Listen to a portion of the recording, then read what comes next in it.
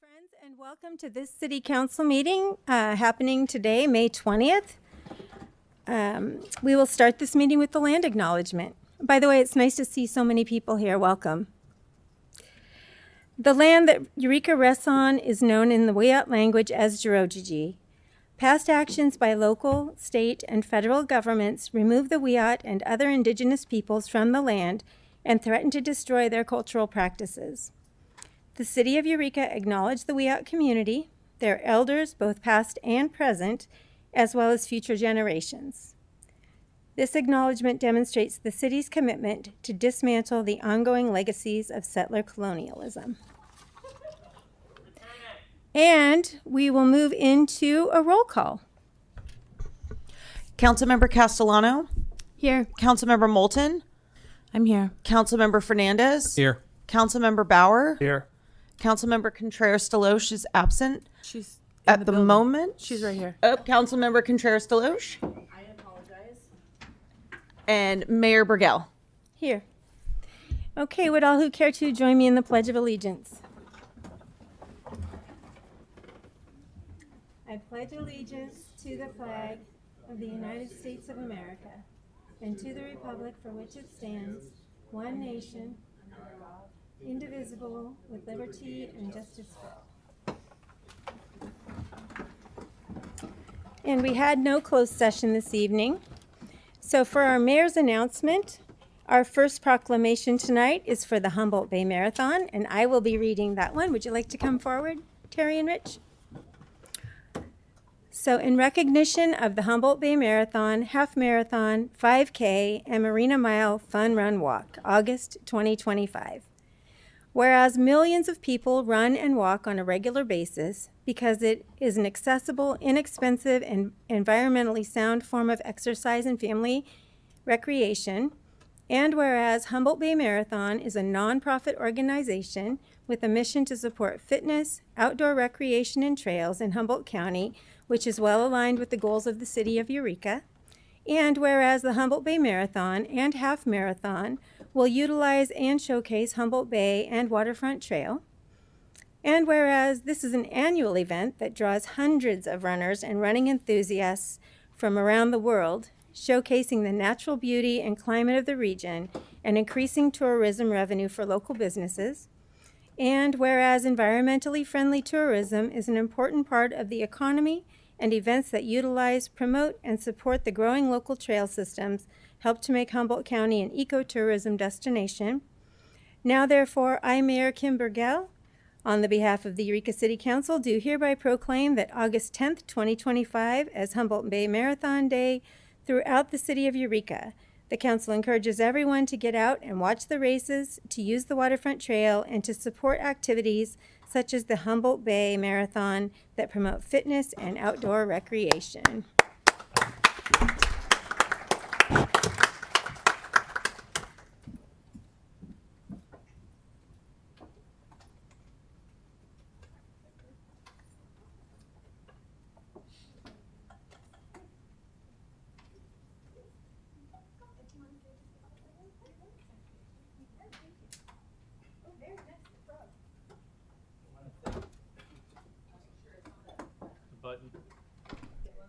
Push.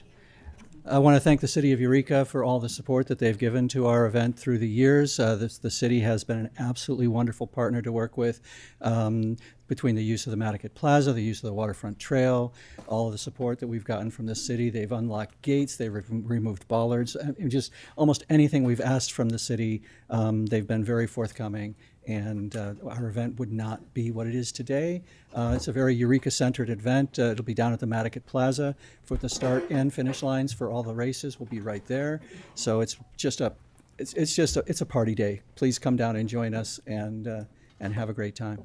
Thank you. Oh, yes. Sure. So because the final 4 miles of the Bay Trail is going to be done in time for us to get it recertified as a Boston qualifying race, we're going to make use of that new trail for the first time ever. So we'll be using all of the Waterfront Trail and then all of the whole Bay Trail for those people running the whole 26.2. And for the first time this year, we will be offering a non-binary category in the races. So it's male, female, non-binary, and we're excited to offer that. Those are the big ones. So, it's not too late to register. You don't have to be a fast runner. We take slow AFers as well. So get to it. We'll see you out there. Thank you.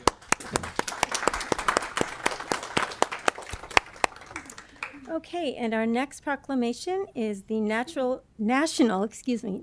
Search and Rescue Week. And Kate, would you like to come forward? And this will be read by Councilmember Moulton. Hi, thank you. Welcome. City of Eureka Proclamation in recognition of National Search and Rescue Week, May 19th through 25th, 2025.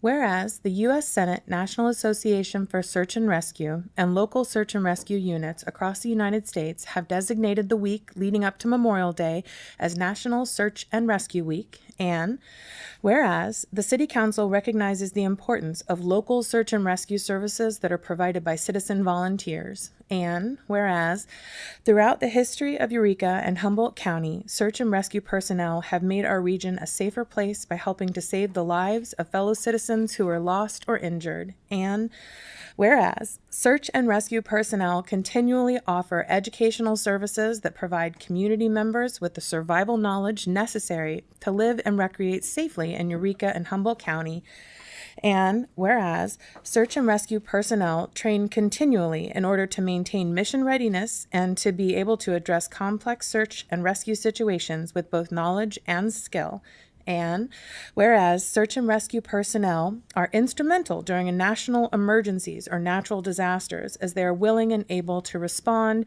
and remain on mission for many weeks. Proper management of... Sorry, there's something in here that was from... Pardon me. Whereas search and rescue personnel carry out missions that involve personal sacrifice of time, finance, and property and place their own lives in danger. Now, therefore, I, Katie Moulton, on behalf of Mayor Kim Burgell and the Eureka City Council, do hereby proclaim May 19th through 25th, 2025, as National Search and Rescue Week in the City of Eureka, and call upon all citizens to recognize and honor the dedication, sacrifice, and outstanding service of our Humboldt County Sheriff's Search and Rescue volunteer members who work tirelessly to protect and serve our community.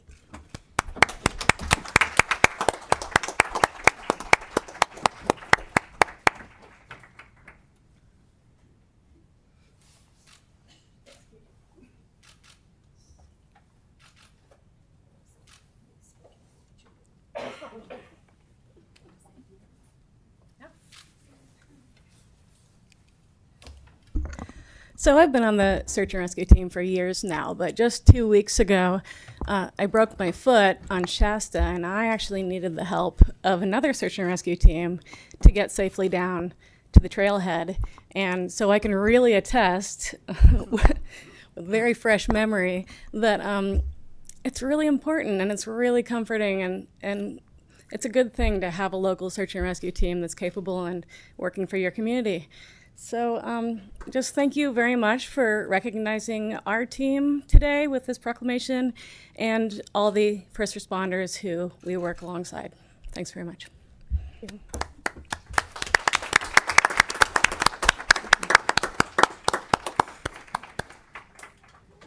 Okay. So I have had a request to move item H1, Bill number 1040 CS, to the beginning of the meeting, immediately following the mayor's announcements. Is there a motion to move item H1, Bill number 1040, to be brought forward on the agenda to immediately follow announcements? So moved. So moved. Oh, second. Great. So we have a motion and a second. Please vote. 5 yes votes, motion carries.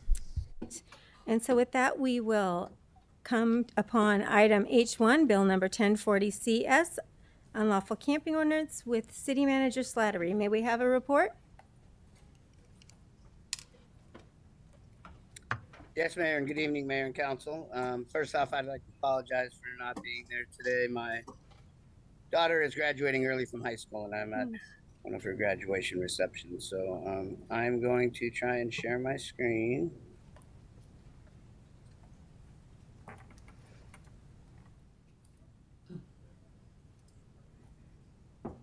Everybody see that? Yes.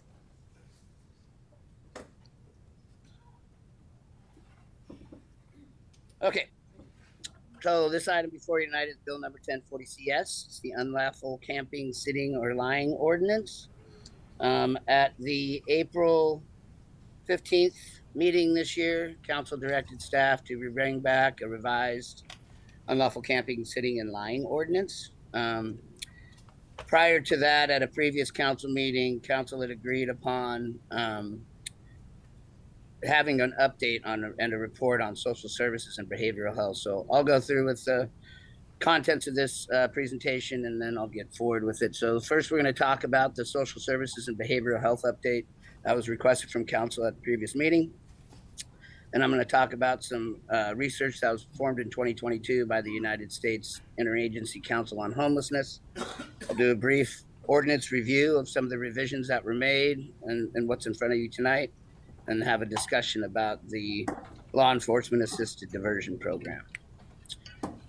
So at the previous meeting, council agreed upon getting updates on certain areas of behavioral health and social services. Those updates requested were a working group on homelessness, a discussion with the county to partner on a lead program, homeless court, increase in detox and mental health facilities, the number of folks that need zero barrier sanctioned camp, funding for portable toilet bags and trash service, analysis of crisis response, request for more folks volunteering on the trails, and an explanation of the city ordinance, the need versus what we have as far as existing violations. So as far as the homeless working group, the city has been a participant in multiple homeless working groups, the main ones being the Homeless Leadership Work Group, as well as the Continuum of Care. We have been members of the Homeless Leadership Group since its inception, and the Continuum of Care, I believe, since 2017. All of these groups are a wide variety of folks that participate, government, advocacy groups, private participation. They all meet regularly. It allows for public participation, and it also allows for subcommittees to target specific efforts. So staff, if wanting to expand on this, because additional groups and meetings could cause, a diffusion of efforts and potential redundancy, we'd recommend that we look at subcommittees on these existing groups to concentrate on specific efforts related to homelessness. As far as the discussion with the county and to partner on lead programming, discuss this with our staff, some of the issues associated with that are scope and capacity. The amount of referrals by the DA office would put this beyond the scope that we're proposing for the city.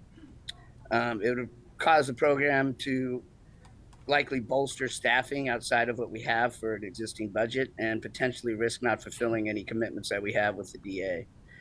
There'd also be some issues related to equity. Eureka funds are designated to support Eureka community members. To distinguish the difference between the two of Eureka community members and non-Eureka community members could potentially deny opportunity for treating some of the clients, and has potential for litigation. And then also the success of the program. As we expand this and determine that success, I think we need to concentrate on a smaller workload and make sure that caseload is taken care of effectively. And it could likely decrease compliance due to less opportunity to keeping those folks on track. As far as homeless court,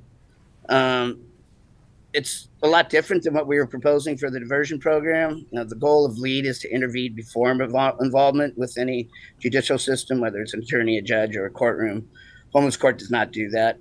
Just missing a date for the homeless court can carry penalties within itself, which is what the program is trying to avoid. And the program for our diversion program has the interaction with the profession, the professional that we're providing, whether it's a mental health professional or a social services professional, and not the courtroom. Those who aren't, don't wish to participate in LEAD could obviously be handed to the homeless court or the care court. Care court is also another option. The city's attorney's office had a recent conference that they went to discuss care court. In other jurisdictions, they're having more success with this. Currently, as care court is established right now, it only relates to psychosis, so schizophrenia, those types of things. It doesn't expand to bipolar or substance use disorder.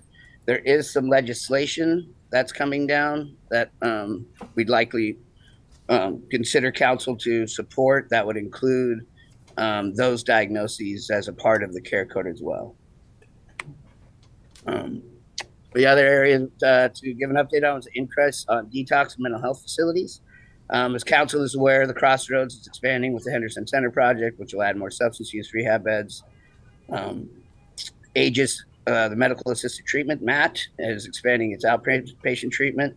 The Triage Center in Arcata is still slated as a go, and that will have crisis, dual recovery, as well as sobering beds. And then as far as the city, and as we expand our care program, which I'll get into a little bit further later, it's helpful in supporting in work groups to develop plans for those facilities and support those people in getting it. We can be supportive through zoning and permitting for those facilities to make them allowable. And then CARE's expansion reduces the needs for those facilities by intervening in the field and providing case management to community members. The other area was the number of folks that need zero barrier sanctioned camps.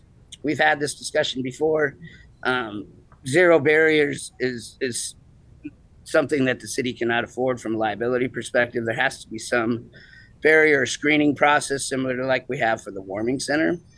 But as far as an estimate from our outreach workers, as well as input from EPD, we're guesstimating about 50 to 70 individuals that are in that area where they are refusing to go to shelters or other services.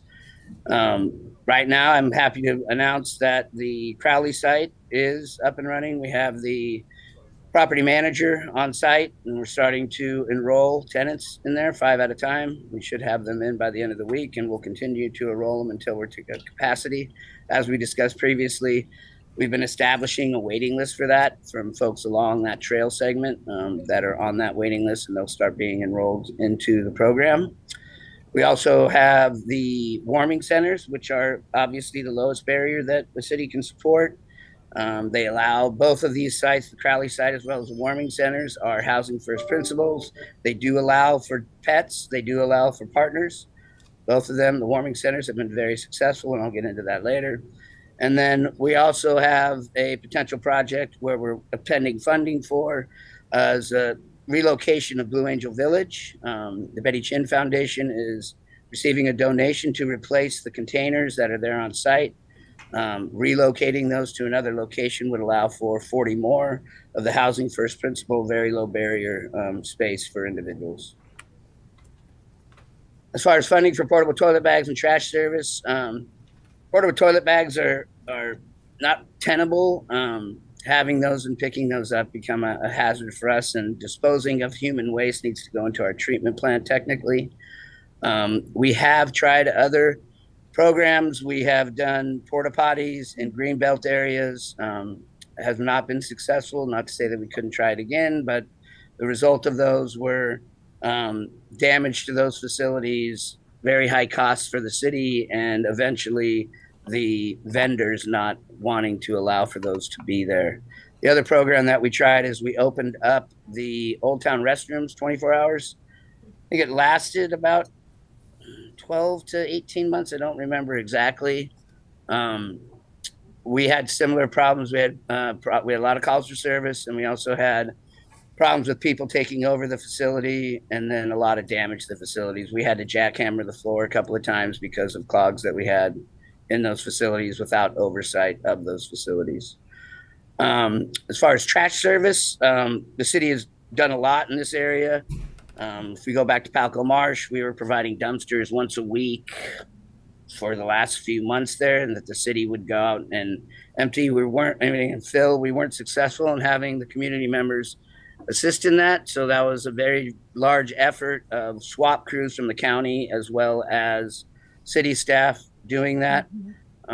Since then, when we address encampments, we always provide trash bags for folks and request that they bag their trash and that we would come by and pick it up.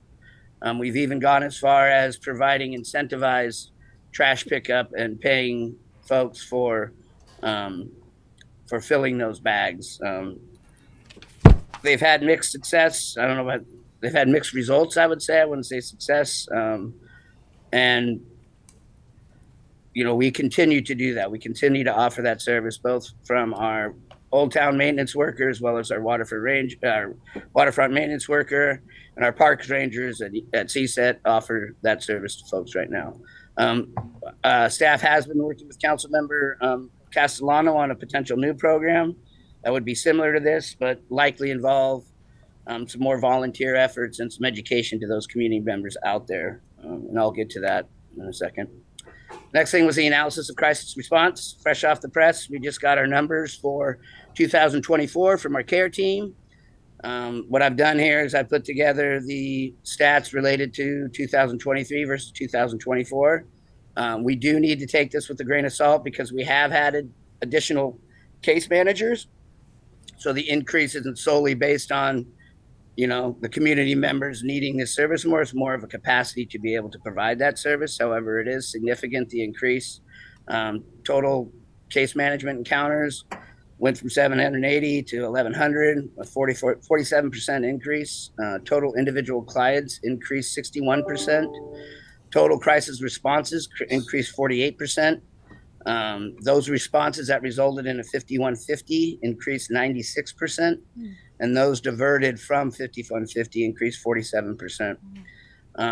The percentage of the community members that were homeless and not homeless decreased actually 6%, but still a very high percentage of those folks that we're responding to. And the anosognosia rate has been even amongst those folks that we've responded to. And anosognosia, once again, is a person with mental health where they don't have the mental capacity to realize that what they're doing is causing harm to themselves. I believe this is the last one. I don't know. The more folks volunteering on the trails. Just recently, we've had an issue with one of our volunteer trail stewards group because of their concerns about safety at that location. They actually put a pause to that program. This was at a time when we were down staffing, not only from maintenance purposes, but also from a patrol purpose in that area. Since that has happened, we have 7-day coverage with our park ranger as well as our maintenance workers who can help with that. So the program's still back up and running. So we've concentrated on a lot of vegetation management. We've got staff that have been trained on the flail more to help with that vegetation management. But unfortunately, I think that the numbers are still so we still have participation. Certain areas have been more difficult than others. One area where staff see a potential assistance is the pending trash program that we've been discussing with Councilmember Castellano, and she's been talking with other agencies on, is basically having volunteers going out and trying to educate those community members about, helping the cleaning process, being provided bags, filling up those bags, and having staff coming and taking care of those. And we'll have more to report on that in the future. As far as city ordinance versus existing violations, we've talked about this a little bit in the past. Obviously, having a city ordinance and our municipal code gives us the prosecutorial authority, allows us the ability to implement the diversion program. There's been a lot of discussion from community members that why do you need this? Because, you can charge these folks with other violations in order to, be punitive. That's not the intent of this in the first place, but we also, as we've stated many times in the past, many of these community members aren't committing other crimes. They're not, doing drugs. They're not stealing. They're not being violent. So not all of them can be addressed through existing violations. I do want to read a couple of examples of this to demonstrate what I'm talking about. So let me get to that. The first example is, I'll read from a memo. In late 2022, EPD became aware of Jane Doe. After receiving numerous citizen complaints regarding municipal code violations, the primary concern centered around the accumulation of trash surrounding a vehicle she was using as a residence, which had been left in a public parking lot. In early 2023, CSET contacted Doe and learned she was not originally from Eureka and had family in the Bay Area willing to assist her. At the time, Doe had no criminal history in Eureka and was primarily associated with nuisance-related issues. Seeing an opportunity to provide long-term stability, CSET assisted Doe in obtaining current registration and insurance for her vehicle and provided fuel so she could travel to her family. This plan served both to support Doe's path to stability and to address the concerns of community members affected by her encampment. Despite receiving support, Doe failed to follow through with the agreed-upon plan to relocate. The day after she was observed leaving her original encampment location, CSET encountered her behind a local business. CSET again urged her to leave the area and reestablish contact with her family. She stated she would do so later that day, but ultimately did not follow through. She later returned to her previous encampment. After repeated abatement notifications, her vehicle was eventually towed. To date, staff has contacted her approximately 135 times. She has been convicted of several crimes committed within the community. She is currently on felony probation related to those offenses. Doe has since constructed several of the most complex and problematic encampments staff has encountered. Utilizing materials such as pallets, scrap wood, chain link fencing, she built large, highly visible structures near public roads and businesses, generating numerous complaints. These encampments not only diminish quality of life for nearby residents and business owners, but also have caused significant damage to the environment. CSET has coordinated the removal of thousands of pounds of debris from her camps. The first major cleanup required the combined efforts of code enforcement, CSET, numerous volunteers, heavy equipment, other city staff to remove large quantities of trash and materials. The most recent cleanup involved dismantling a 2-story structure, including a wood stove erected by Doe in a greenbelt. This operation was supported by SWAP and city staff and removed several tons of waste. Despite her frequent law enforcement contacts, CSET has continued to offer Doe support and services and resources. In the past several months alone, CSET has been able to secure temporary housing for her and personally transported her to the facility.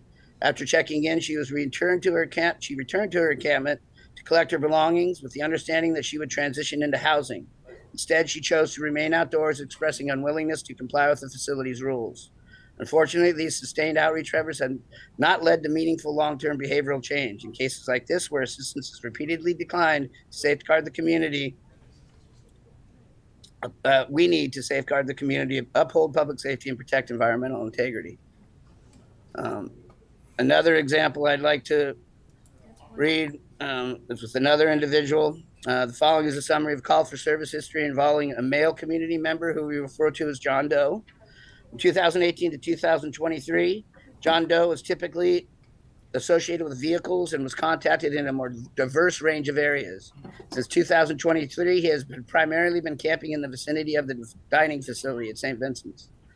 2023, John Doe was contacted relating to escalating verbal arguments with others, throwing rocks, initiating a fight with community members, resulting in both parties sustaining head injuries and other violations.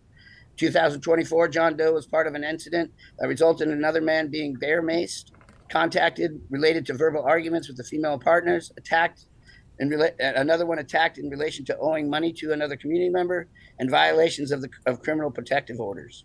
In 2025, John Doe was allegedly attacked another community member with a metal pipe, resulting in a broken arm. While these are serious crimes, they do not get prosecuted because victims are not willing to file charges. It's the one in many examples of a community member predating on others and EPAD having no recourse. Mm-hmm. John Doe has been associated with 4 assaults in the vicinity of the dining facility since his time living there. Based on previously calculated statistics, approximately 2 assaults happen in this area every 150 days. In the 870 days since John Doe has been primarily camping in this area, he has been associated with the vast majority of altercations that have occurred, approximately 66%. So that is the overview of the social services and behavioral health updates that council requested a response on. Through this whole process, staff and council have received a lot of information related to research done on the criminalization of homelessness. Staff has researched all of that information.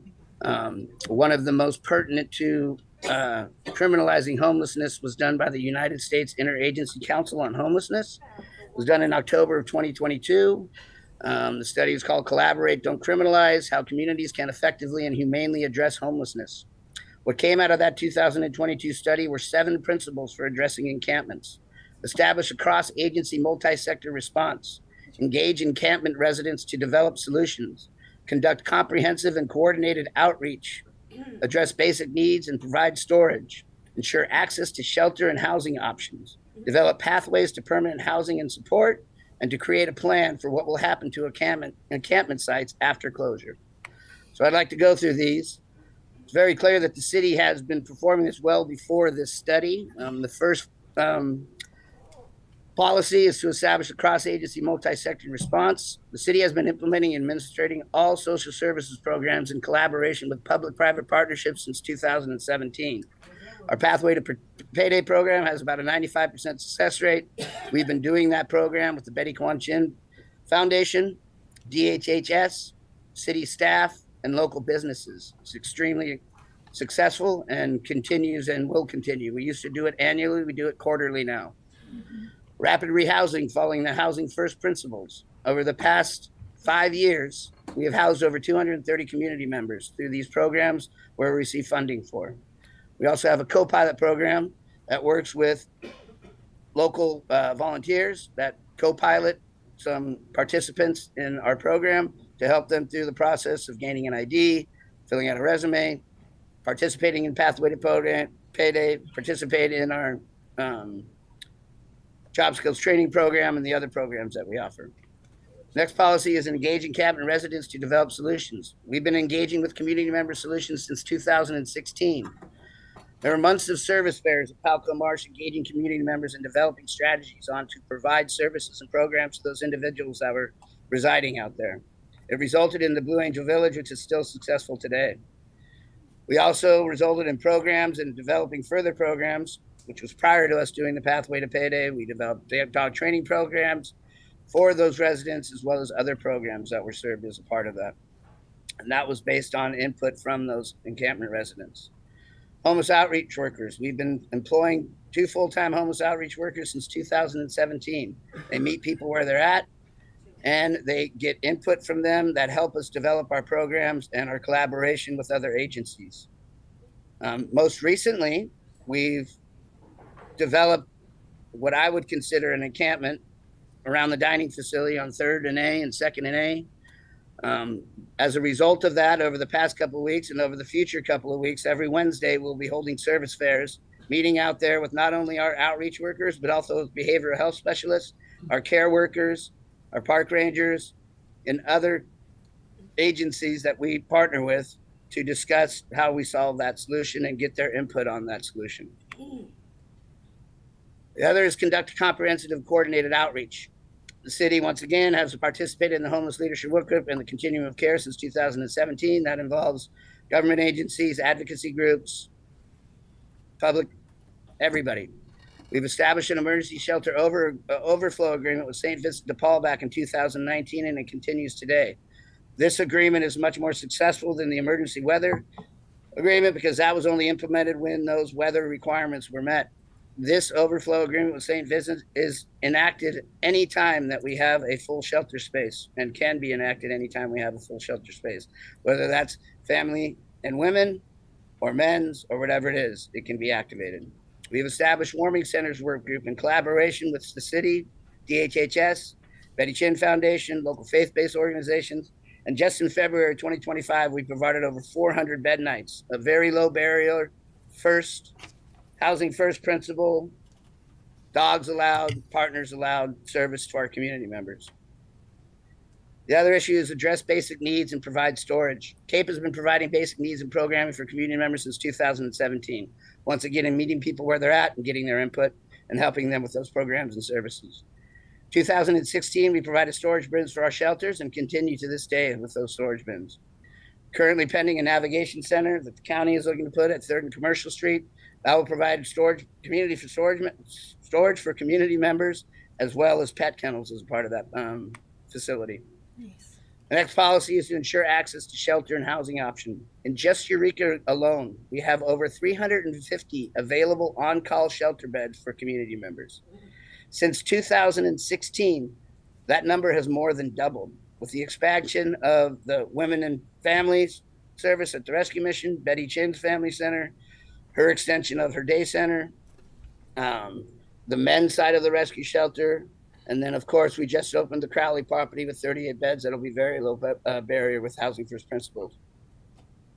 As far as low-income housing, City of Eureka alone are in the development agreements for over 300 very low and low-income units for community members. We are currently under construction for 89 of those units at 3 of our properties. Housing Authority, on top of that, just within the City of Eureka limits, have over 190 units that are in development agreements. Next policy is to develop pathways to permanent housing and support.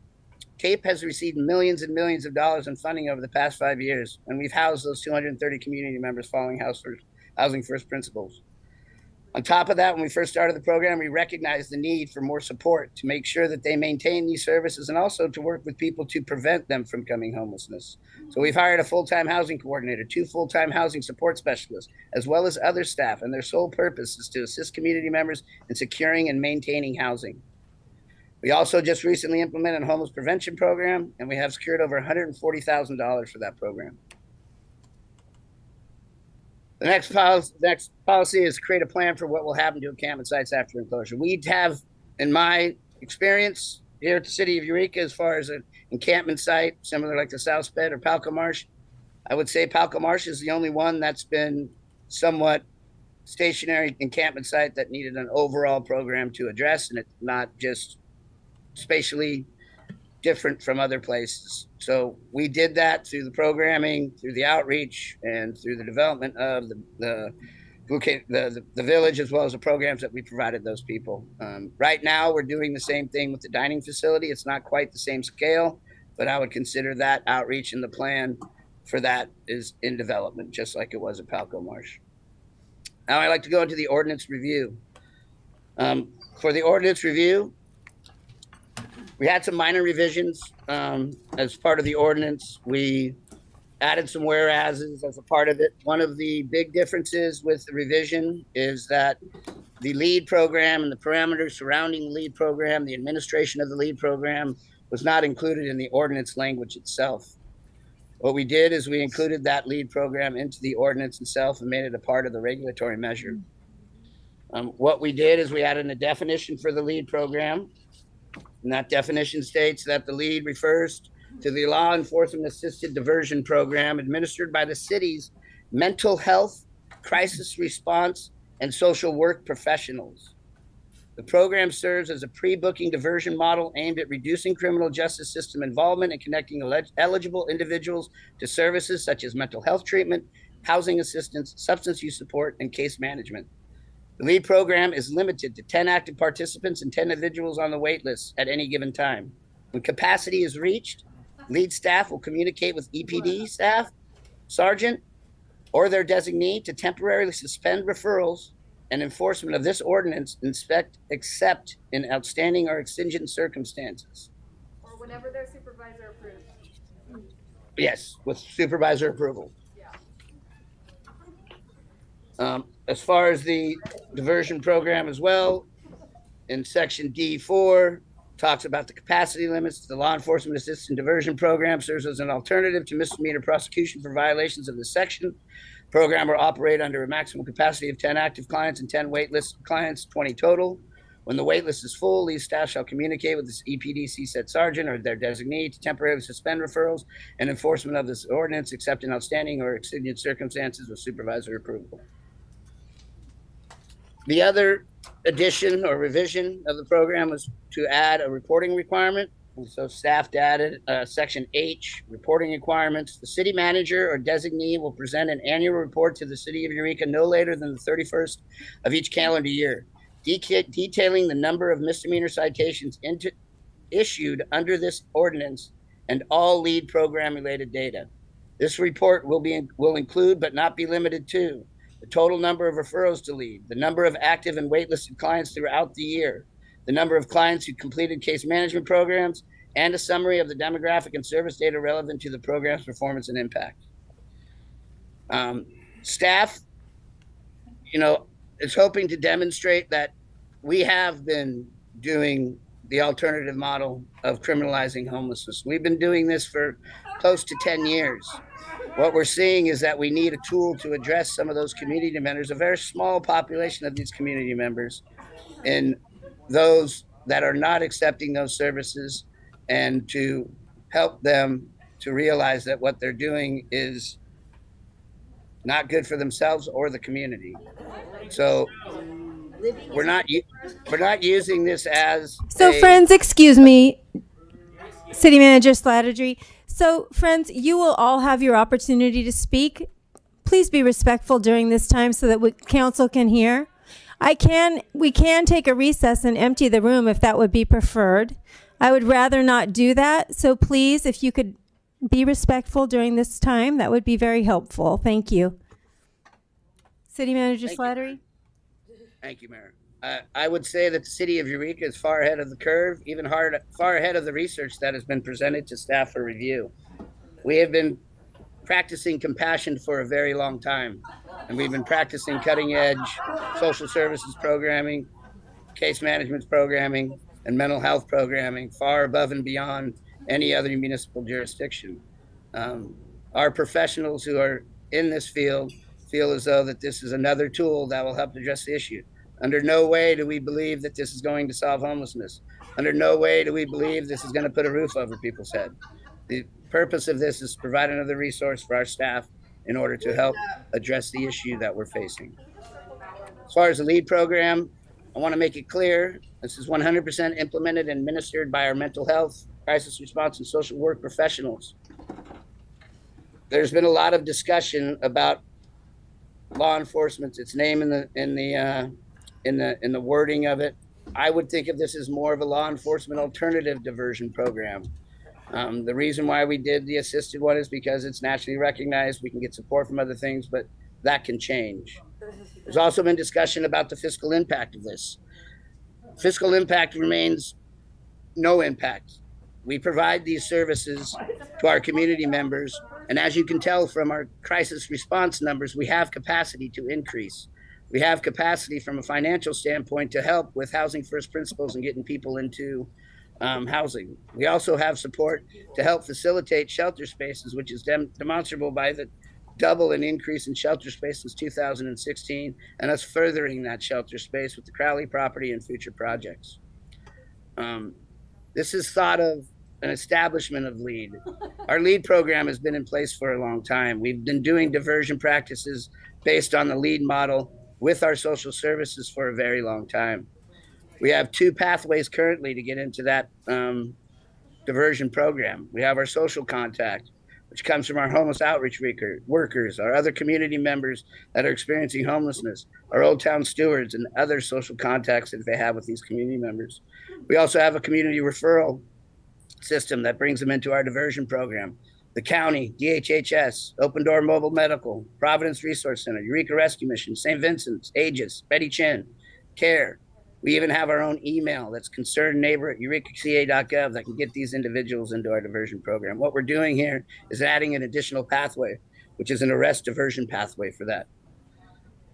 And to finish this off, there's been a lot of talk about experts, a lot of talk about research. A lot of that research is very valuable, and I don't downplay that value of that research. However, we're a very unique town, and we are a lot different than some of the studies that have been done on communities based on that research. And so I want to read a couple of letters from some experts that have been in this field in the city of Eureka, concentrating on city of Eureka problems for well over 60 years. This one is from Betty Chin. First and foremost, I want to say that this letter recounts my experiences only. I speak on behalf of myself and no one else. I've been serving homeless people in Eureka for 44 years. It is my passion to help others in need, particularly because I had no place to live when I did not have my freedom. I do this as a way to repay those who helped me gain my freedom. I do not take freedom for granted. This work has been a great journey for me. In the beginning, everybody was so against me. They accused me of helping all the homeless people here. I had problems with the businesses, the police department, family, and friends. I was banned from going down to 2nd, 3rd, and 4th Streets and Broadway. But I had to remember that I was not above the law. I didn't have a license to give out food. The police told me that at the time, the homeless were people who were out of luck. Those who suffered from mental illness had nowhere to go. I prayed for them because I remember that it was like when I had no freedom, no options. I prayed for hungry children. Society was against me, but it was fine because I felt that helping the homeless community was my passion, and it still is today. The homeless community knows what I'm doing, but I never talk about or invade their privacy. I don't do that because I respect them. So more people have to come to me, which means that I have more and more people to feed. From my own experience, there were veterans who were told to go to veteran services, but they wouldn't go further than intake. Sometimes there are people who are always talking, but they don't do very much. They're just talking and say that they will do things. Because there is no one to help or they refuse to help, these people have no hope for life. They don't care what happens. That's what I see on 2nd and 3rd Street, which has now moved all the way down to the co-op. I believe that every homeless person, if you get them the right treatment and support, they can reintegrate into society. It's always better for them to have a safe place to go. That's why I try to provide it. Off the streets, it's safest for them. This proposal reminds me of what happened with Palco Marsh, which everyone was against. The people were protesting all the time. At that time, the city asked if I could help with the housing the homeless people who are in Palco Marsh. That's how we created the village. There were many people against me, against the city, who protested the elimination of Palco Marsh, but we still did it. When I started the village, people started a rumor that my staff and I would ship them out of the area. They had people come over and tell me off. People would pretend that they are homeless and try to check me out. They say that I'm committing human rights violations, that I make people disappear. I already told you I don't do paperwork, but I do keep who comes in, when, where they stay, and what time they leave. We house 26 families with children, some of who still to this day live in that housing they obtained after being removed from Palco Marsh. Last year in November, when I began hosting the emergency overnight warming centers, I learned some things. First, I learned about unity. Second, I learned about how different organizations had a way to organize and to bring in volunteers. I don't think any volunteers from the EWOC, the Emergency Warming Center, would have come to my organization independently. It takes leadership in the community, which helped us come together to help shelter people overnight, especially homeless people with mental health and drug use problems. Jacob has good leadership. He was able to gather volunteers who would never come to me. I know some say I don't need help, but I really hope that someday they get help and a better quality life. All of these people say I support you, but these people need to have experience to support others, not from paperwork and not from the textbooks. They have to dig deeper in others' lives that are not like their own. I have found that many people don't want to find that and dig deep into their other people's lives. There are some great programs that we have. I work with the Uplift program. They're out on the doing research on the streets. I trust Robert and Jeff, who I've worked with for many years, and they build the bridge for clients every day. The care team and everyone else, our organizations all have different ways of running, but we have a mutual goal of helping people. I 100% support Jacob and feel free to say that myself. I do my part of the work. Others do their side of the work. We can work together to build the bridge for the clients, not for ourselves. I want people to understand the proposal for this new program. They have to understand that most people of the clients that are mentally ill, drug treatment people are like kids. They need extremely high levels of support to succeed. If they go to your program, you have to do everything you can do to support them. When I first heard about this new program, something bothered me about it. If you don't go, then you go get a felony. But when I thought about it more, I remembered these two people who went to jail and realized that jail is not the bad place. They got charged and did their time in jail. They got out and still were able to work. If you don't do tough love, what kind of quality of life do they have? Will they just die out on the streets? They had no workplace skills. They had been on the streets for so long. We needed to help them, work with them, and support them in getting a better quality of life. I really trust this proposal and believe that it is needed now. When I need help, when I need someone, when I need a professional to show up, the care team shows up. That's what I need. When you're dealing with these type of clients, you need action right away. You cannot wait 2 days or even the next day, because I'm a person who's really impatient. So that's exactly what I need. But I'm getting to the age where I can't do that anymore. I'm hopeful that there are young people who are stepping up because of this. I believe that this is a good program. I believe that people understand I cannot solve the problem alone, but I will still try and find a way to help people. But my energy is limited. So I really hope that people support this. The other letter is coming from Brian Hall, who's the executive director of the Eureka Rescue Mission. He's been in the field for 26 years, 18 and 12. I have been committed to the mission for over 18 years, including the past 12 years in my current leadership role. For many years, our organization has stood as a beacon of hope for individuals experiencing homelessness, addiction, and hopelessness. We've witnessed firsthand the transformation that is possible when people are given the chance to change. But what we are seeing now outside our doors on 2nd and 8th Streets is a tragedy. The situation has deteriorated. Trash is piling up, needles are scattered, drug use is in the open, and violence is becoming a regular occurrence. Our staff, our guests, and the surrounding community are all living with the consequences of these conditions every single day. I want to be clear. I'm not in support of punishing anyone who is struggling. Our mission has always been and always will be to offer help to those in need. We provide food, shelter, clothing, and recovery programs, real tools that can change lives. But many of the people who are living on the streets outside our facility are unwilling to come inside. It's not because there's no room, it's because we have standards. We do not allow drug or alcohol use in our section. We do not allow animals except for service animals. We are a clean and sober facility. And while this may seem like a hard line to some, it is one we hold because we believe in healing, not enabling. And we believe that recovery starts with accountability. I know firsthand that change is possible because I've lived it. 18 years ago, I became to the Eureka Rescue Mission straight out of jail. I had narrowly escaped 6 years prison sentence and was given the chance to enter Mission's New Life discipleship program, excuse me. I look back now and I realize that my arrest, the darkest moment of my life at the time, was the best thing that ever happened to me. It forced me to face the consequences of my actions, and it gave me the chance to turn my life around. After completing the program, I began in the Rescue Mission's thrift store. I later returned to the men's shelter as a house manager and eventually became the men's shelter director. September 2024, I celebrated 12 years as the executive director of this amazing organization. The Eureka Rescue Mission gave me the opportunity to rebuild my life, and now I dedicate myself to helping others do the same. But I can tell you this, none of that transformation would have been possible if I stayed on the streets, surrounded by addiction, violence, and chaos. We cannot pretend that those conditions are conducive to healing. At some point, people need to be pushed towards accountability. That is compassion, towards recovery, towards safety. And that's what this ordinance is about. It's not about criminalizing homelessness. It's about creating an environment where change is possible. It's about reclaiming public spaces and making sure they're safe for everyone.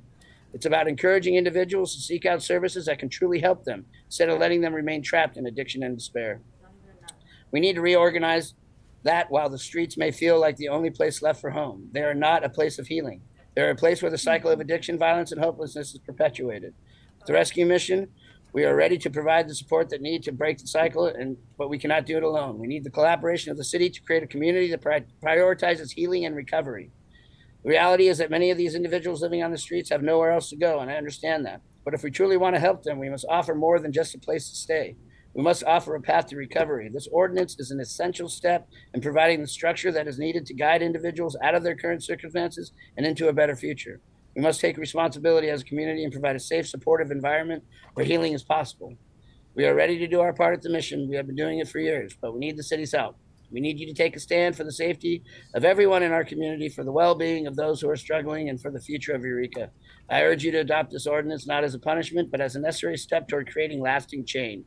Together, we can make Eureka a better, safer, healthier, and more helpful place for all. So that's all I have, and staff is available for questions. So, do we have any questions for, excuse me? Thank you. Do we have any questions for City Manager Slattery?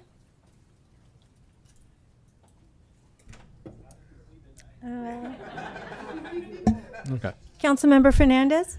Thank you. You had mentioned working group, the homeless leadership group.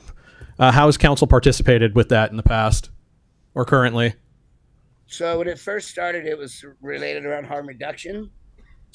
Currently, we have sent the dates of that to Councilmember Castellano. Anybody can participate. Typically, elected officials are there. Typically, Councilmember Arroyo is there. And prior to that, it's Councilmember Bass that participated.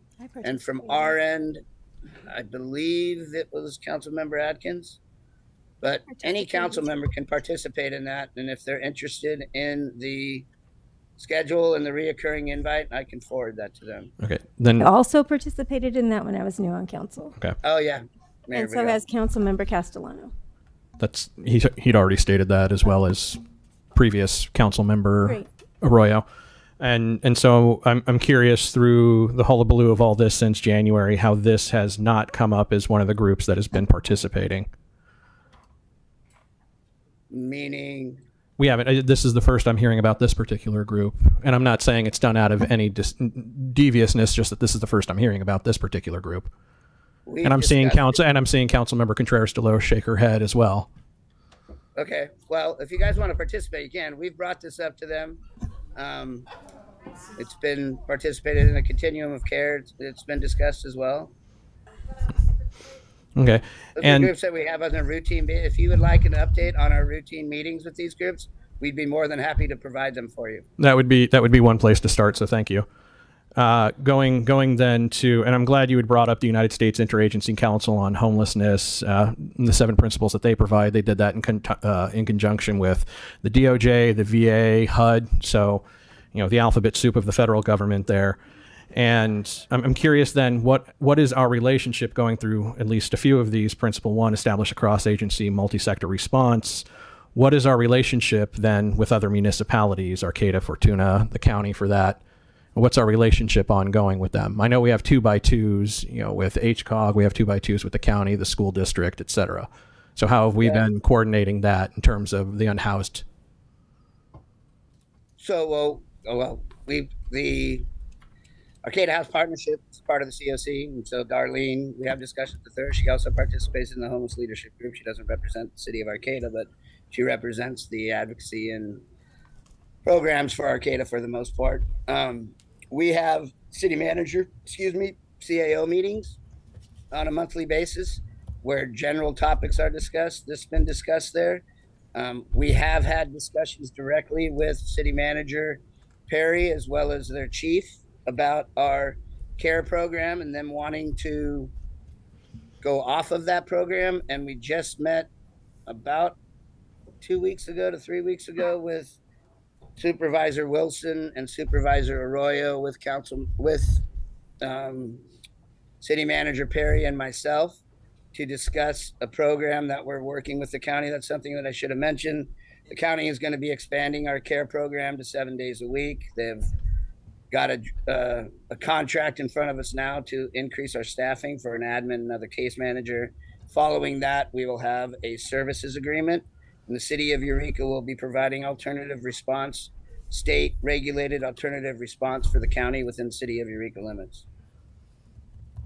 And that'll be 7 days a week. Will that be 24/7, or what are the hours looking like for 7 days a week then? At first, it won't be 24/7. It'll be based on calls for service, and the most, I believe, it's 10 to 6, but I can confirm that. Okay, thank you. And then where are we at with our navigation center with the county as well? We met and had a discussion with that on last week with Councilmember Bauer. Unfortunately, Councilmember Contreras Deloach was out of town. It was myself, Councilmember Bauer, Supervisor Arroyo, Connie Beck, the director of DHHS, as well as Alicia Hayes.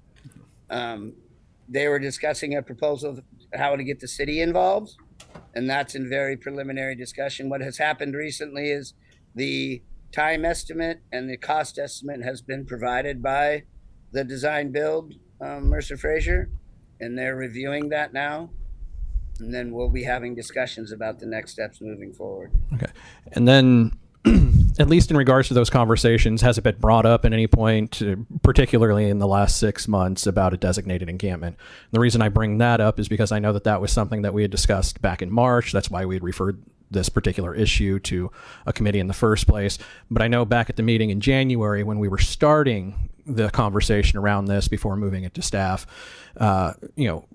Councilmember Bauer, myself, at least it had been brought up that we need to start making these heavy lifts so that way not everything is Eureka centric. So has there been a conversation about a designated encampment then with the county in any capacity? First, I want to say that it was directed by council to do an ordinance totally unrelated to the authorized encampment. The authorized encampment was a separate discussion. But yes, we have had discussions with the county about that. The county has actually adopted an ordinance for parking shelter. I forget the title of it.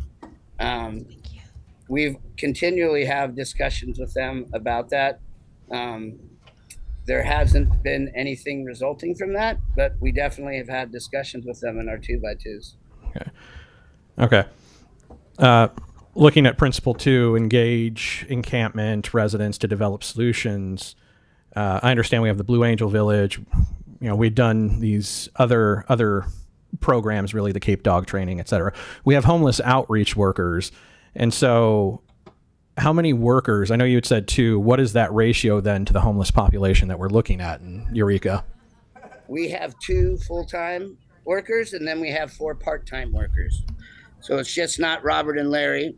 There's other workers that are out there doing this. We guesstimate that about 80% of the population that are out there unsheltered participate in the dining facility program. So a good portion of their time is concentrated there, as well as out in the field where they're at. Based on studies, there is a point in time count that has done a very estimated way of doing that guesstimates that there's 600 unsheltered individuals. I can assure you that there's not 600 unsheltered individuals. We do surveys every 2 years with actual meet and greets face to face with those undersheltered individuals, and they've ranged anywhere between 180 and a little over 220. They're hiding. Surveys. Sorry, I was just taking a note on that. I just have, Do you have one more? well, I have several more, but I'll ask one before we get to back to me at some point. Going then. And that, I just want to say that the outreach workers are not there. The support specialist, Jeff Davis himself, and our care team are also out in the field. We have a managing mental health clinician, and we have 4 caseworkers. I would say out in the field, meeting people where they're at, we have anywhere from 10 to 12 folks. Okay. Thank you for that. And, principle 3, conduct comprehensive coordinated outreach. I know we've made strides since I first moved here 7 years ago, at least coming to the warming centers. So it's nice that we at least have something during the harsher elements. Not enough overall, but still something from where we had nothing. And so looking at principle 4, addressing basic needs and provide storage, I'm aware that we provide storage. How do we go about doing that? And then what are the basic needs that Kate provides? What do we consider basic needs? So the storage facility, what we did for storage is we provided 96-gallon totes to our shelters, which are the large totes from Recology, for them to help with storage at the shelter spaces. As far as basic needs are concerned, we direct people to services, even the dining, I would consider food a basic need, to the dining facility. We direct them to Betty's new showers now that are available to all of our residents. As far as the showers, we have a new shower facility that's at the Betty's Blue Angel Villages that is available to all of our community members. Mm-hmm. We direct them to her regular shower routine that she's been doing for years. We direct them to services to as simple as getting their birth certificate, as simple as getting an ID. All of those basic services are provided for them. Okay, I'm appreciative of that. And so the last part to that is then where do they go after 5:30, assuming they don't have a domicile and they have to defecate or urinate? We don't have public restrooms open 24/7. They should be going to a shelter. If that shelter has barriers, there's an issue. I also want to make clear that the warming centers have never been completely full. We've tried to collect as many people as possible. They've never been full. As our shelters, and as you heard from both Betty and Brian, our shelters are not full. So yeah, if people need to use a facility, I would recommend they go into a shelter. Okay. So we will move on to someone. We'll come back to you, Councilmember Fernandez. Councilmember Moulton. Thank you very much. Thank you, City Manager Slattery. This version of the ordinance is somewhat different from the first one that was presented, and you highlighted some of those changes. Where did those changes come from? They came from myself and the city attorney's office. We tried to meet with advocacy groups, and that unfortunately didn't work out. But we did put that together and put it as a draft. Initially, there was staff hesitation to putting the diversion program directly into the language of the ordinance. After further discussions, we felt that was appropriate. So myself and the city's attorney's office put that together. Thank you. And when we met for my agenda review last week on Thursday morning, I brought about 20 different items, changes to this ordinance. Were these not included because I did that after the agenda had been published? Correct. And I was going to bring some of those things up, but I didn't have them all written down. I know there were some language things in there and some reporting requirements. This can be adjusted. by council as a part of this. And yes, it was because it was posted prior to our meeting. Okay. Thank you for that. So obviously, all of these changes, these substantive changes, or to the ordinance, would need to wait until the comment part of this meeting. That was Yeah, a and statement, just so you know. Yeah, that sounded like a question, but yes, you're correct. Sure. Yeah, no, I'm familiar with the process. That's all I have for now. Thank you. Thank you. Questions? Councilmember Contreras Deloach? Yeah, I'm not sure if this is a question for City Manager Slattery or if it might be for our attorney, Attorney Black. By the way, welcome. Thank you. I'm glad you're serving with us again. So I wasn't here when you confirmed last week. I do have a question on the second page of the ordinance, top of the page. It reads, whereas when the lead wait list is full, lead staff shall communicate with the EPD CSET sergeant or their designee to temporarily suspend referrals and enforcement of this ordinance, except in the outstanding or exigent circumstances with supervisor approval. And then it continues. I have a question about that. Who is the supervisor in this instance? So I think I can, in the other part of it, it says a CSET sergeant Where? shall communicate with the EPD CSET sergeant or the designee, the second, whereas on the second page. Okay. So, So when it says so in that moment, then it's going to be their sergeant or the designee that's going to make a decision of whether or not it's an outstanding or exigent circumstance that will be decided right then. As the draft reads now, yes. Okay. I'm just trying to kind of run that scenario and picture what that looks like. So So, it could, oh, I'm sorry. I'm trying to picture what this looks like in a moment. Because what I want to know is, when we have an ordinance that is going to apply to a couple hundred people, but we're saying that it's to focus really on 10 at a time. And we've got this caveat right here carved in on page 2. I want to have a better understanding of what this caveat means. And so I that's think why I'm asking details of what that's going to look like in a scenario when they come up on an exigent or outstanding circumstance, and that's not clearly defined.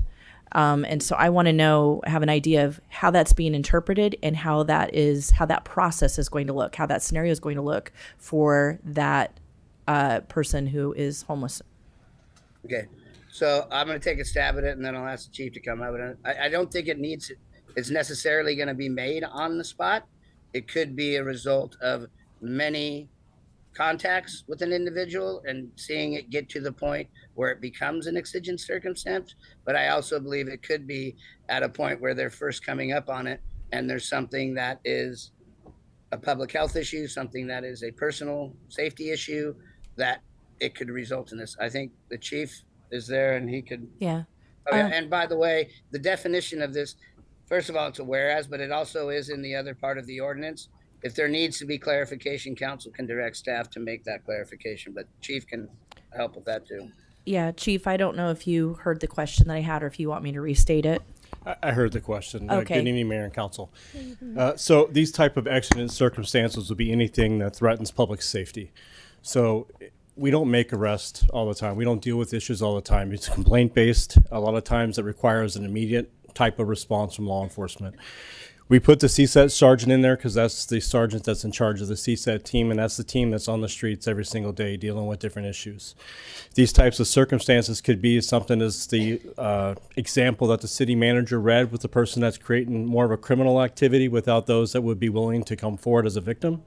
But we needed to change the behavior and remove the person or remove their camp from that area to keep that victimization from continuing. And that would be one option that we could use it because that's a public safety issue. It could be an issue on the trail where we have an encampment that is creating a safety issue or we get complaints that people are being threatened or something that doesn't quite fit or fall into probable cause for a crime.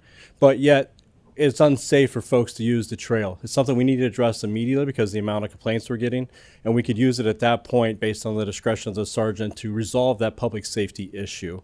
And then again, like the city manager said, there are folks out there that we try repeatedly to provide services to. There could be any given day that a change could happen that could put them in danger or the public in danger based on their behavior. And if this would resolve that issue, both for them and the public, then it could be something that could be considered as a response to that issue at that time.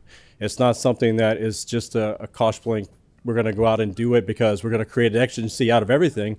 That's just not going to work. We don't have the manpower and we don't get the complaints to deal with it that way. Yeah, I appreciate that explanation, Chief, and thank you to our city manager as well for that explanation. I think my issue with this portion of the ordinance is that, and I understand the spirit of what you're trying to go after here and what you're talking about, so that part makes sense to me of what the overall general idea is, but in order to enforce something, there has to be clarity and not just, and it doesn't seem that there is a real fine point on what's going to be considered. It's going to be something that is interpreted there in the moment of what they consider it, and I'm not comfortable with that being so vague. So That's can really you please, broad. can you make that into a question, Councilmember Contreras-Deloche? I Because we're not apologize. doing comments at this time. We are just doing questions. I know it's because I'm trying to get clarity, and I'm not sure how to get clarity from So I can say this, so I can our maybe answer individuals that. here. I can maybe answer that for you. Yeah, what are Every the law on the criteria? books that any California peace officer has to enforce, there's the letter of the law, right? You jaywalk, you get a ticket. You speed, you get a ticket. You commit a crime, you could be arrested. Please be Excuse quiet me. and let him speak because spirit it's of really the law important for all of is- us to get to hear him. Officers every single day give people warnings. Every day they educate people on their actions and don't take any enforcement action whatsoever. So everything that's on the books that's to be enforced in California, in any state actually, any law, there's the letter of the law, and that is you absolutely will not go left or right of center, and you will do exactly what the law says. And there's the spirit of the law, and that is you have the ability and discretion to enforce when it needs to be enforced. I thank you. Hold on for a second, Chief. I really appreciate everybody's emotion about this, and we have them too, including myself. But it's really important that all of us get to actually hear how people are answering, so that also too, when you have your opportunity to speak, you can address things specifically. So please let us hear.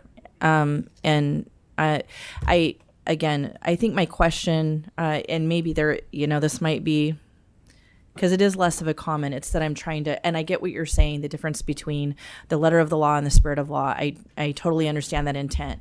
I also, and I've said this before, know our officers at CSET and know them well. And I don't have concerns about our CSET officers using this as a tool of harassment. I have no concern whatsoever. It's more that I think I'm trying to get clarity on this because I feel that it's not clear. So maybe that's more of a comment. I'll wait later. I appreciate your explanation. Thank you. I will say that, defining this and making those clarifications are totally agreeable, and we can make those changes.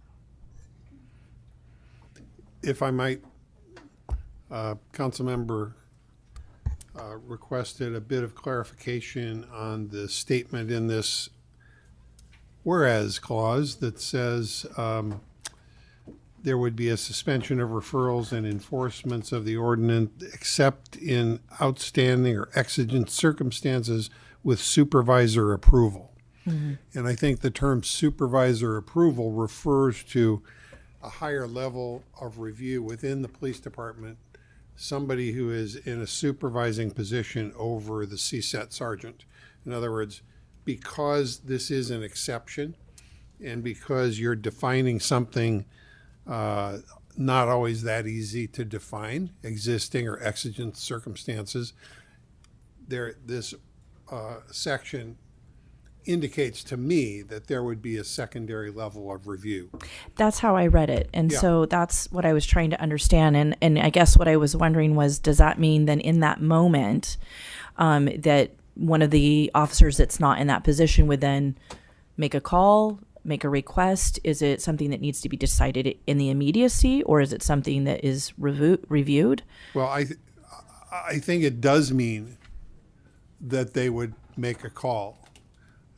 to someone in a supervisory position and say, I feel like we need to override the suspension of lead referrals, et cetera, of enforcement.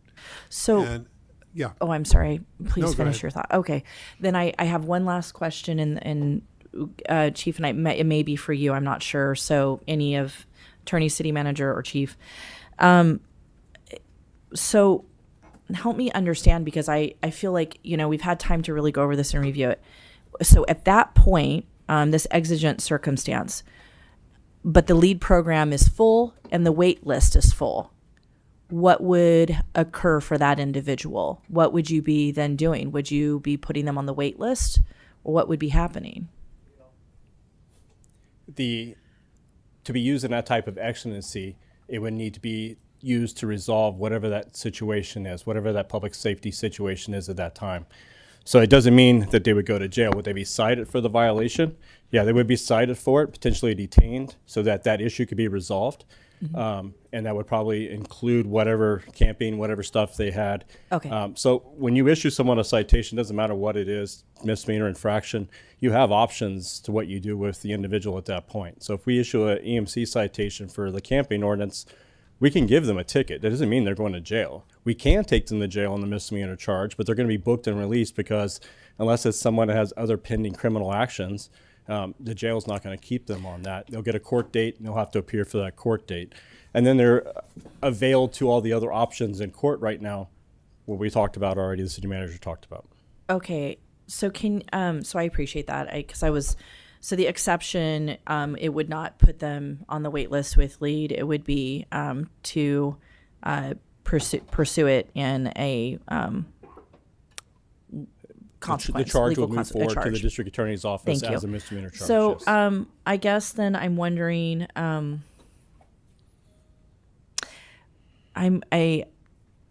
so the prior ordinance really didn't have a lot of language about leads. This may not be a question for you, Chief, but if it is, I'm willing to take answers from any of you.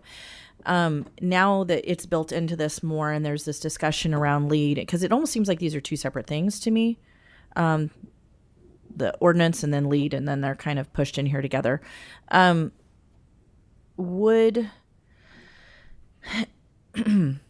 would be, what is the necessity of this ordinance in going back to this specific paragraph?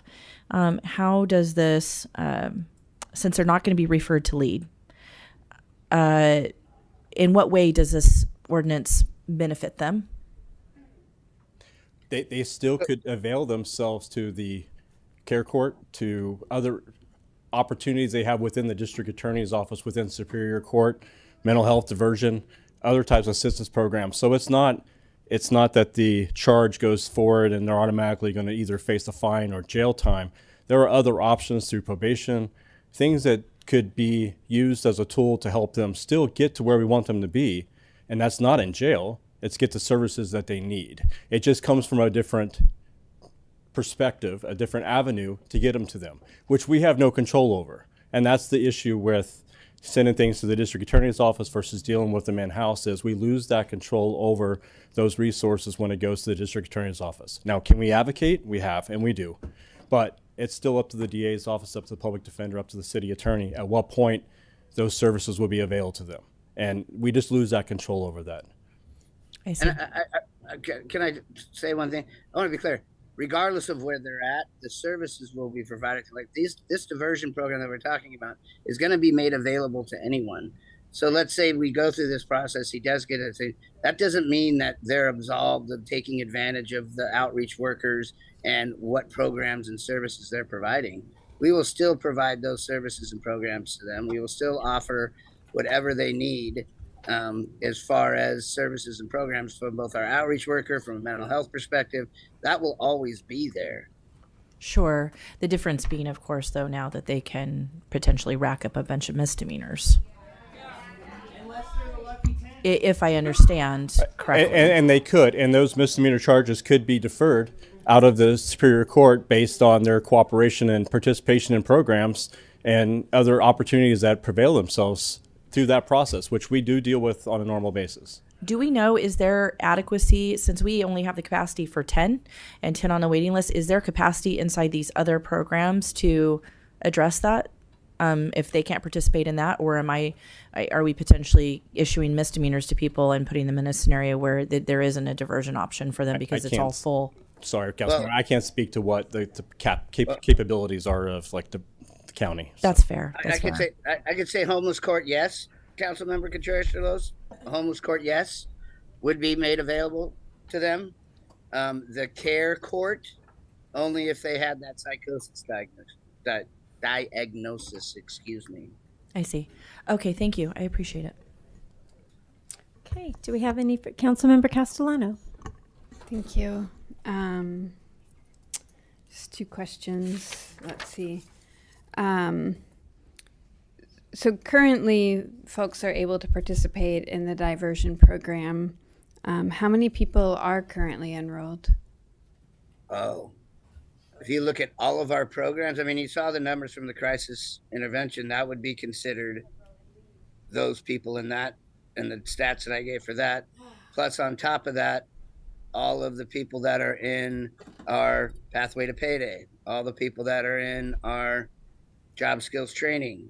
I don't have a total number for that, but it would include the people that we've housed, the 230 people that we've housed and we're still supporting through those services. So I don't have a number of all the people in all of the programs, but it's significant. So when you talk about only 10 people being able to be enrolled at a time, this is 10 additional people who are specific to this situation, or? Yes. So for the 10 people that are there, and go for it, Jacob. Yeah. So the way that would work is the 10 active clients, we're working with them and working them through the program. Once they graduate, they would technically leave the lead program, still receive services from the other programming that we already have going now, and then we would pull people off of the wait list. Then new folks who are referred would then go onto the wait list or directly into the services. So the idea isn't so much that there's 10 people and then they kind of sit there for a long period of time. The idea is that we get traction quickly due to the kind of low barriers that we're working on getting them connected to services. And we move people through quickly and then divert them to other programming that isn't related to LEAD. Okay. Thank you. And it's a little... currently we don't, since the program is not active, we don't have anyone currently. The program would be contingent on this ordinance passing. So you will have your time to speak. Again, I would ask that we please be respectful in chambers. Thank you. Appreciate it. And then I keep getting a little stuck around this idea that we are basically creating or reestablishing a misdemeanor in order to address a problem in the DA's office with prosecuting other existing crimes, and I read the recent coverage of the DA's reporting to the Board of Supervisors, but I think I'm just a little confused around why there aren't more conversations happening regarding that. And can anyone tell me kind of like what the conversations we've been in regarding the challenges in the DA's office and what kind of work is being done around that? So I think that the examples that we gave, there may be some issue with that, and I think that maybe the chief could speak to that. But for the most part, that isn't the main impetus behind this resolution. We gave examples of individuals that are either being violent and having problems within those encampments that aren't being reported or being charges filed on. We have issues that are not necessarily related to individuals that are doing other infractions, whether that be theft, vandalism, drugs, whatever it may be. It's just the encampments themselves. We haven't, right now, an infraction is an infraction, and that doesn't go to the DA. So I don't know if there is any data to be talked about camping ordinance infractions because they don't go to the DA. And the idea with lead isn't so much to relieve an issue within the DA as to create a way to not have to refer folks to the DA in the first place. By implementing the pre-booking diversion or pre-arrest diversion, we're able to bypass that whole system. A positive impact of that is that it would relieve some of the impact on the DA. However, this gives us the ability to work with clients directly, and it's a better quality of care instead of someone having to go from arrest to jail to courtroom to maybe then getting referred to treatment. We can go straight from enforcement contact and create another referral source. Currently, we already have a social referral source where people can walk up and contact us, or agencies can get in contact with us, or CSIT or Uplift, and make a referral for a client. We have the concerned neighbor email address where the public can send in referrals for folks that they're concerned about. And then depending on having enough information, we will act on that and go out and see those folks. LEAD creates a third referral avenue where when folks are having that enforcement contact and there's the accountability measure being implemented, we still have yet another referral source so that we can get those folks into services instead of having to wait for them to connect either through the social aspect or through the community aspect. So this is more creating a third referral path as opposed to relieving the DA. Thanks. And can you speak, or perhaps our city attorney can speak to the what kind of legal team will need to implement this?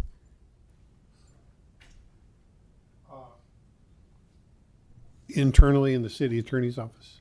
Sure. Yeah.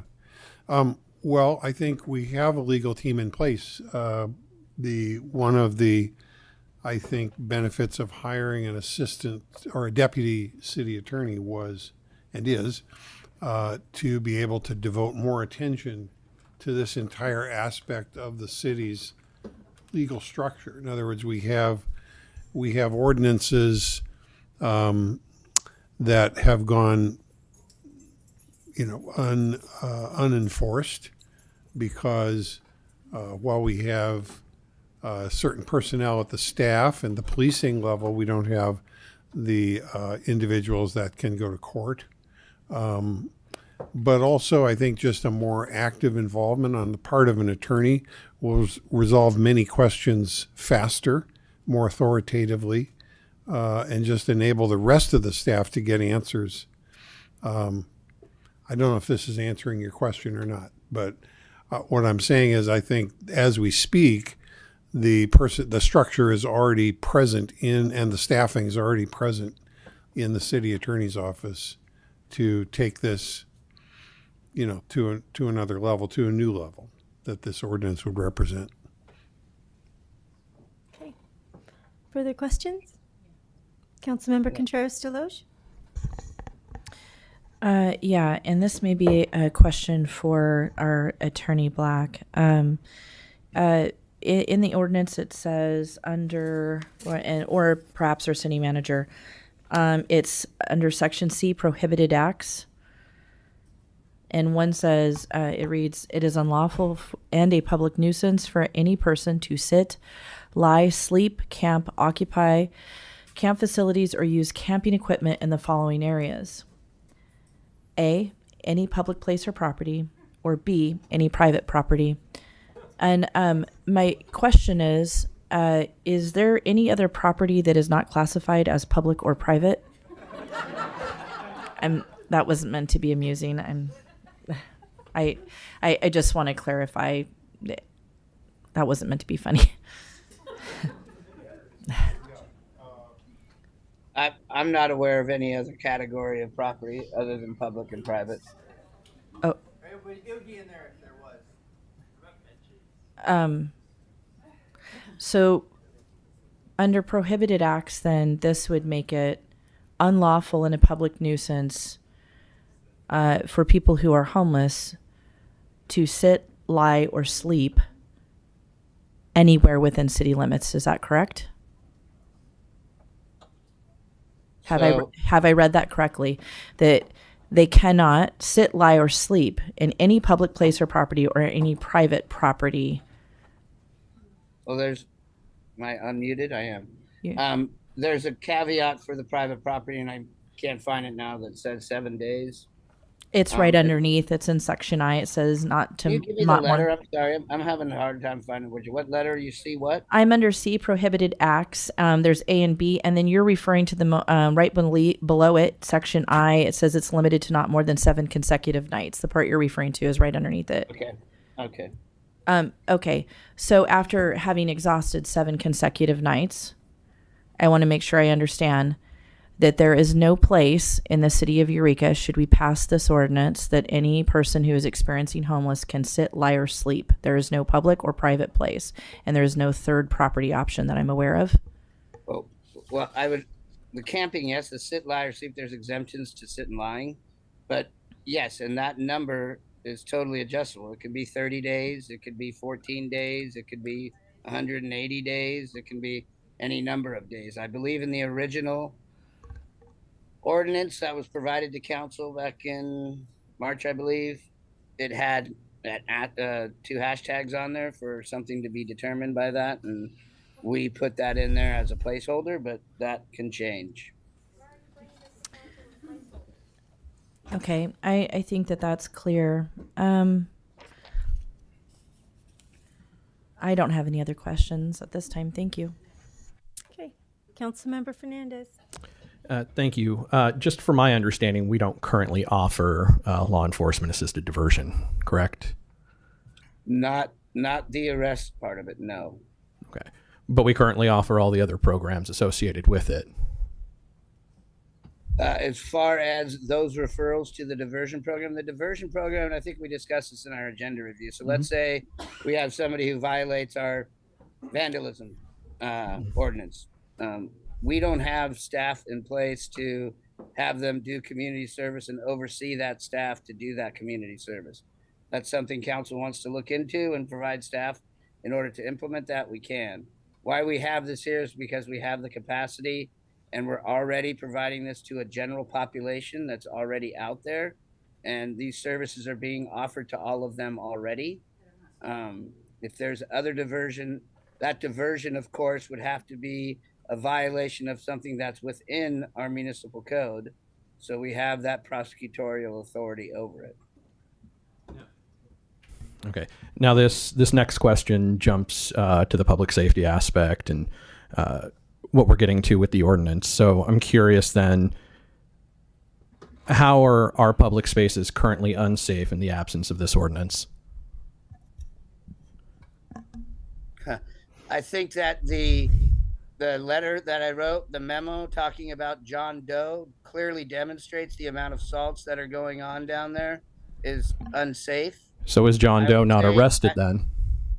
Because there wasn't people, as I stated in the memo, that were willing to file charges. So therefore, when these things happen and somebody's hit with a metal bar and somebody's arm gets broken, that person's arm that got broken wasn't willing to press charges. That's what happened. And yes, that does happen.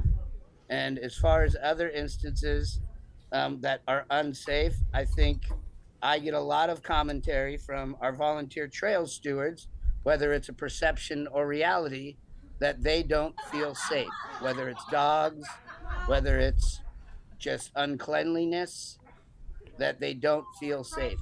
But there are other public nuisance laws in place regarding smell, taste, etc. So, I mean, when we're talking about Penal Code 372 being a public nuisance, such as those that injure health or offend the senses, we also have Penal Code 415, disrupting public order. Why aren't those inclusive then in this ordinance? Or why aren't those attached to lead? If the pervasive issue is violence then, if going back to John Doe, the issue then sounds like enforcement or reporting. How does camping get rid of John Doe? Because we can remove, like the chief said. And that'll prevent John Doe from coming back into town? From the area where he's causing the problem. In that instance, which happens elsewhere, Councilmember Fernandez, this was an instance that's referring to the dining facility. That person, as relatable to the stats and the calls for service, was very clear that he was the reason for those calls for service.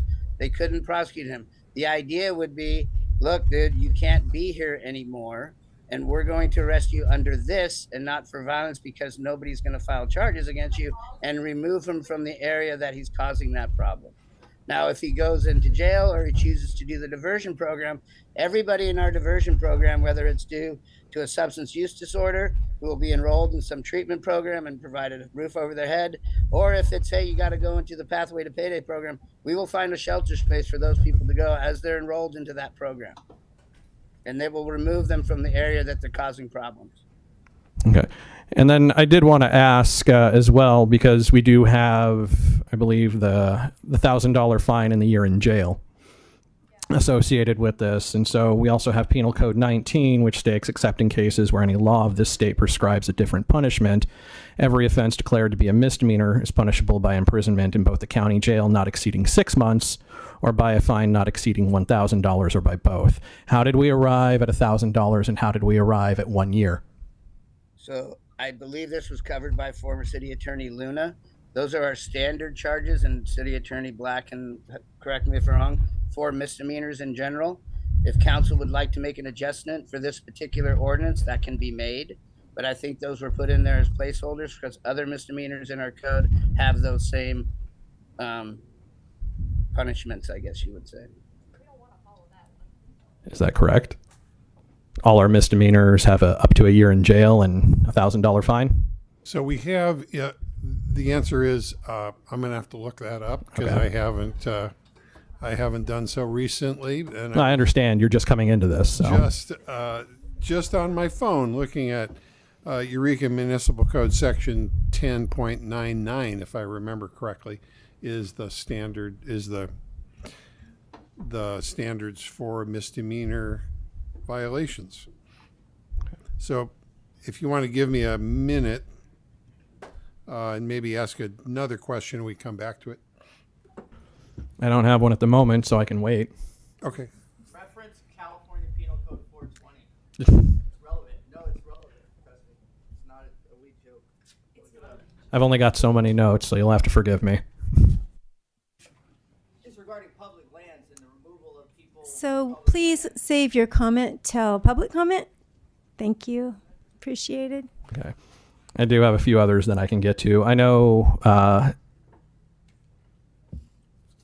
City Manager Slattery that you've already touched on safe parking and how that's being coordinated potentially with the county.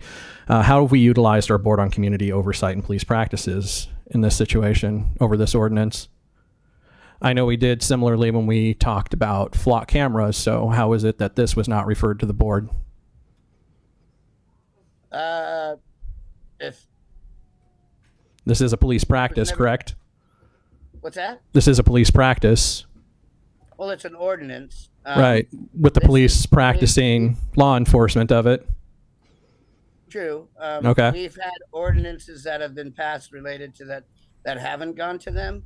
The Oversight and Police Practices Board is, I believe, under the code talks about policies, not necessarily ordinances. I would say that if we had an existing ordinance that needed review, that could potentially go there. But if it's council's desire for this to go in front of the cop board, we can totally do that. But Okay. mostly they've been reviewing policies, complaints, and investigations has been their main area of focus, not ordinances. But we can definitely take this to them.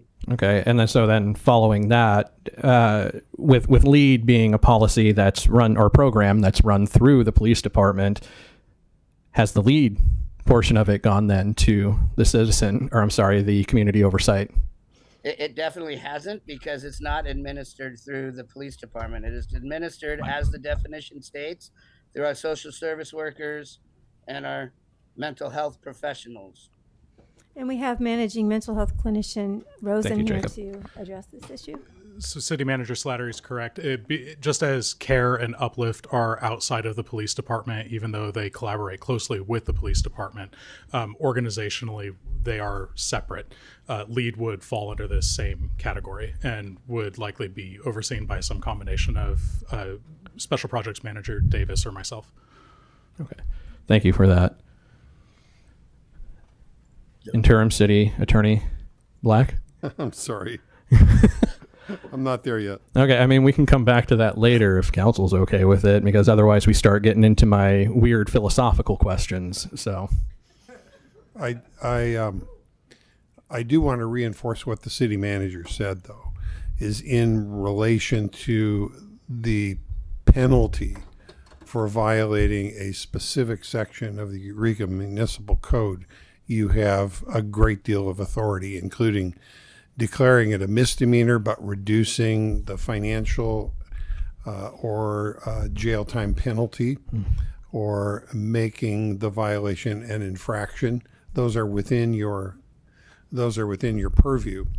To make these violations an infraction in conjunction with the lead referral to lead and the entry to the lead program as a diversion, that probably makes it less valuable, because diversion from an infraction is, not a high incentive. Let's put it that way. right, I understand where you're coming from with that, and at my core, I may disagree, but I understand where you're coming from with it. I don't know if anybody else has questions. But... Do you have any questions?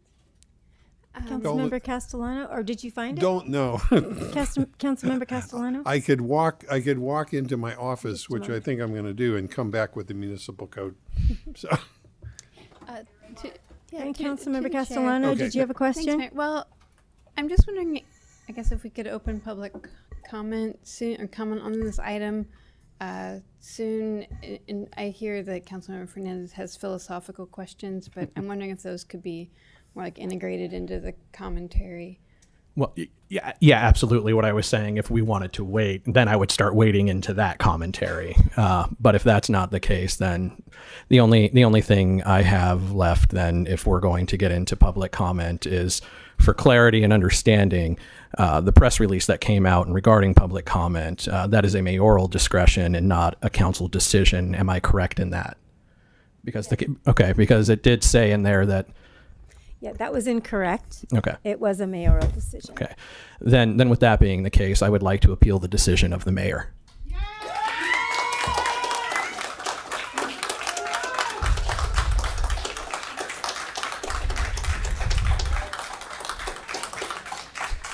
So I will direct that to our city attorney. Well, unfortunately, I was off on another task, and so I kind of missed the interaction. What is it that's now being appealed? 3 minutes. The public comment. Got it. The limit on the public comment. And you want me to comment on that? Yeah. Yes, please. And I would just say that I think, in general, the mayor is charged in several locations with presiding over these meetings.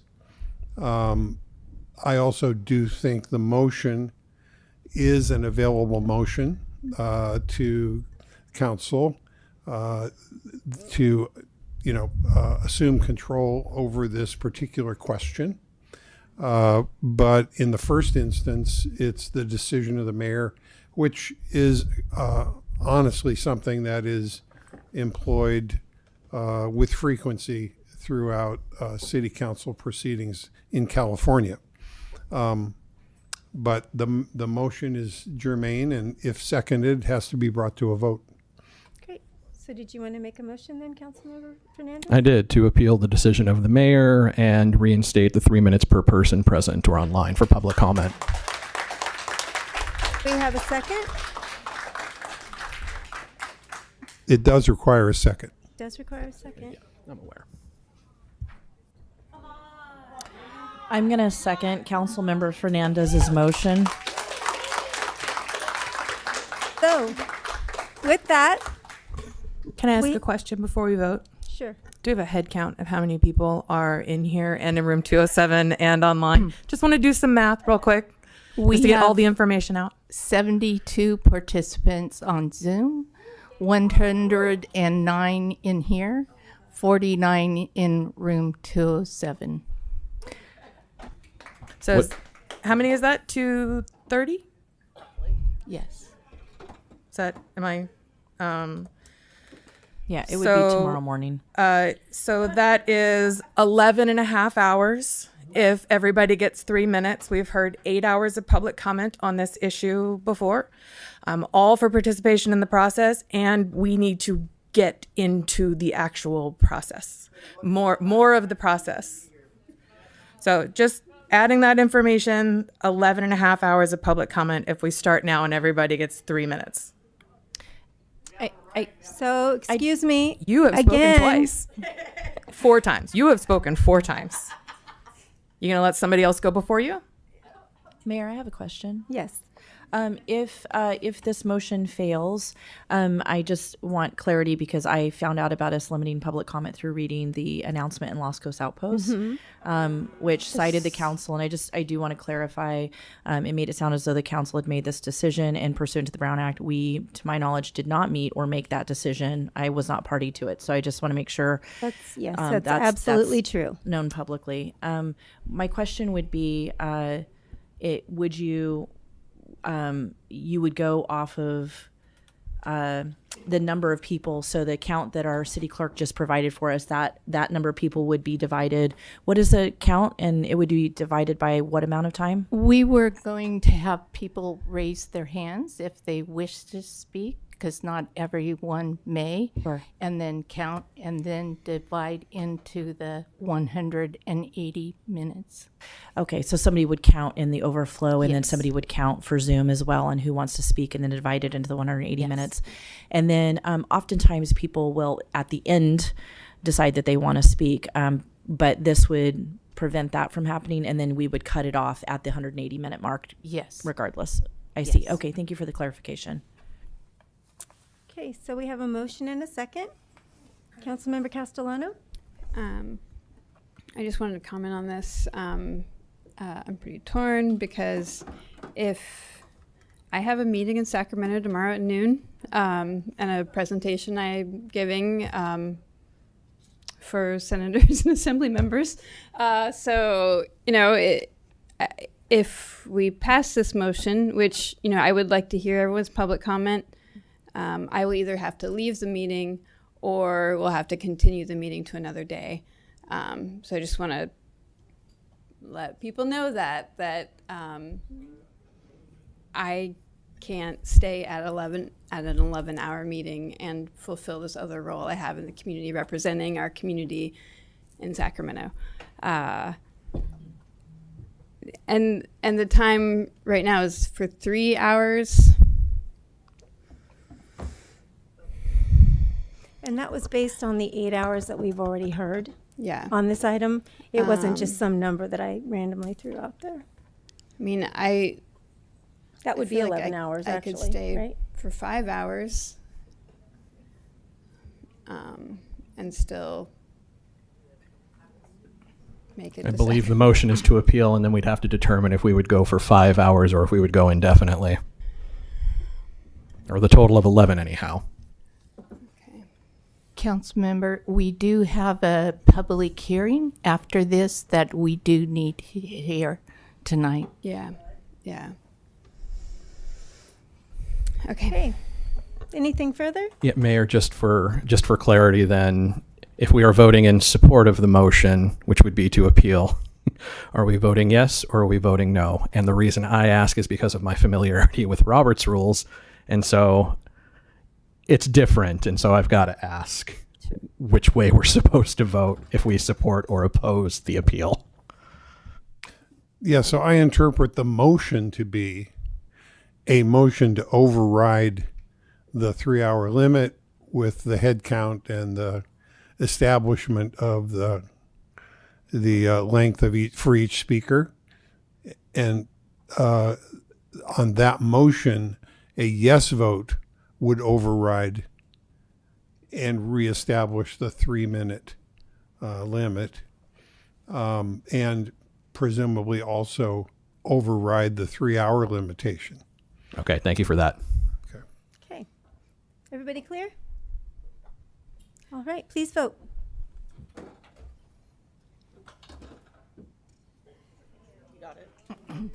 Three yes votes, Councilmember Moulton and Bauer dissenting. Motion carries. Okay, so City Attorney, how shall we proceed then? So there's nothing in the motion that removes the power of the mayor to otherwise guide these proceedings, subject to potentially another motion. But it seems to me that you need to, there's no specific way to proceed except to begin the public hearing and allow the 3-minute limitation to guide each person who speaks. And then basically no time limit. It just goes until it's over. Okay. To the chair, can I ask a question? The city attorney, Yes. Is it possible to make a different motion regarding the process at this moment? My belief is that the council is equally empowered to set a different set of rules. Would have to be different than the one that you just successfully appealed, but it could also contain some deviation from the standard rule.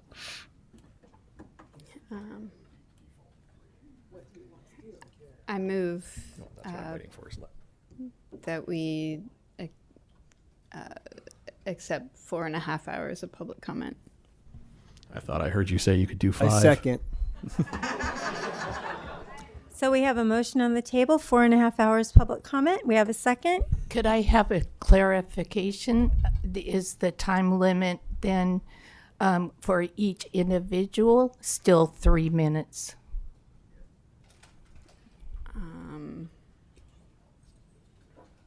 Sorry, how many do people? that, Would it be divided by the number? Can I suggest you That's 270 make that a minutes. separate motion? So establish first things first, like how long the hearing is going to go, and then decide if there's going to be some limitation on individual speakers other than 3 minutes. So we have a motion, we have a second, correct? So please vote on this item. Sorry, I'm not clear on what I'm voting on. 4.5 hours. On 4.5 hours. And are we doing the division thing? Is that what's happening? That's the That'll be a second. That's the next piece. This is All part right. one. I just, We'll move on to part I two wanted in to make just a sure I moment. understood. Yes. Thank you. You're welcome. Are we allowed to create a time limit that then cuts off people from public comment? So in 4.5, that's step 2. So 4.5 hours, and whoever doesn't get to talk has to go instead of. That'll be the So next we will define, motion. in the next motion, we will define how many people get to speak or how long they get to speak, or if we're going to cut it off at that direct 4.5 hours. Okay. So, so this motion, we have a motion on the table, we have a second, and it's time to vote.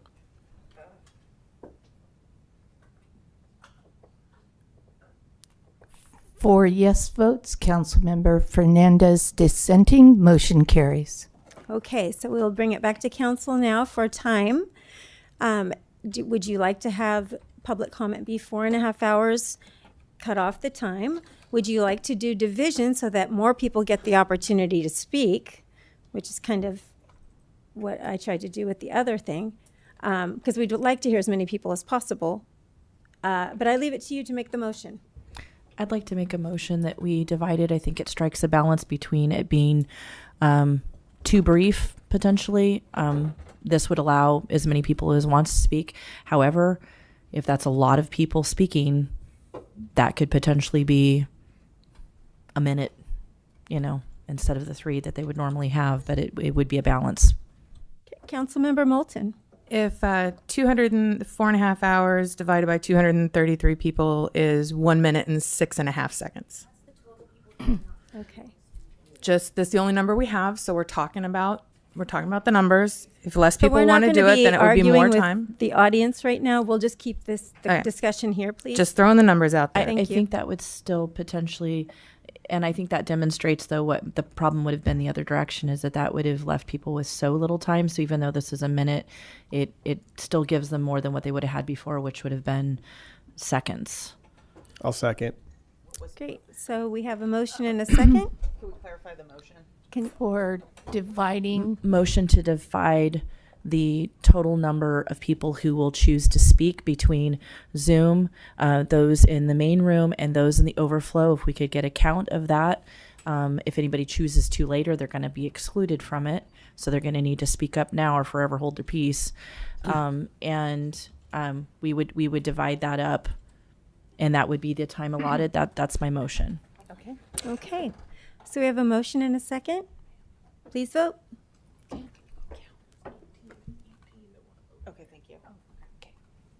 So I apologize. We voted. Thank you. Yes, we did. You got it. 4 yes votes, Councilmember Fernandez dissenting, motion carries. Great. And so- Okay. So let me just get my notes here. So what was the? Mayor, one last question. Knowing that we typically need to extend at 9:30, do we wait until 9:30 or should we just extend now? Well, I suppose it would be appropriate to extend now. Okay. I move that we extend the meeting to, what did we say? 12. Actually- Oh, go ahead. Perhaps we should wait till 9:30. Just because people may stay or may not. We may get through everybody. We'll still probably have to extend the meeting, but at least then we'll have a better opportunity to know how much more time we're going to need, because we do have a public hearing following this as well. Okay. So thank you guys, everybody, for your patience. We appreciate it. So tonight we will allow a total of 4.5 hours for public comments. Will everyone who wishes to speak in chambers, room 207, and on Zoom, please raise your hands and keep them raised while staff counts. Mayor, may we have a brief break while they give us a head count? I just need to run to the bathroom. Yes, Thank brief you. break. So we'll be back in just 5 minutes.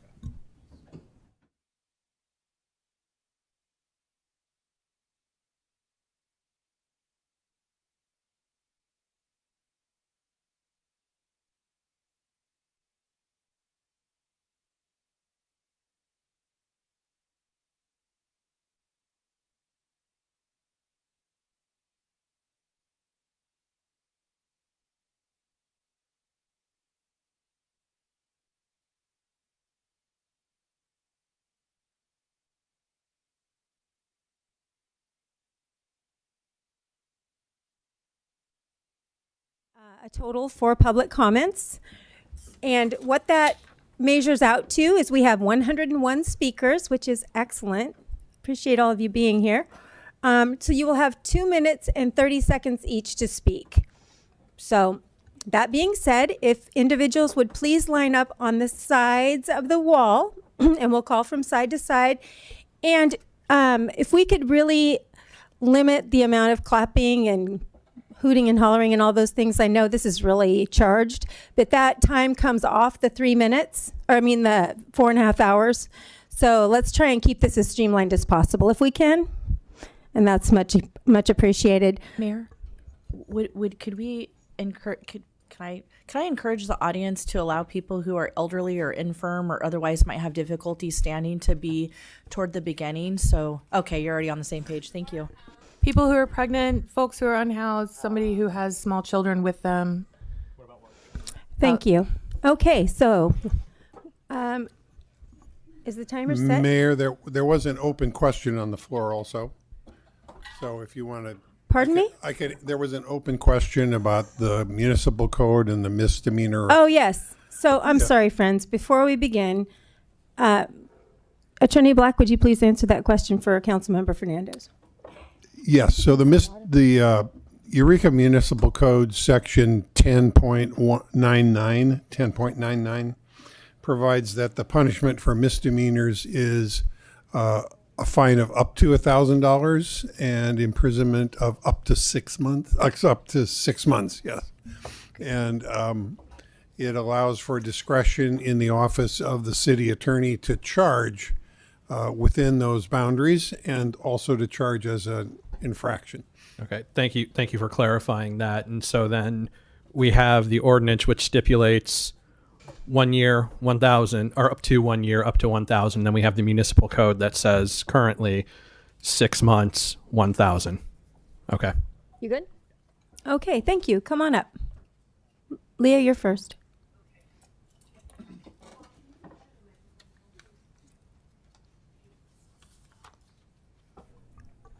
Got it. Welcome. Hi, I'm Leah Nagy. I'm with President of NAMI Humboldt. I'm so glad to be in Humboldt County. I am so inspired by the city of Eureka, the city of Arcata, our crisis intervention training, and our forward motion to help mentally ill people, homeless, not homeless, whatever. This LEAD program is a diversion program, a mental health diversion program. Families need it, and our loved ones need it so they don't go to jail. My grandson's been in jail 8 years, and there was no diversion program. So I'm really hoping that you, the Board of Supervisors, will really support this this new move. And change is hard, but I think it will make the world a better place. And if all 100 people here do one nice thing for our community, that's where it's at. Thank you. Thank you. Come on up. Welcome. Hello. My name is Rick Eacret Ellis. That's E-A-C-R-E-T. I'm affiliated with the Church of Joyful Healers, and we do a Saturday gathering every Saturday. But my question is, with this diversion program, and it only accommodates 10 people, am I right? So if 10 people sign up, and then 10 more people sign up, and they get on the waiting list, do they get rearrested for going back out on the street because they have no place to go? Or just what's the deal with that? So we don't do back and forth during public comment, but if you'd like to email that, we can get that answered for you. So if we all sign up today for that diversion program, then maybe we can go back to sleeping on the streets again, because we are following the law. Thank you. Thanks for being here. Come on up, Robin. Welcome. Yeah, hello. My question was, in the different campsites that are available, there was one that was like, the city insurance wouldn't cover, it was like a no rule campsite, you can't do it. I believe that's right, you could nod, am I right with that?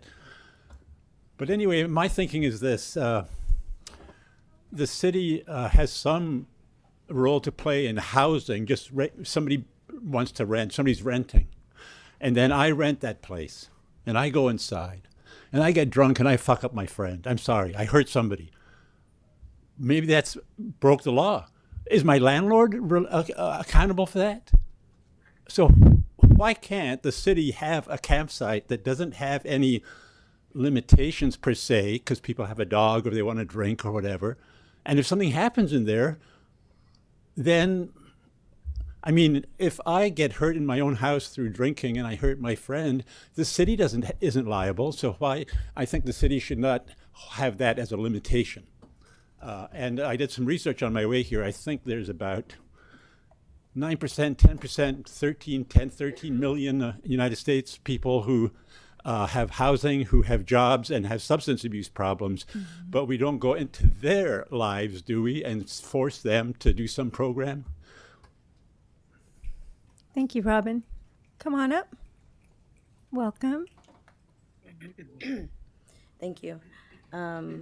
Well, I could say this much. Not everybody on the street does drugs. Not everybody on the street is making trash out there. There is people out there that are just trying to live. I am a parent.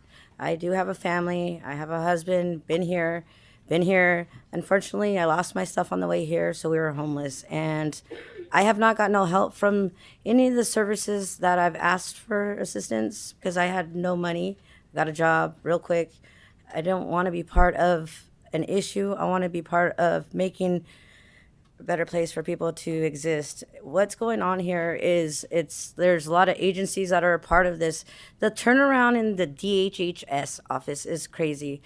I am a victim. We know this about a lot of things, but this DHH office, they have the turnaround there. It's ridiculous. The help that you get, it's very limited. And like, it's not saying nothing bad, but Humboldt, I love Humboldt. That's why I came here. And I've made changes in the community that I was unhoused in and made changes.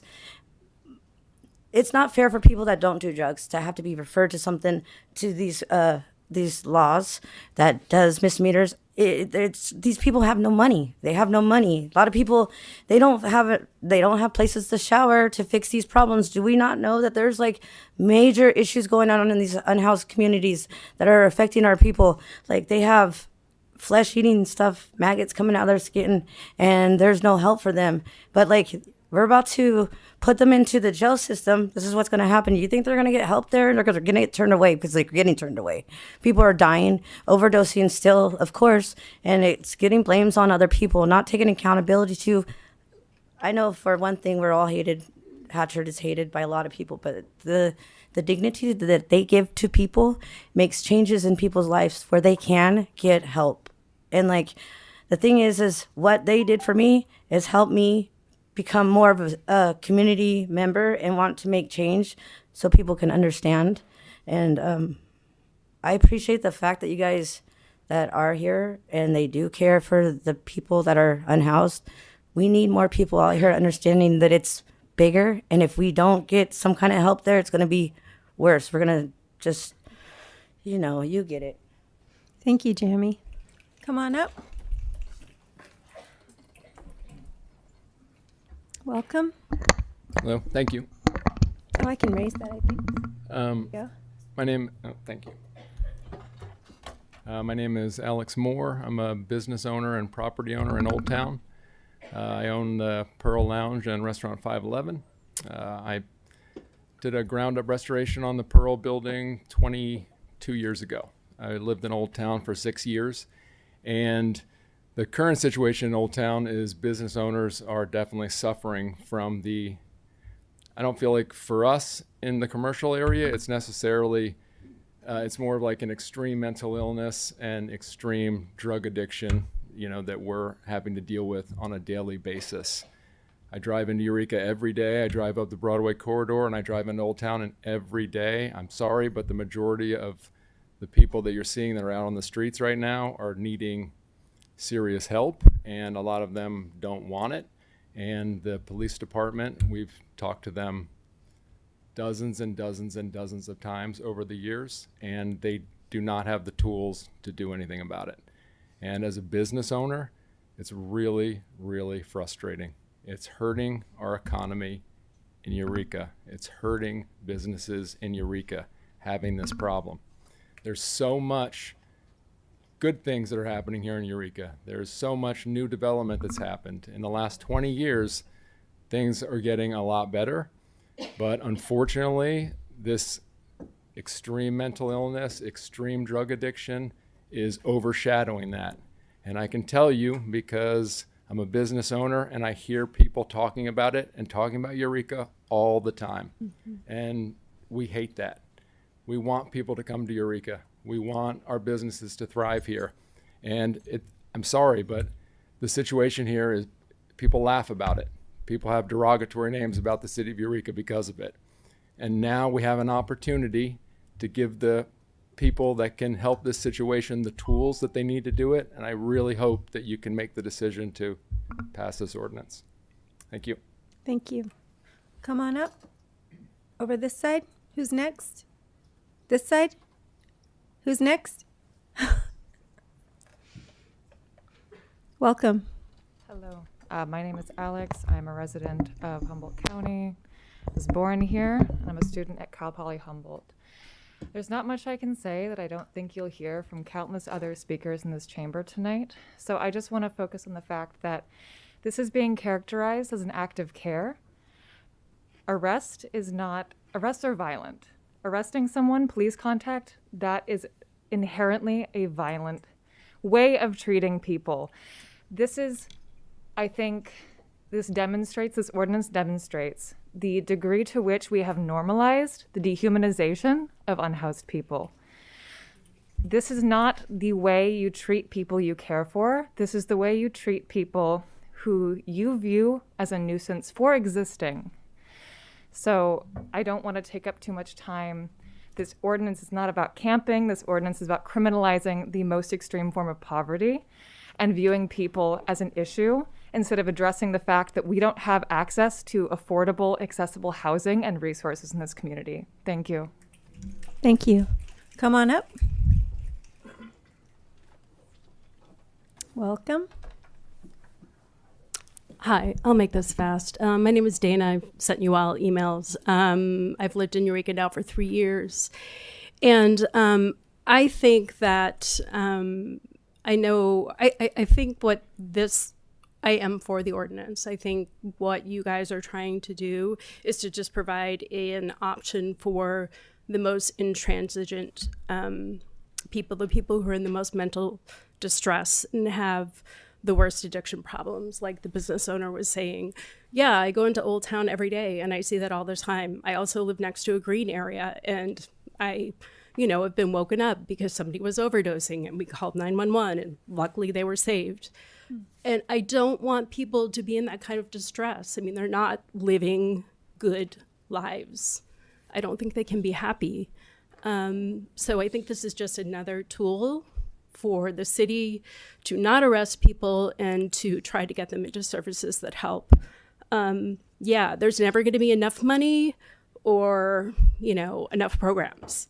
That's just kind of seems to be a function of it just seems to be a problem in California in general. So thank you. Thank you. Come on up.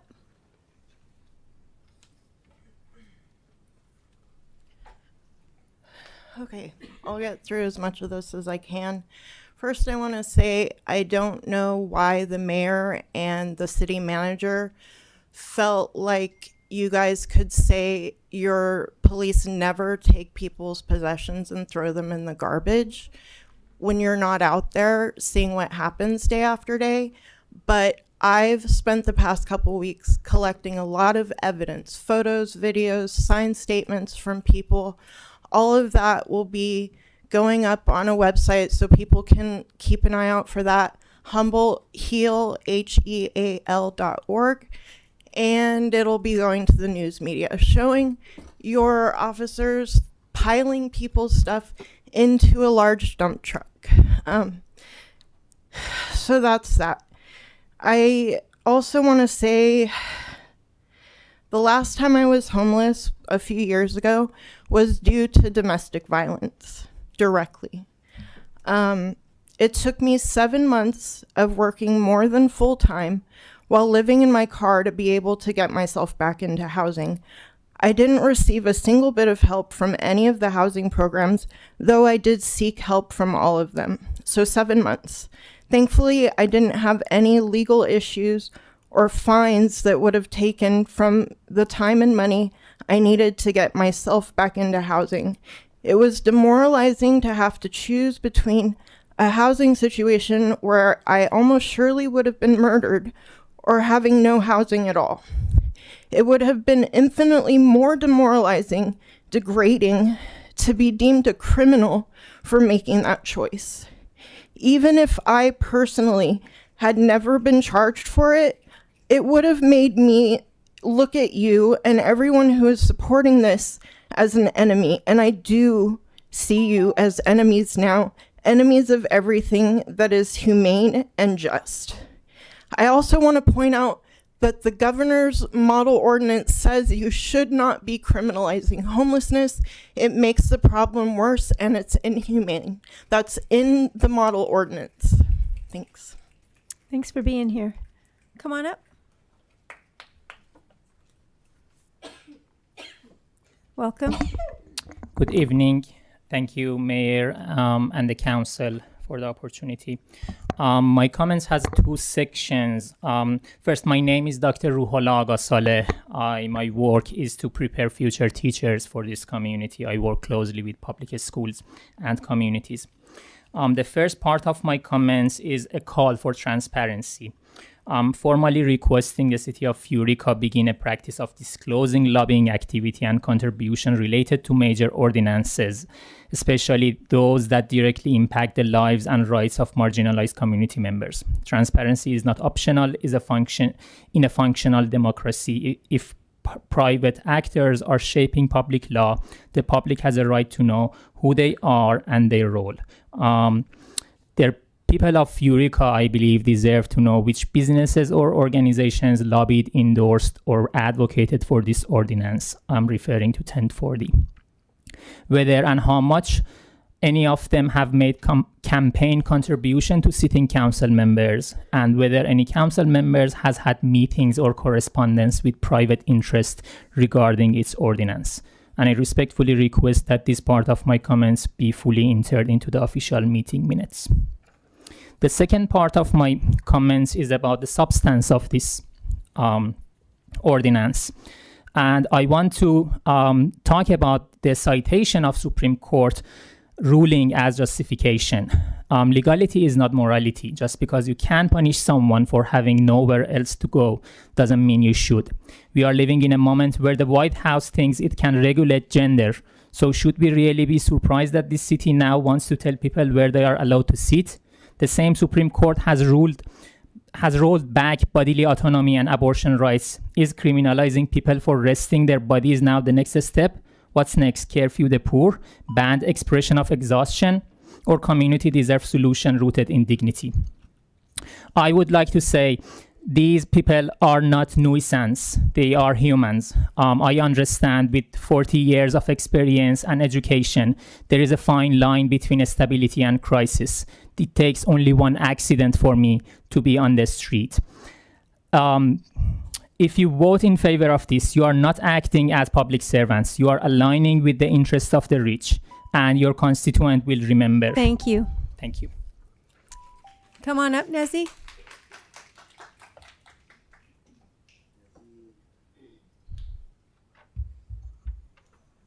Is that what we have, 2.5 minutes? That's 2.5 minutes. okay. I've already said this, and I've said a lot of things over time, but I'm wholeheartedly against this ordinance. We simply don't have the resources or the support in place to respond to law enforcement diversion, and this ordinance it's an unfortunate proposal and could be illegal. The city says no fiscal impact tonight. Just in the discussion I've heard about hires that have had to be made in order to fulfill the things that it says it will do.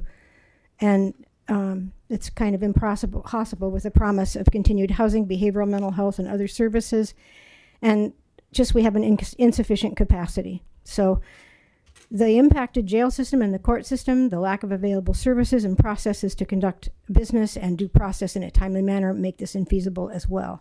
Finally, we don't need another police-centered program and an ordinance that further criminalizes community members that are unhoused. Enough. The whole idea is putting the cart before the horse, so to speak. We need to support the larger community, including our houseless community, to be recognized and engaged and supported in efforts to create alternatives that involve many players in creating living conditions and opportunities that work for all. We need this now as much as ever. And we have an opportunity here to create an amazing response to our shelter crisis. Look at all the things that have come forward and all the people who have recognized that many groups and organizations that have done work to create community are seeing that manifest right now in response to this ordinance. So I think it's very important now that we see this coming to fruition that these groups want to work together and want the city to be supportive and create humanizing and respectful responses to our shelter crisis. And more than that. Anyway, please let that happen and foster it. Don't suppress it again, because every time we sort of get to the place where things are going to be implemented or, we're getting close to doing something, it gets squashed and people end up feeling like there's an enemy rather than a supportive community. So I would really like us to try and create together all these groups and people who are seeing this happening and not dissipate the momentum and do more community building and basically don't have programs that center the police. And please take a moment to reflect on these and support community-centered and community-driven alternatives. Thank you, Nezzy. Come on up. Welcome. Thank you, Mayor Vidal. In 1954, my grandfather was honorably discharged as a veteran from the United States Army at the end of the war in Korea. Newly homeless and newly a veteran, he took a job leaving from California to go build dams in the rural Midwest. As soon as he got there, he was arrested for vagrancy. The judge saw the charges, and thankfully he had a fair bit more sense than the arresting officer. He dismissed the charges and sent my papa back to his foreman. But the story didn't have to go that way. What if my papa had spent a year in jail? What if my papa had had a ruinous financial penalty that kept him from getting back on his feet? What if my grandfather had had to spend a year in a diversion program and hadn't been able to get working? What if he'd never met and loved my Mima? What if my mother and I were never born? It's easy to imagine that this ordinance is about someone else, but it isn't. This is about all of us. As written, this bill makes peaceful protest or even just sitting in the park punishable by jail time. And even if enforcement is selective, the person selected could be your family member, your friend, your loved one, maybe someone you don't even know yet, like my papa, who will mean the world to you and your grandchildren in the future. So in memory of my grandfather, who passed 2 years ago, I'd like to ask you to please vote no. Thank you. Thank you. Come on up. Welcome. Got a sleepy one there. Thank you to the people that let me slip to the front of the line. I'd set my daughter down, but I'm worried that she might get arrested. It's challenging to show up at these meetings. The last time I was here was during a time when a group of citizens was actively working to oppress part of our community. It was a really sad day. Today I'm here because we as a community, as friends and neighbors, are having a conversation about people that live amongst us differently. Some by choice, some by circumstances beyond their control. 9 years ago, I arrived in Eureka on a Greyhound bus to live with a family member. I had just spent 4 months of my life being houseless, 1 month on the street and 3 in a shelter. Before I was houseless, I lived a very comfortable life in Southern California. I had a cool apartment with a view of a baseball stadium, had more than one vehicle, and was a partner in a great business. As a business owner, I knew the struggles of having houseless people in my neighborhood. Trash, noise, human waste, people sleeping in front of your door, and the encampments between the off-ramp and your office. It all changed for me when one deal went sideways. Expectations weren't met, and the business folded. I lost my home, my cars, my savings. I faced a reality that I couldn't keep up with and spent my first night on the streets a few days before Christmas. I was broken, hurt, and alone. A few days later, my backpack and everything I chose to keep was stolen. But on Christmas Eve, I was gifted some clothes, a warm meal, and a tent. Things were looking up. I made some friends that day, and we placed our tents under a freeway off-ramp. The next morning, Christmas morning, we got the tap on the shoulder from a police officer telling us what we were doing was illegal and we had to move on. When I got to Eureka, I thought that it was great to be in a small, loving community where there were no issues. 9 years later, I know that Eureka has the same issues, and we're all closer, and they're all closer because we're a smaller town. Before we talk about moving camps and making rules about where people can exist, please think about needs. What are the core needs that an adult has? They are the same as the needs that a child has: food, water, shelter, safety, and most importantly, love. Before we criminalize existing. Thank you. Your time is up. Thanks for being here. Come on up. Welcome. Let me lower that for you a little bit. Thank you. You're welcome. My name is Kendall Finch, and I live in Ward 3. I strongly urge you to vote no on this ordinance. I've heard many people talking about this law only applying to unhoused people, but as it's written, it applies to any person. The words unhoused or homeless are not included in writing, but they've been said aloud many times. I assume because it would clearly open the city up to lawsuits they know they would lose if it were to go in writing. Laws should be applied equally to all citizens and non-citizens, and we've heard time and time again that this law will be used only against the unhoused members of this community. This is deeply unethical. I'd like to ask again, how many members of the unhoused community were consulted on the development of this ordinance or any of the programs meant to serve their community?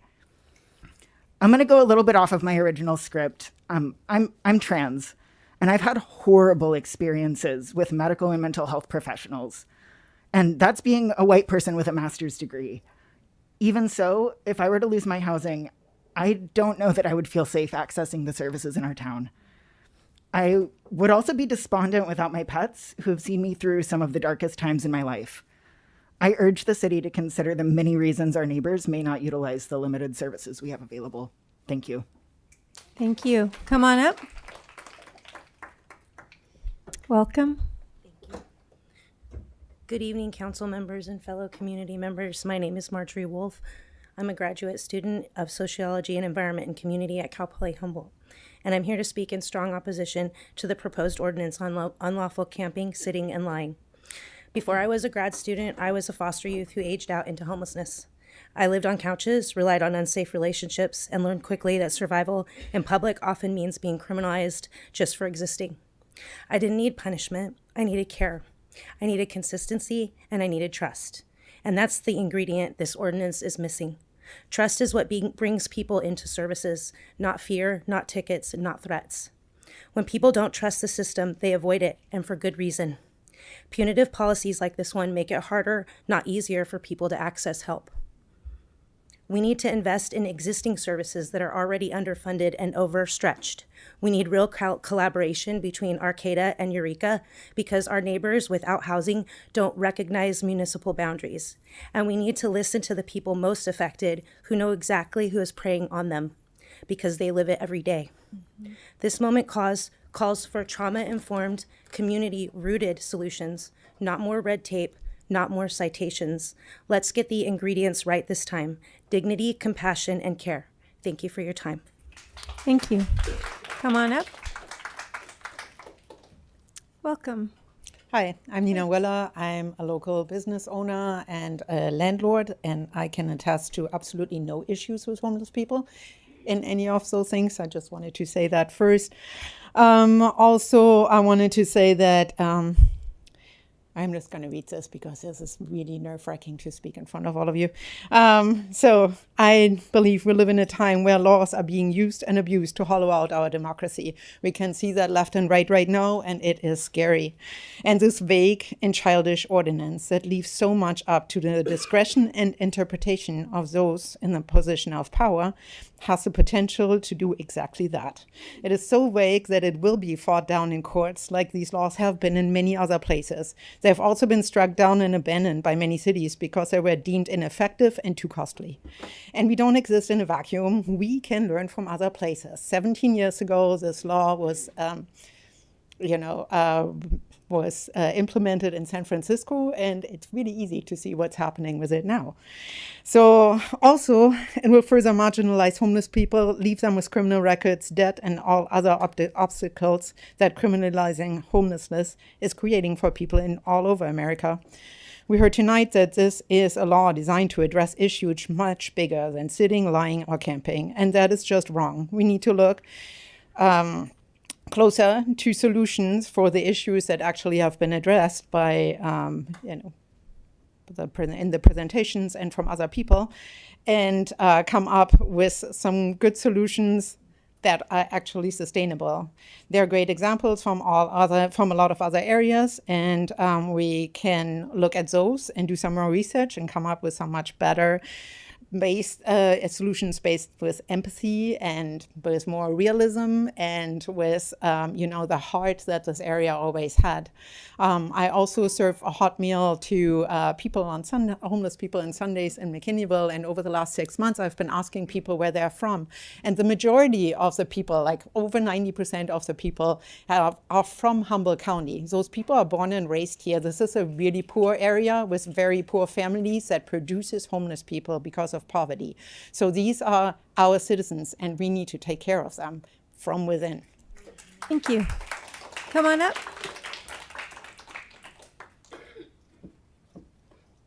Welcome, Pat. Hi, it's Pat. First of all, before I talk about 1040, I want to say I'm ashamed of all of you. I am. You were elected to listen to people. That's what you were elected for. These people are here. They're the salt of the earth. They want to speak. I don't care if we've had 8 hours. You changed this 1040 around again. We need to speak, and you need to listen. So I'm ashamed of you.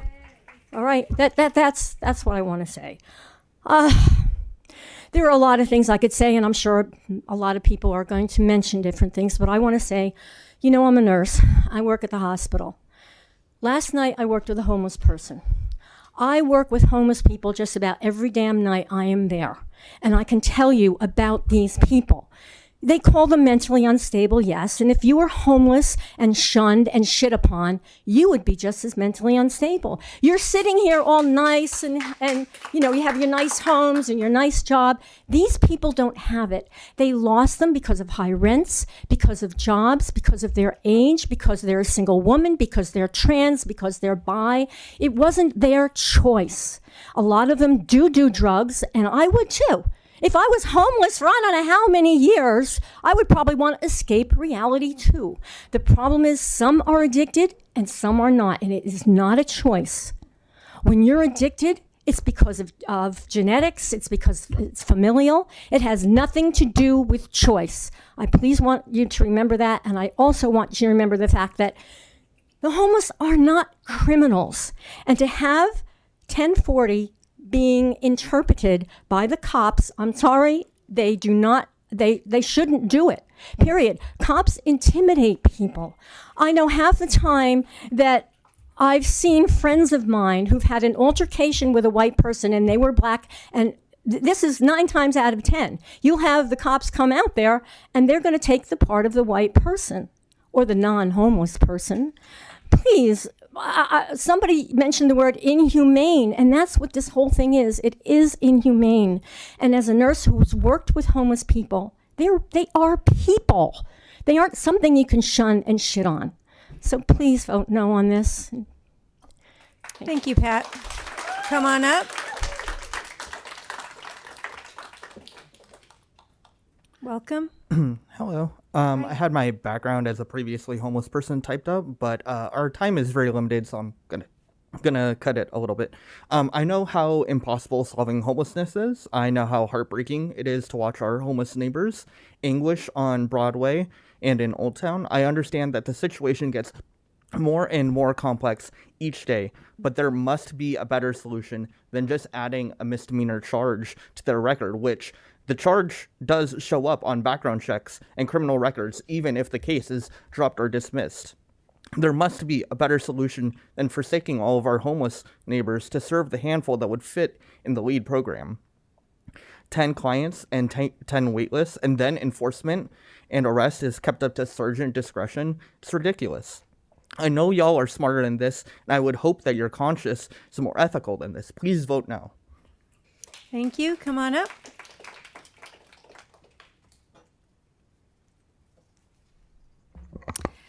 I'm Pippa Coulter, a pediatrician working in Eureka and parent of an adult autistic son, disabled with schizophrenia since age 17. I moved here 2 years ago as a political refugee from Alabama because part of my job was made a felony, where I served on local and state NAMI boards, and I was vice chair of the State Department of Mental Health Board of Trustees. I'm opposed to Bill 1040 on grounds it endangers my son and other community members. Creating new opportunities for law enforcement to enforce new penalties on people with mental illnesses will result in increased tragic outcomes. This is a well-known issue. If my son were to be confronted by police simply for sitting in public while mentally ill, he would very likely panic. I fear for his life if this bill is adopted. The grants pass decision was more limited in scope than you realize. It only applies to federal application of the 8th Amendment. It does not affect California's own interpretation of the cruel or unusual punishment in our state constitution. It also does not affect federal action based on the 14th or 4th Amendments. Indeed, Vallejo has just been hit with a court order when they tried to use grants pass as an excuse for action against an unhoused person. By referring to a nosognosia in your written agenda for this meeting, you've added grounds for more lawsuits based on failing to use due process for what is essentially an outpatient commitment, but without following California's commitment laws. Police are not qualified to diagnose a nosognosia, and there is no requirement in this bill for people to be evaluated by a psychiatrist and have legal representation prior to being placed under coercive action. The services you want people to accept are not fully available. My son has been on the waiting list for disability housing for several years now, including 2 years locally. Parents in my practice report long waits for housing and mental health services. It doesn't make sense to try and persuade voters that the services are accessible and quote Grants Pass as a basis for the change when Grants Pass was all about making unhoused status a crime time despite lack of shelter space. Right now, our safety net in the U.S. consists mostly of letting people fall to the ground first. Then while they're lying there with broken bones, we hold out a net full of holes and say, why don't you climb in? We could do better. Thank you. I can't remember. Come on up. Good evening. My name's Misty. I want to start by reading one of my favorite scriptures that helped me through a very long period of my life. It's Matthew 8:20. And Jesus said to them, foxes have holes and birds of the air have nests, but the Son of Man has nowhere to lay his head. I came to Eureka 2 years ago as a homeless woman. Before that, I had spent my entire life as a single mother. I worked for the California Department of Corrections for 12 years, but when my daughter went to college, I became very depressed and I lost everything I worked my entire life for in a house fire in one night. And I was homeless for about 1.5 years before I came here, and I never found the help that I truly needed among the various programs that I went to. I've been sober this entire time for over 3.5 years successfully. I've been working in Eureka for about 1.5 years successfully, and it's all thanks to the community members and my church family that pulled together to give me a place to live. One of those people is in the back. She works for Betty Chin, who I also know personally. She's a wonderful woman, and I was in her program for about 6 months, and I was also at the mission here in Eureka for 6 months, and those programs alone are not enough. I would like to suggest to you guys to think about maybe incentivizing volunteerism in the community by asking local businesses to offer perhaps vouchers, shopping vouchers, service vouchers, things like that to people who would like to volunteer to contribute their time and energy to alleviating the problem of homelessness, because those are the people that are complaining about the homelessness. So I'm just saying, let's put some skin in the game as members of the community and take care of the problem. Thank you, Misty. Come on up.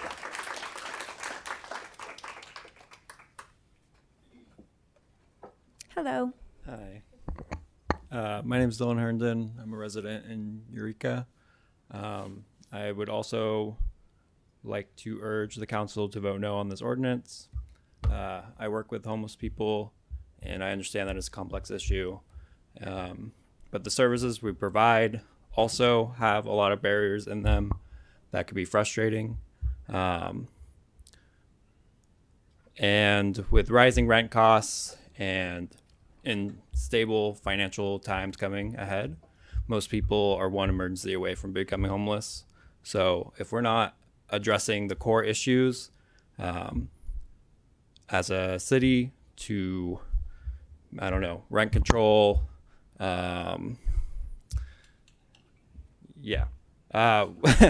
subsidies, more things like that, more homeless prevention, and more adequate housing for homeless individuals should be the priority of City Council, not a limited scope bill that could put all of our rights in danger, but only really is going to, according to the bill or ordinance, address 10 people at a time. Seems kind of like a waste of resources when we could be focusing on making sure that we're preventing as much houselessness as possible in the future and working to get people housed. Thank you. Thank you. Come on up. Hi, I'm Andrew DeWitt. I live here in Eureka. I'm a special education teacher here in Eureka, and I'll just get straight to it. Expanding the definition of what is perceived to be a crime is the incorrect strategy to the homelessness crisis in our community, the housing crisis. Rent control and public housing would be the correct strategy. It's pretty simple. Dignified and sustainable public housing, and 2, emergency eviction moratorium and rent freeze to protect both of us who remain housed, all of us who remain housed. Simply making camping and resting in public spaces illegal will not make housing appear out of the clear blue sky. As a country, we have largely destroyed what was a functional public housing system. There's 4 million less units available now than there were in 1990. In Humboldt County, last I checked, I don't know where the manager got the 600 figure from, but I checked, it was 1,500. And we have 291 public housing units here. In Eureka, there once was a 320 unit public housing development where AutoZone is now, and Michaels and Winco. It was demolished in the 70s. Last time I was here, there was a really wonderful presentation about what to do with failing malls. And I have a really good idea. Public housing. My second point is this: protect those of us who remain housed in under the thumb of landlords. A few weeks ago, the Lost Coast Outpost published an article about it. It was actually called "Surprise! Housing Here Sucks, and we have the data to prove it." Let me be real quick. The median rent is $1,200, and people making $32,000 or less pay more than half of their money. That's about 10,000 of us in Eureka paying half of our money or more on rent. And we're all headed to a free fall in the next several years. And what you're promising us is like a pathway to jail. Thank you. Vote no, please. Come on up.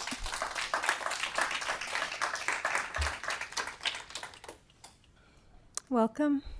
Welcome. 137 pounds. No, it's not the weight on my driver's license or even what I weighed in high school. 137 pounds is what my husband weighed when he was taken to the Palo Alto VA lockdown psych ward. It wasn't the result of not having food available. If he wanted food and missed distribution, he'd take whatever he wanted from someone else living as he did. 6'6" and 137 pounds was the result of mental and physical illness. There are a lot of people here tonight to speak that are solidly against this ordinance. Those persons will speak of it as an attack on the homeless and make statements such as Ethan, the director of Hatcher, did when he said, "Stop killing my friends." 6'6" and 137 pounds.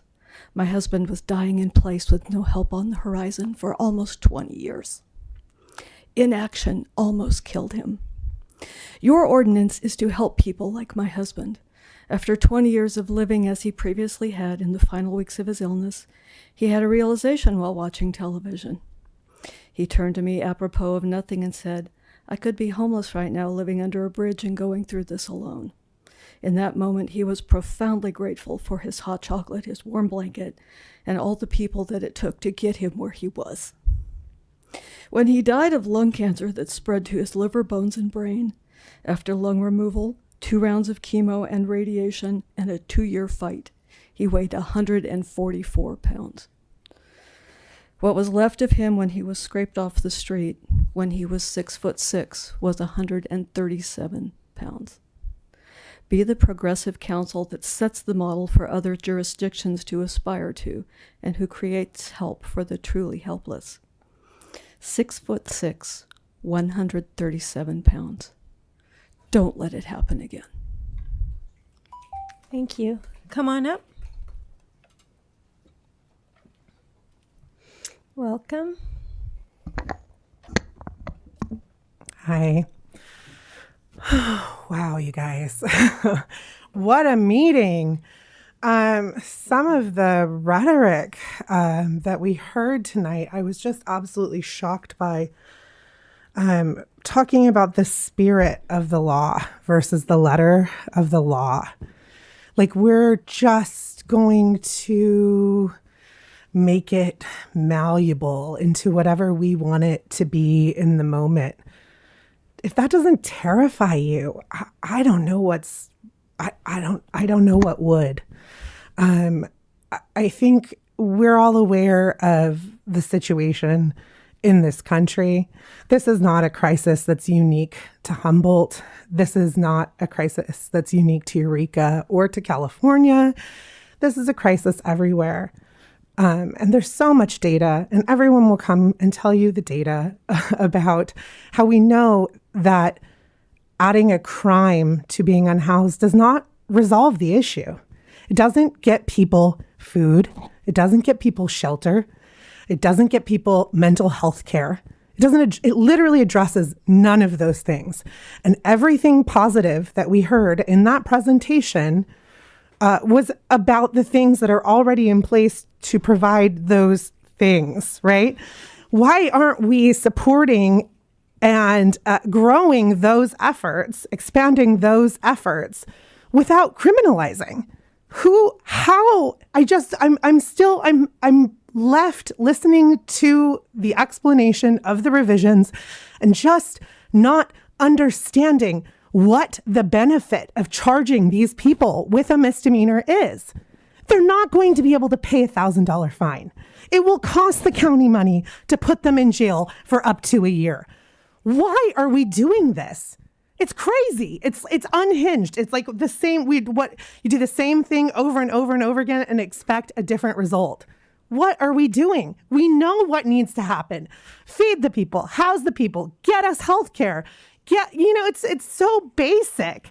Stop paying the police to find people. Get more than Frank and George out there as social workers, the two guys who are doing it all for the apparently 1,500 people. Thank you. Your your time is up. Come on up.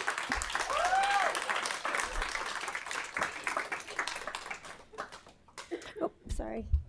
Good morning, good evening, good afternoon, whatever time zone we're in today. Welcome. My name is Denise, and I live in the 4th Ward, the Bridge District, and boy, do we see it all, some of which we shouldn't and don't want to ever again.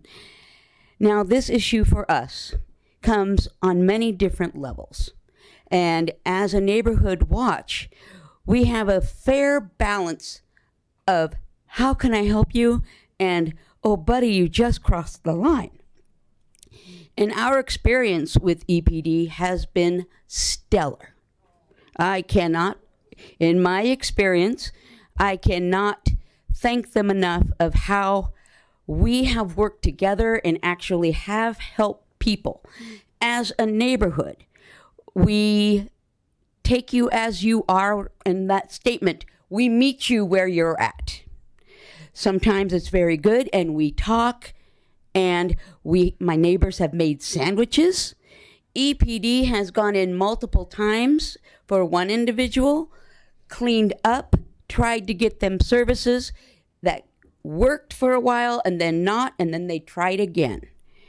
Thank you for all of that hard work. And we're in it, and as a business owner myself, I hand out anything. If I see somebody walking down the street with no shoes, I hand them shoes. And we have services under the bridge, which are absolutely necessary. And as a community, we make way for that. And we donate to that. So I appreciate you and everything you're doing. And I ask you to vote yes for this ordinance because it does help. In my own family, it would have helped my own cousin who has succumbed to fentanyl. And that is part of our problem. Fentanyl does not want people to be housed. It creates paranoia. So we have to deal with that first. And that's where he was. Thank you very much for your time and for listening. Thank you. Thank you. Come on up. Welcome. Hi, my name is Jackie, and I just wanted to be another voice saying to vote no against this ordinance and make it clear that I am against it. And that's it. That's all I have to say. Thank you. Come on up. Hi. Hi. Good evening, Council. My name is A. I'm a social work graduate student at Cal Poly, and I currently work as a school social worker. And I work with youth and families who would be significantly impacted if this bill passes. Bill 1040 is inhumane and it criminalizes survival. On the ordinance draft, City Council states, quote, The city of Eureka remains steadfast on its mission to balance compassionate outreach efforts with responsible public space management, ensuring a safe and inclusive community for all, unquote. I urge you to please reconsider what safe and inclusive community truly means and for whom. When you say for all, it too often translates to for some, excluding those already on the margins. If this bill passes, it will disproportionately affect Black, Brown, and Indigenous communities, those who have already faced the most violence in this country. Most critically, let's be honest, repeatedly displacing people who are in survival mode is not compassion. It is harm, and it undermines the very inclusivity that you claim to uphold. Thank you. Thank you. Come on up. Come on up. Hi, Caroline. Welcome. Hello. I'm Caroline Griffith, a resident of Eureka.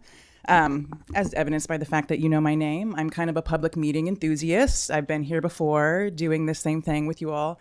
And a word that was not even part of my vernacular until I started attending city council meetings is stakeholder. If we're going to change the parking regulations in Old Town, we're going to get in touch with the businesses because they're stakeholders. If we're going to change how people do their sewer mains, their sewer laterals, we're going to get in touch with the realtors and the ratepayers because those are stakeholders. That is a group that seems to be really missing from this conversation, is the stakeholders here, the people who are really going to be affected, which is our unhoused community. Through my work, my volunteer work, through my job, I've had an opportunity to know a lot of the people in our community who live on the streets, a lot of those same people who refuse services, and they have reasons for refusing their services. A lot of that has to do with the trauma they've experienced in their lives. Many of our folks have had really, really horrific things happen to them, and so they respond differently when somebody comes at them with a directive. One of the things that is in the 7 pillars of how to compassionately interact with unhoused folks that City Manager Slattery brought up is to engage encampment residents to develop solutions. So that means meaningful engagement. That doesn't mean you show up and you tell them what they're doing wrong and you tell them they have to fix it. There needs to actually be a dialogue and a back and forth. And so I encourage you to reject this ordinance, to really lean into a lot of the compassionate community building work that you've been doing, to form groups who are unhoused, who have lived experience. There's been a number of people who are very eloquent here in the chambers today who may be interested in being a part of that, and engage people in the actual work. Through some of my employment, I've been able to work in encampments doing trash cleanup. City Manager Slattery talked about people not being interested in doing that work. We never had that problem. We had most of the encampment residents doing the majority of the work because we approached them as equals. We had that dignity, they were our friends, and it's a completely different interaction than when you show up and tell them that they're doing something wrong. So please reject this. Go out. But part of the problem is that people are afraid when people act a way they don't understand, and I get it. That changes when you know them. When you know, you're like, oh, cool, that's Linda. I know that she's not gonna hit me. Yeah. I know she just needs to yell it out, and then we can move forward. So. Thank you, Caroline. Come on up.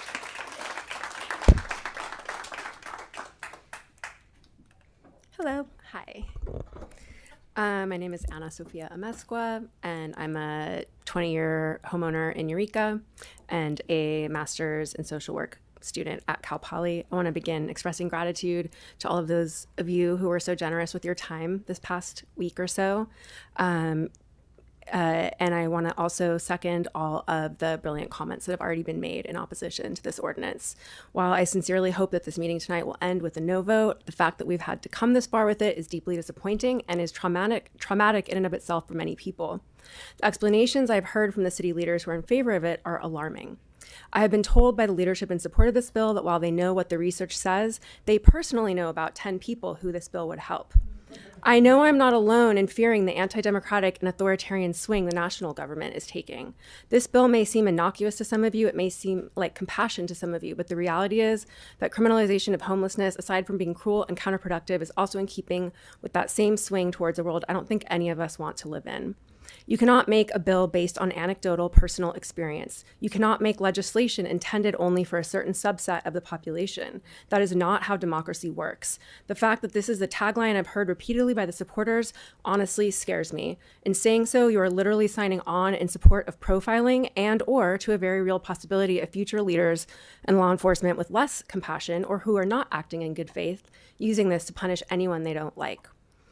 This ordinance would most likely only be used asymmetrically to make the lives of our unhoused community members more difficult than they already are, and this alone is an outrage. But if that is not enough to turn you against it, remember that it could be applied to anyone should the fancies strike.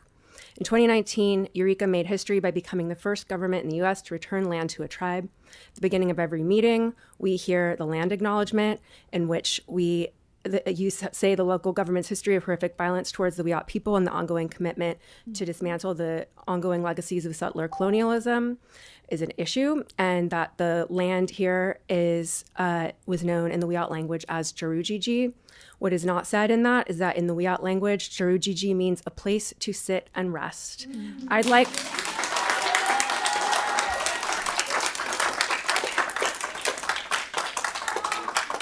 I'd like for everyone to take a moment to reflect on the irony that there are multiple people in the city government who are still pushing to make it illegal for anyone to sit and rest on this stolen land whose rightful name means Thank you. Your a place time to is sit up. and rest. Thanks for your comments. Come on up. Hello. Hello again. My name is Ames or Amy. I live here, work here, I went to school here. I've worked in shelters and advocacy and outreach. I wholeheartedly oppose Ordinance 1040 and demand the council vote against this measure. I was here 2 weeks ago and cited several sources, as others have done, about how harmful, carceral, and misguided these types of measures are. We know what the cops do. This type of police violence you are promoting is just one of the many manifestations of carceral violence that has plagued and continues to plague the entire world, from Palestine to Cop City in Atlanta to deportations and beyond. I like to dispel the myth put forward by Jacob Rosen that forced mental health treatment is beneficial for those experiencing mental health crises. The research actually shows the opposite, and people who advocate for housing first and trauma-informed models know this. Forced treatment for mental illness or substance use does not help people manage their conditions long-term, nor does it prevent homelessness. In fact, it's traumatizing and just another tactic in the criminalization playbook. I find it super infantilizing and problematic the way you all talk about unhoused people, like they aren't as deserving as autonomy and choice as any of us. We know that you have business owners and faux environmentalists in your ears and your email inbox, but please remember that our community is more than that anyone who calls themselves an environmentalist advocates for folks to be thrown in jail for simply existing outside and has never had anything to say about genocidal violence being inflicted on people and land across the world, does not actually care about the environment nor injustice in our community. We all know that what lies at the heart of these outcries for cleaner trails and streets is really just the fact that these people don't want to come face to face with the issues of systemic injustice in our community. Homelessness is directly tied to the neoliberalization of cities and these public-private partnerships that defunded and continue to defund housing. It sounds like you all know that housing first policies work, but still would rather arrest folks over giving them a house and care. This measure is harmful and further sowing distrust among community members. It's not how we are supposed to support and care for one another. It does not support the folks already doing such important work in the community, and many of whom are here today. We need to focus on creating no barrier, trauma-informed shelter options, investing in permanent public and supportive housing, and creating a committee made up of people experiencing homelessness or those that have in the past, as well as organizers and advocates with strong ties to these communities. Please do not pass this ordinance. Thank you. Come on up. Hello. Hi, everybody. I'm Amy Scott. I'm also a social work student at Cal Poly. I've been sending you all lots of emails and encouraging everyone else to as well, because our voices matter. And I had like 8 million things to say because clearly I've sent you very long dissertations. But I guess what I really want to get across is that when it comes to understanding accountability, like as a social worker, I have to be accountable for the history of social work. Social workers are the ones who remove children and send them to boarding school, and Native children and send them to boarding schools. Police also need to be accountable for the harms that they cause. You can do good things, but you have to acknowledge your history. You have to acknowledge the harms that you have caused, and you have to rebuild relationships with people. That's what all of this is about, is relationality, is how we care for one another. And everyone's listing all these amazing reasons for why we shouldn't have this bill. So I don't need to go into that, but like My part is, what can we build so that we don't need to have these things, right? And thinking about all of the things you've already done, like, we do have a lot of really great programs. They're not enough, and we know that. So let's stop spending funding on things that we know cause harm. Let's spend funding on the things we know work. And let's also do, step one, a needs assessment. Let's ask people what they actually need, what they want, and not tell them what they should want and what they should need. I really, I can't stress enough that I know that people are coming from compassion. I feel that. And that we are all trying to alleviate suffering. That's the goal. How we go about it matters. The language that we use matters. How we show up for people in our lives matters. How we show up for the people we don't even know should be in our lives matters. I ask you to please vote no on this ordinance, to listen to this 8 hours plus 4.5 hours plus however long you spent reading my very long emails. And I want to thank Miles for really actually going through the research that I sent. The article was the first one in my 79 citation annotated bibliography. And again, I really appreciate you taking the time. So thank you. I hope your meeting goes well tomorrow, Leslie. Thank you. Come on up. Hello. Hello. You should all know me by now. My name is Rick Toledo. I'm a representative with Students for a Democratic Society Humboldt. It's my third time here to tell you to vote no on this and to remind you that we will pursue litigation. We are prepared to do it, and we don't want to, but we're happy to if you want to pass this. So please do not pass this. Do not make us sue you. Do not make us fight you. I wanted to point something out. Mr. Slattery said that he had reached out to the community and to advocacy groups, but no one had gotten back to him. Well, did anyone miss a call from Mr. Slattery? Did you miss a letter? I must have missed my call from Mr. Slattery. That's too bad. I didn't hear from him. My organization did not hear from him. Anyway, something I want to really just thank Mario for is pointing out that they've doubled the jail time. They've doubled it for a misdemeanor in this. It is double what it should be. And it's clear that this is a criminalization bill at this point because we already have all of the services, right? So all we get is the criminalization and the double jail time for homeless people. So yeah, I mean, thanks for the mask off moment with that. We really appreciate it. This bill will give police way too much power, and I think we've all heard that by now. It's basically just giving them power over homeless people. It's giving them final say on whether or not they get these criminal charges. As someone who spent 4 months in jail, I would like to comment on Mr. Slattery. Once again, he had a nice little comment there from some business owner that said that jail is not that bad. I've been there for 4 months. I would invite you all to spend 4 months there. It's bad. It's racist. There's slavery. It's not a good time. I don't encourage that for anyone, and I wouldn't wish it upon anyone from this community for being homeless. Now, I want to talk about something else. The root cause of this issue is in the name. These people are homeless. They are without homes. It is easier to treat the root problem than it is to criminalize the symptoms. We can do that by having more accessible housing, resources, rent control. We've heard it from a million other people. I'm not going to go down the list any further. Now, the one thing I've noticed is that business owners are the only ones in favor of this. It's pretty clear to me that they're probably lobbying y'all, so I'd love to see the data on that, right? Because why is it only business owners? Why are we hearing about the spirit of the law when we have the spirit of the people in this room, and the people in the community outnumber the business owners 10-1. All power to the people. Thank you. Come on up. Welcome.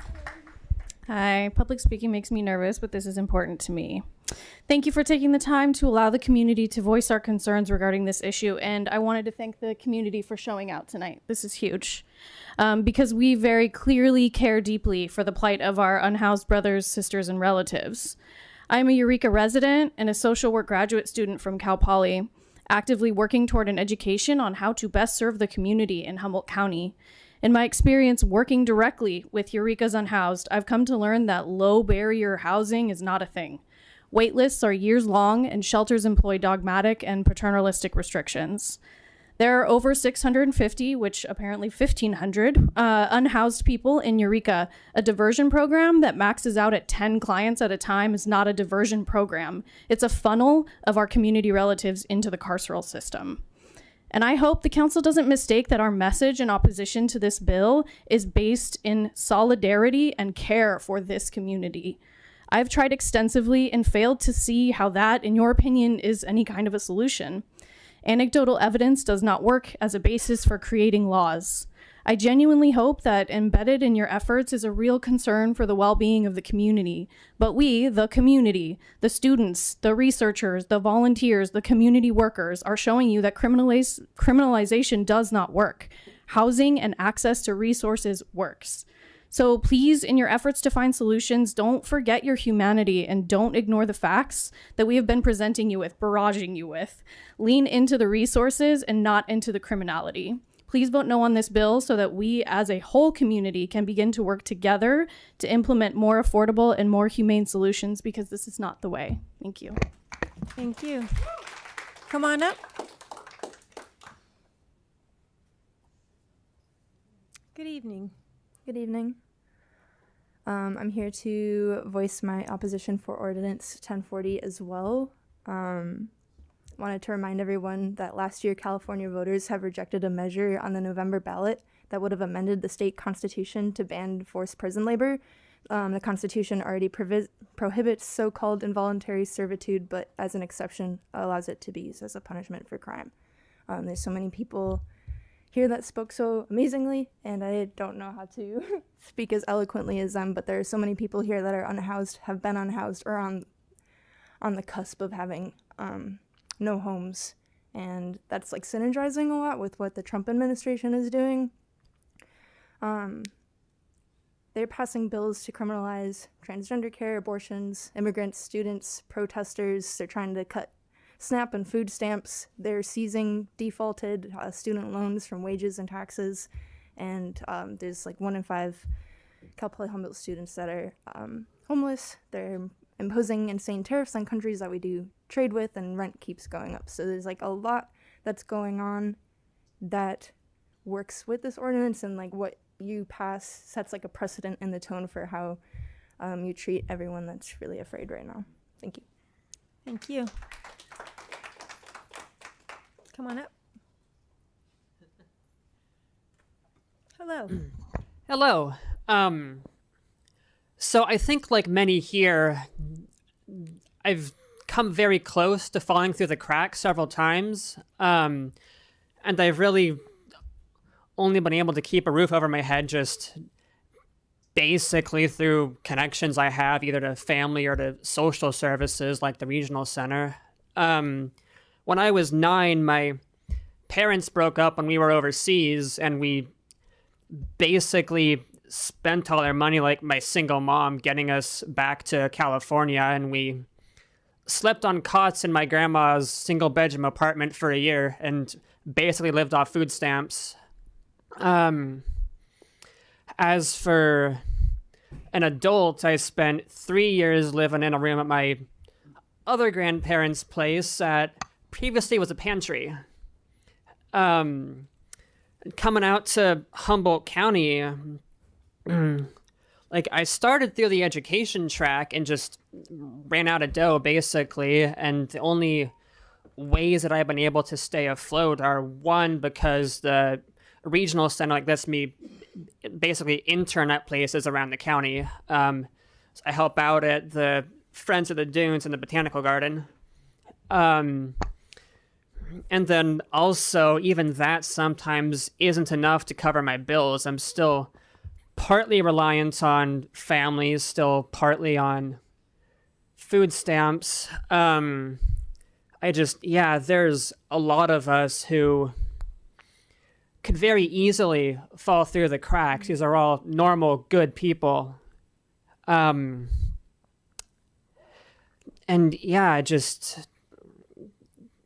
don't think people should be punished for having, one accident that turns into, potentially months or years on the streets. What we need is more support not more punishment. Thank you. For being here. Come on up.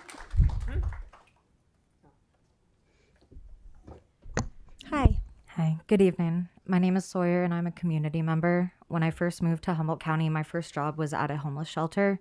I didn't last very long. I found the experience demoralizing. I learned why my family members and others don't use those resources. And I learned that what I was doing, I couldn't pretend that it was helping people. This ordinance is the same. This ordinance is not only an extension of the law, it is a disability justice issue, it is a racial justice issue, it is a sexual violence issue, it is frankly life or death. And it's not something to smirk or smile about. I think you all know that it's wrong to pass this ordinance. I urge you to vote no, no matter how small that voice in your head is. Thank you. Thank you. Okay, before we move on, please stop the clock. So we do need to extend our meeting. It's 9:24. So if we could get a motion to extend the meeting.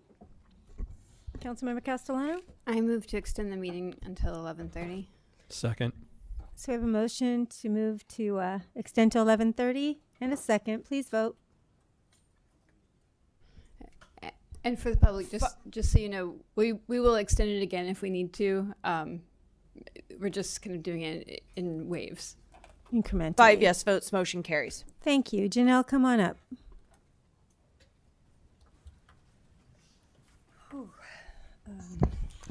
Good evening.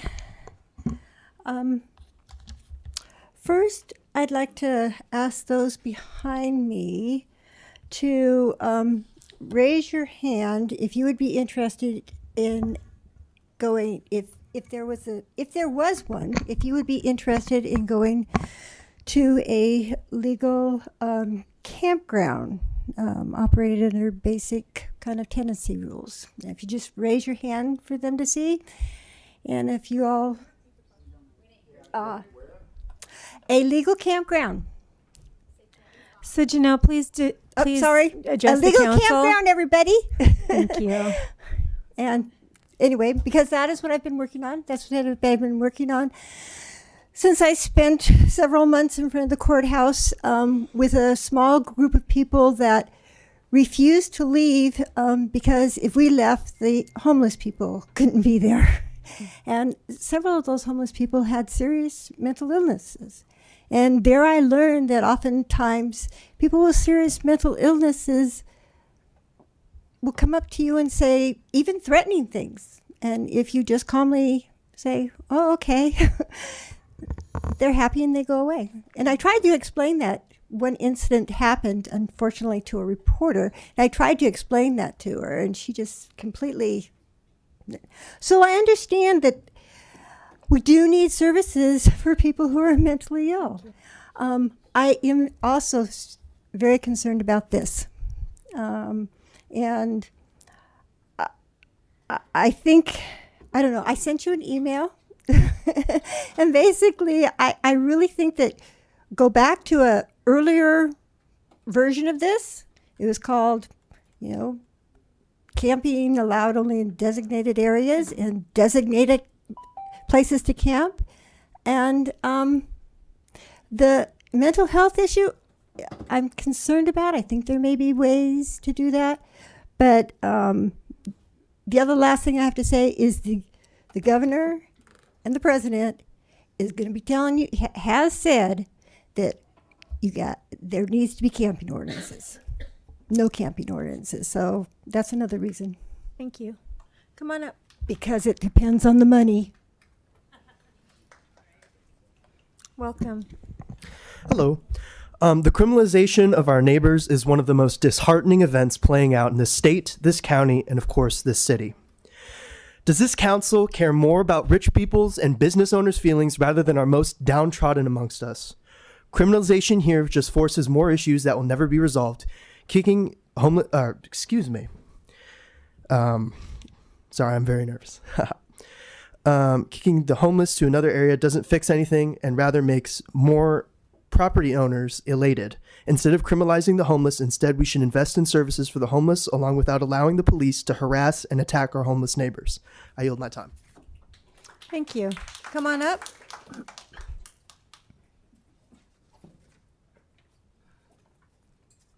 Hi. Well, there's a message on this for you guys. And there's one on the other side.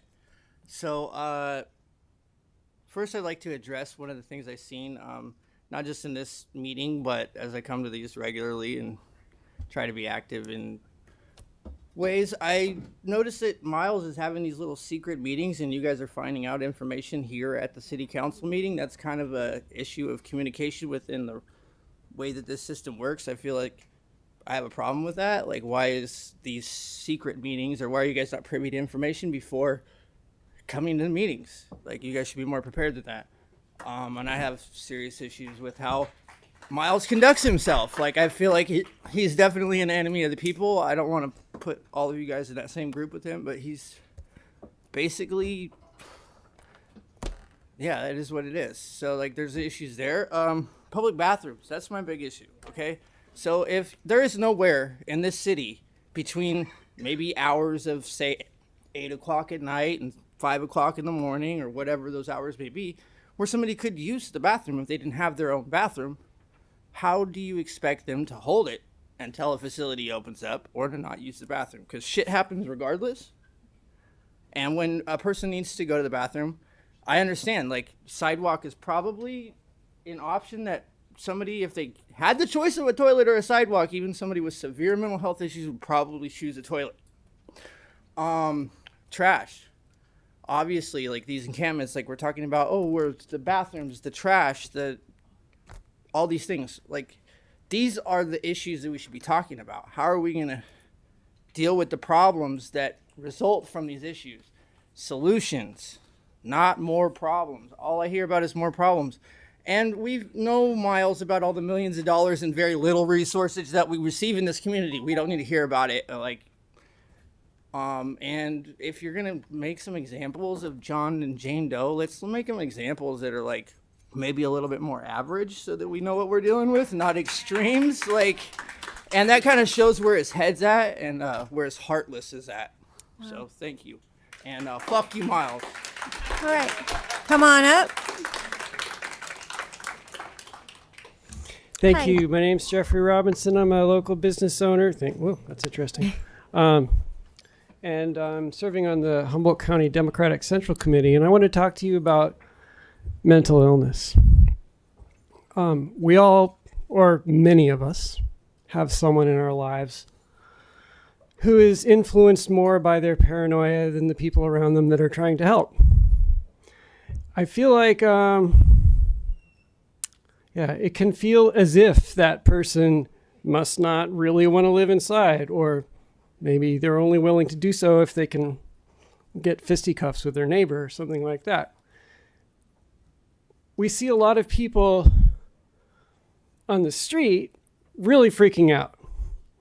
And so you might think that mental illness is a cause of homelessness. What I'm here to tell you is there's just as many mentally ill people in every other class of society. If you're middle class, it might be a domestic abuse behind closed doors. It might be showing up to work on Zoom while drinking bourbon. If you're in the ruling class, it could be trying to eliminate an entire society of people. If you're just particularly wealthy, it might be just accumulation of things. But for the people who aren't homeless, mental illness is either shrouded or it's disguised as nationalism or some other thing, or ambition. All of these different communities of people are very special in their own ways. And the interactions amongst our mental illnesses are what makes America what it is. Every man for himself. Responsibility for the have-nots looks like obedience. Responsibility for the haves looks more like take as much as you can. That tension between despair and Machiavellian ambition keeps us as a society nutting up. So I say, for mental health, no on 1040.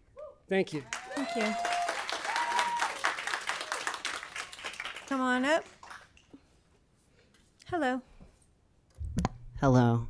My name is Tony Ramona. I'm a transgender American, and I worked with the trans homeless community in San Francisco for over a year and a half. I worked on the night shift, and I worked in Soma, one of the most notorious places for drugs, violence, and everything that this bill is afraid of. I am not afraid. I have made so much friends within the unhoused community, and even through working through a very radical organization, I can see a million reasons why someone would refuse housing ad infinitum. Sometimes there are people who abuse power within those places, and they choose to work those places because they can abuse power. And because of the high turnover, they stay in those places and they abuse the power ad infinitum. Some people in my org were accused of rape. Sometimes we exited people and then those people got raped on the streets. When you introduce bills like this, you are creating ghettos. You are funneling people into a very small area. You are making them desperate. You are making them dirtier. You are making them poorer. You are making them more desperate, and you are creating a ghetto. I do not use that lightly. I have seen so many people able to turn their lives around with just being given adequate clothes, being called their name, and being allowed to use a gender-neutral facility anytime they wanted or needed.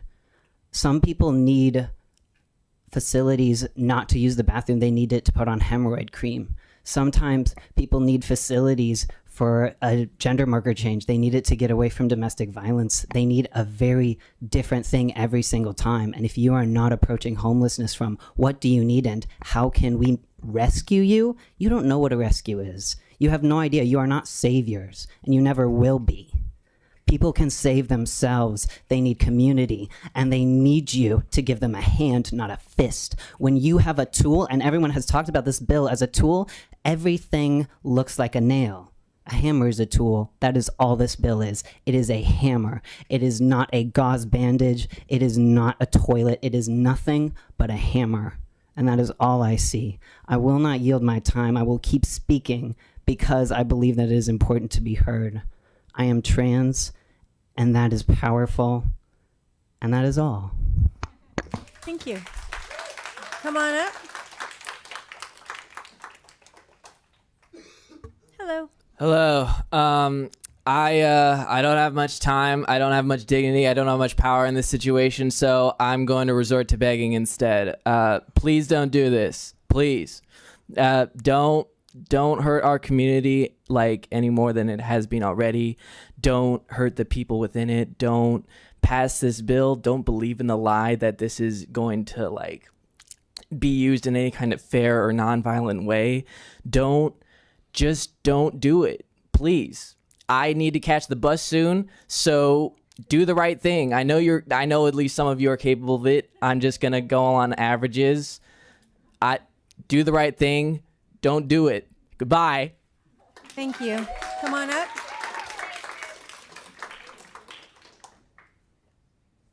Hi. Hello. Yeah, I've been a community member here, a guest in Way Out territory for about a decade. And this is the third meeting I think I've been in discussing this issue. And yeah, I wrote some things down. The first thing I said is, this is a lot of language and time to just say, this ordinance increases the criminalization and death count of people living outside through endless sweeps or incarceration. This diversion program is not an act of community care. It is an act of further legalizing genocide of unhoused community members for existing, under the guise of protecting public safety. What public are you keeping safe when you're furthering genocide?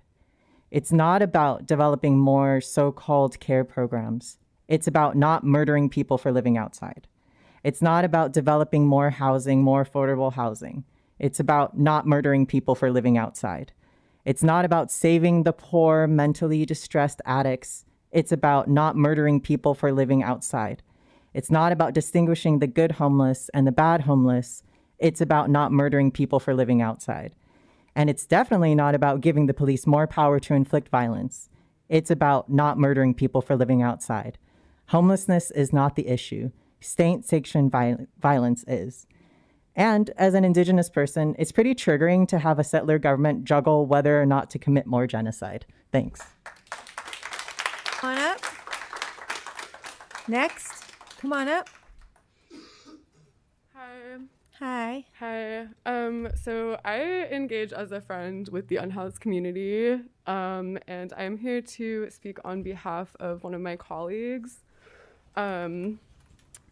He would like to say that, so behind the reason for this ordinance is to gain more leverage in coercing homeless citizens to use city-provided services of housing, drug addiction, and mental health. They plan to threaten a homeless citizen with a misdemeanor for various homeless offenses until they participate in and complete one of these city-offered services. I see several fallacies in this approach. The first is that homeless citizens do not need to be coerced into accepting housing. The fact is that there is a long waiting list for the available housing, and it takes 6 months to a year to get housing, even just through the Uplift program. The housing that is available is mostly for older citizens with physical challenges and is virtually unavailable for the homeless citizens. Another fallacy is in the area of drug rehabilitation. There are several residential drug treatment centers in Humboldt, all have significant waiting lists, with people coerced by threat of criminal misdemeanor into entering a drug treatment program. It would seem that their success rate would be reduced. Giving treatment to coerced participants doesn't seem fair or logical. It seems fallacious to coerce homeless citizens when there are no services to treat them. Do mental health practitioners really think that they can successfully treat clients that are coerced into the treatment they need? The city staff claims that when the services are overloaded, they will request the police department to stop issuing criminal misdemeanor arrests and revert back to non-criminal citations for homelessness violations. This switchover procedure is incredibly troublesome. It appears the city should improve, increase, and better market the services provided for the homeless population rather than coerce them into currently overloaded services. Thank you. Thank you. Come on up. Hello. Hi, my name's Dan, and a lot of people know me. I guess a lot of people are learning Miles's name right now. I learned of Miles's name on KMUD Community Radio. I went to their block party, and I made a lot of sacrifices to get there. I'm living on the margins. Transportation and stuff isn't easy. But Miles would say, he called himself Miles from Eureka, and I would call him Miles from the Truth, Miles from Conscious, Miles from Compassionate, and Miles from Understanding. His statement that 80% of the homeless people will go to the free lunch and that he can just extrapolate like that to figure out how many homeless people are in Eureka is beyond ludicrous. I personally have been homeless and I hardly ever go there, even when I'm in Eureka. So the figures are ridiculous, okay? Right before I came here, I saw Officer France from CERT get this award. And that's wonderful, but you need to follow through on that by not creating more sticks. We need more carrots, not more sticks. I have been successfully gentrified out of Arcata. I was elected student body president in '90, and I am gentrified out of Arcata. Now there's an attempt to gentrify me out of Eureka and Humboldt County. Hell no. I just registered to vote here. I'm going to figure out which one of you is my council member. Believe me, I'm going to come see you, okay? But in the meantime, I'd say hella no to this ordinance. Not N-O, K-N-O-W. And to hell with Carcata and car camping, because I was kicked out of that. And I was compliant and obedient and servitude and sober, and even those weren't requirements for there. Now, homelessness, Arcata, Darlene Spore have been there. Saving the homeless is business that saves people. You're saving more homeless by getting jobs that people pay rent. Unemployment, double the jail time. Mills is in Palm Springs, okay? He was your police chief, all right? Now, we've got some people stepping up trying to do a good job. But the city council does not need to start hitting people with sticks. Mel Brown, bring it back, abolish bail. Thank you. Your time is up. And Ecuador, Come for on Fire up. Phoenix is moving to Ecuador. Come on up. Because Come on up. can't afford to live in this country. Thank you. I'm a mom, teacher, community member, and I work and spend money in Eureka or Jaro Gigi. Jaro Gigi, let me reiterate, a place to stop and rest. In your land acknowledgement, you say you acknowledge the Wiyot community, their elders, both past and present, as well as future generations. Do you also honor the language, this specific place name of this city, and how beloved it is to all of the people? It seems like it because so much focus has been how this town is perceived aesthetically, wanting to draw in visitors and tourists.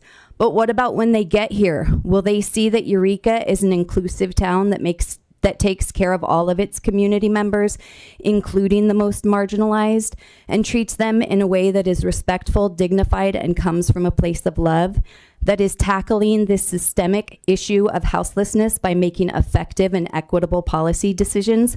Or will they see that Eureka is following the lead of places like Grants Pass, a literal sundown town where racism and white supremacy and settler colonialism are upheld and enshrined into laws that criminalize symptoms and do nothing but worsen the issue?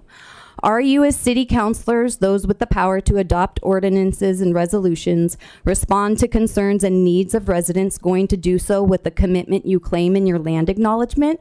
Or are the words you publish on your government site just words, meaningless, obligatory, empty? My request is that you reflect on what it means to be a city councilor for this city of Jaro Gigi. What are the principles you uphold in your positions? How do you make the decisions you do? Are they research-based? Do you listen to experts in the field like the unhoused, social workers, folks committing their lives to making meaningful changes, students, elders, and not just business owners and the seemingly intoxicated city manager? Are you coming from a place of love for this land and her people, all of her people? I ask that you make policy decisions that are effective today, tomorrow, and for future generations, that you honor the words of your land acknowledgement and take meaningful action to back them up. Vote no on 1040. Thank you. Thank you. Come on up. You're next. Hi. How's it going? Good. I would just like to start by, saying a lot of things are fact-based, when people go into their pitch for the whole thing, and it might be kind of hard for you guys to get the details to come to a conclusion, especially when it comes to voting. So I would just like to ask that you guys keep your opinions out of the decision-making process and your emotions and whatever, because I see a lot of that. There's a lot of bad stuff that happens in the world.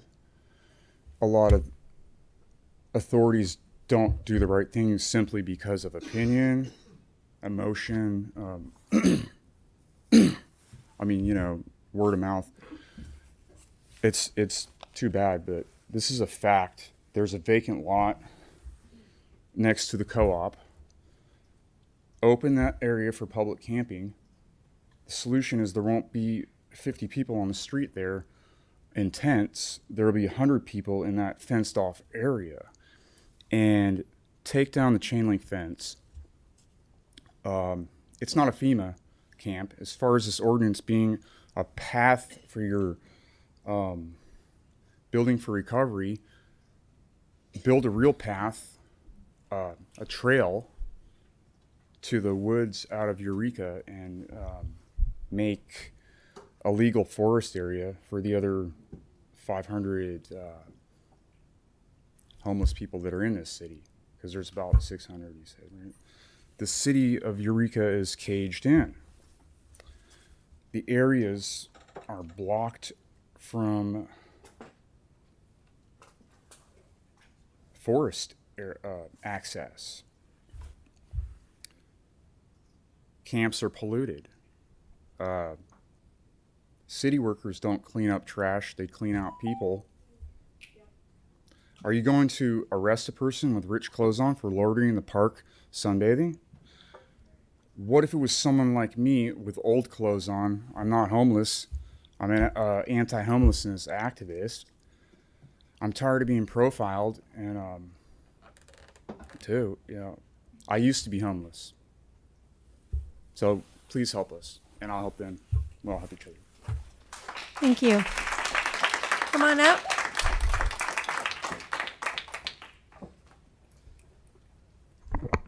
Hi. Hello. I'll put that up for you. Thank you. You're welcome. I'm here to share that I would be against this coordinate, 1040. Many people before me have shared more better detail than I could of why this coordinate is a bad idea. First off, it criminalizes homelessness. Homelessness is already a tough situation to go through.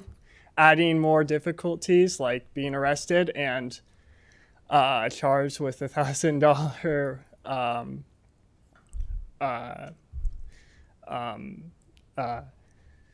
fee would make it more difficult than already would be if, they didn't have to deal with that.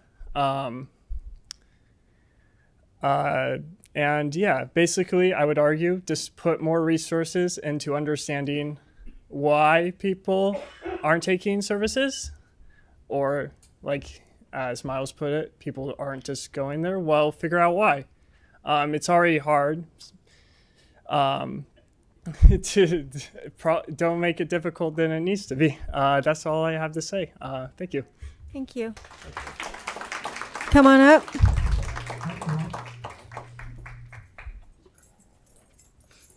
Good evening. Evening, everybody.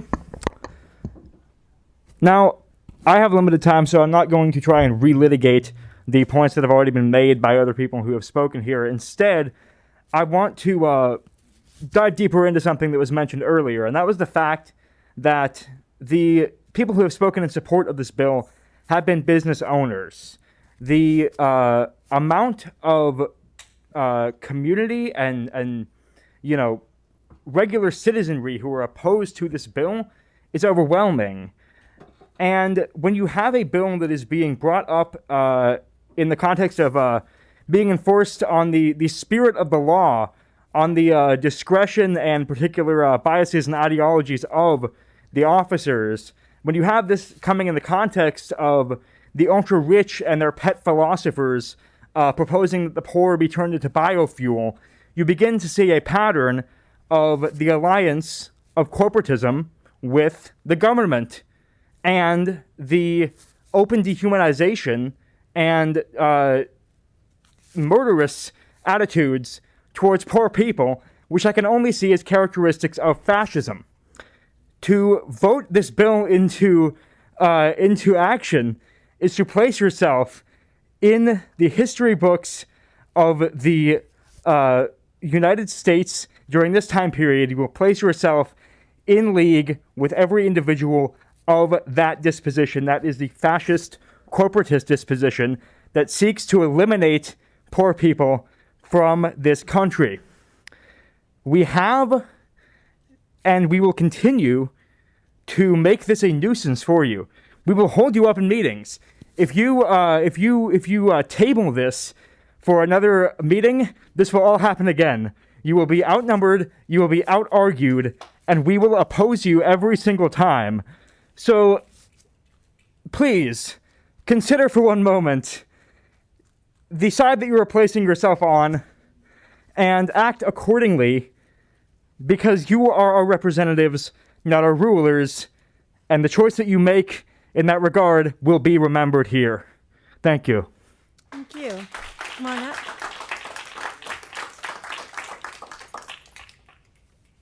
Hello. Hi, my name is Ben, and I reside in Eureka. I've lived here for about 8 years, and I apologize, I'm not the best orator, but I felt the need to speak today. I am against this ordinance, and I just have a quick comment on the subject at hand. The criminalization of homelessness in our city or anywhere is an abhorrent abuse of power used to give our white supremacist police force another excuse to oppress the most vulnerable people in our community. The buffoonery in attempting to enact this legislation shows that you are deeply unserious in helping the people heal and grow and only want to hide the larger systemic issues of American poverty.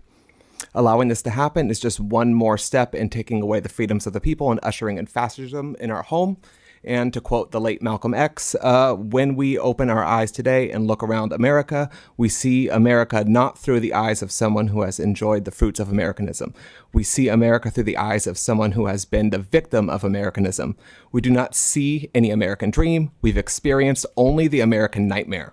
We haven't benefited from America's democracy. We have only suffered from America's hypocrisy. That is all I have to say. Thank you. Thank you. Come on up.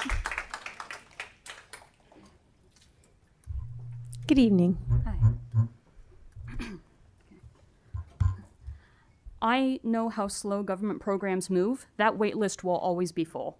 Essentially, this will put the decision on whether to apply this ordinance fully in the hands of the CSET officer, who gets to decide themselves if this qualifies as exigent circumstances.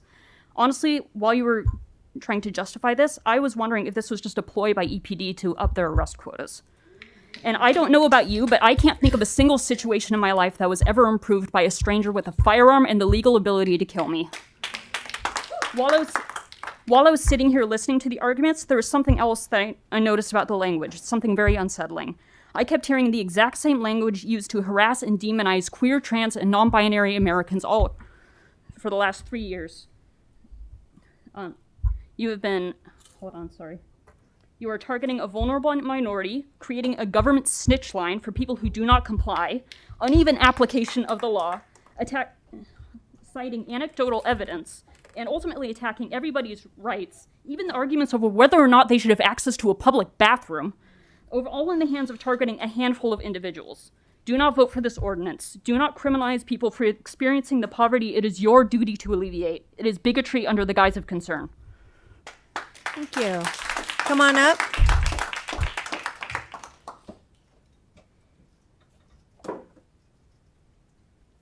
Hi. Hello, my name is Alex, and I'm going to be talking a little bit fast to try and say all the things I have to say. I have a BA in psychology, and I'm currently a graduate student. And for the past 3.5 years, I've worked with youth, mainly in the juvenile dependency system, not to be confused with the delinquency system, but sometimes youth I work with are system impacted in various ways. A commonality between things that I've studied is how important family systems are. And I'm sure some of you as a kid had, your favorite grandma, aunt, uncle who made you a sweet treat or a meal or barbecued or went to your soccer games and made you feel really loved. Many people don't have that. And I really want to highlight that this is not just an adult issue. This is a issue that youth and kids as young as infants go through. And houselessness does not have an age limit. Youth are kicked out of their homes for being trans, part of the LGBTQIA plus community. They run away due to domestic and sexual violence done around them or to them. This is not just an adult issue. Youth, kids as young as infants can live out on the streets, not being, and working with these youth, I get to know their lives, court cases, all of those different things. And some parents are not doing drugs. Some parents don't have mental health issues. Living is extremely expensive and oftentimes requires co-signers. And some people just don't have the financial education to have parents who have good credit. They themselves don't have good credit. Some people have their parents run their credit to the ground when they're children. And so I'm also going to read a paper that I had recently wrote. The National Conference of Legislators reports that there are 4.2 million youth and young adults currently experiencing homelessness, while a little over 500,000 are unaccompanied minors. 1 in 10 youth ages 17 to 25 will experience homelessness every year. This is done in 2023. This is an article done in 2023. Keeping track of the rate of homeless youth can be extremely difficult due to the circumstances that they may not have access to permanent address, go socially unseen, and lack of ability to access proper resources that take them under account. Also, Humboldt County does not have a way to track homeless youth. Your time's up. Thanks for being here. Hi there. Hi, my name's Hannah, and I'm a social worker in this community for the last 10 years. I work with people voluntarily, and I let them teach me how I can help them. We work together, and they guide the way. I typically work with perinatal populations, and I bring that up because typically these people are higher up on those lists. But my experience is that people are still waiting several months to years to get into transitional housing. The majority of people I work with have not been able to stay at Betty Chin's or the Mission. There's a large gap of community members, the same gap I suspect this ordinance is attempting to address, that will not be successful in these two programs. We need alternative programs that are not abstinence-based, allow couples and pets, not rely on CalWorks for enrollment, among other challenges I hope that this council is already aware of. I also try to, outside my role, be part of this community and be involved. Some of the things I do are help with the shower operations. And I was really disappointed that some of those expert letters that were shared, that AHA or Hatcher, or even more people who are experiencing these things were not highlighted. We all can agree that having a place to go to the bathroom and take a shower is the least we can do to provide dignity to our community members. And every time I come to one of these meetings, I hear a business person complain about human waste in front of their business. And every time I'm just like, we need more bathrooms. Like, can we focus on those as solutions? A lot of the people who I serve also have a dog. Dogs offer protection and companionship, and the people I serve who have a dog have strong attachments and can provide me with several examples how those dogs has positively impacted their mental health. The majority of people, not everybody, the majority of folks I serve are living in survival mode. Neurologically, when we don't feel safe, our brains limit our rational thinking. People are streamlined to actions like fight or flight or freeze. You all may probably have heard those terms before. I was really disappointed to hear the rhetoric regarding having consequences for not accepting help. This reminds me of the similar rhetoric regarding child welfare and the belief that fear of losing custody of a child will somehow inspire change. For those who've worked with families, it's so much more complicated than that. And to me, this is the same as this issue. Added fear is only going to increase more of that survival mode. Please find a different alternative. I'm disappointed the city has not made more efforts to support a tiny house village or increase our public bathrooms. This ordinance will only make the community members' lives harder. As a service provider. Yeah, your time is up. Thanks for being here. Come on up.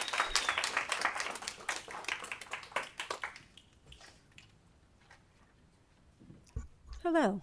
Hello. Thank you so much for taking the time tonight. This is a long time to stand and listen to folks, and I appreciate all of you for doing that, and I appreciate Miles Slattery for all of the research. So I wanted to start by saying criminalizing the unhoused worsens the crisis by increasing arrests, creating barriers to housing and services, and causing lasting harm to the people that are targeted. Spending time in jail causes decreases in health as well as creates more poverty due to losing belongings. There's been talk of folks on drugs and with mental health issues. There's evidence that experiencing houselessness is often the catalyst for using street drugs for the first time. The highest increase, trying to run through it. The highest increasing unhoused population is elderly people due to limited fixed incomes and increasing housing costs. 2.4% of the city of Eureka's population is unhoused due to estimates that I found online. The national rate is 0.1%, 7%. So I think we have to acknowledge that we're looking at a really high rate of people being unhoused and that that's challenging for business owners, for the community, for everyone. I think that this is just not the solution. I did hear earlier that this could be used when victims don't want to file charges, but I'm a little confused by that because you don't need victims to file charges to prosecute people if you're aware of a crime that was committed as a cop. This ordinance is being considered because of the Supreme Court overturning the Grants Pass cruel and unusual punishment case. As was recently determined in a federal case in California with the city of Vallejo, the 4th and 14th Amendments still apply to ordinances like this one, making it very likely lawsuits will be filed and the ordinance will be challenged in court. I just wanted to end with the concept that we are all closer to being unhoused than being billionaires. Thank you. Thank you. Come on up.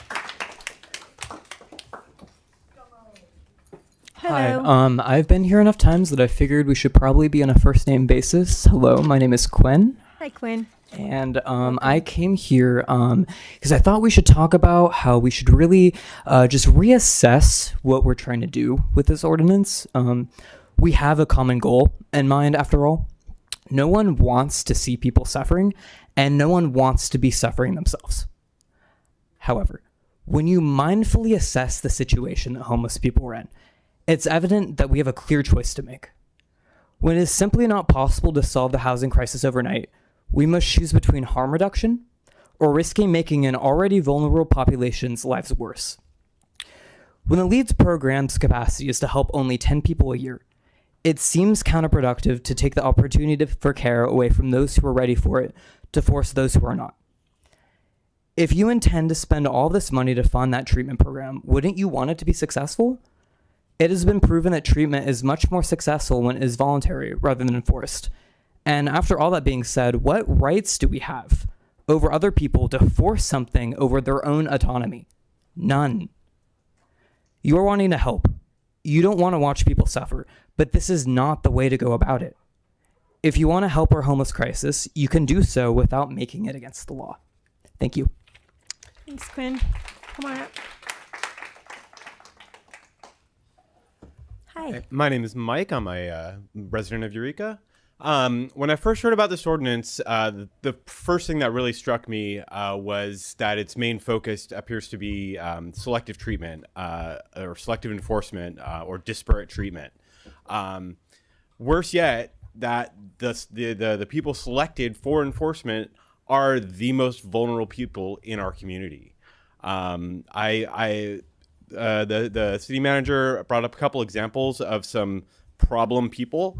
It's not clear how this ordinance would help those specific people that he even brought up in any way, shape, or form. It would just slap them with a fine and potential jail time, and they'd be right back in the same issue that they are. So I don't see this ordinance as providing any benefit to the community or to the houseless population or the house population either. So I urge you to vote no on it. Thank you. Come on up.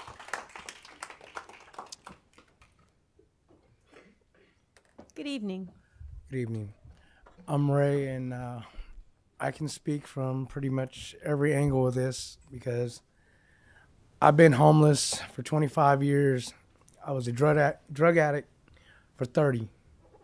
And up until the recent, I just sobered up. But you know, the hardest part about that was finding people who could relate. Finding people who were willing to look at me like I was a person, let alone walk down the street and not have people look at me like I was an animal.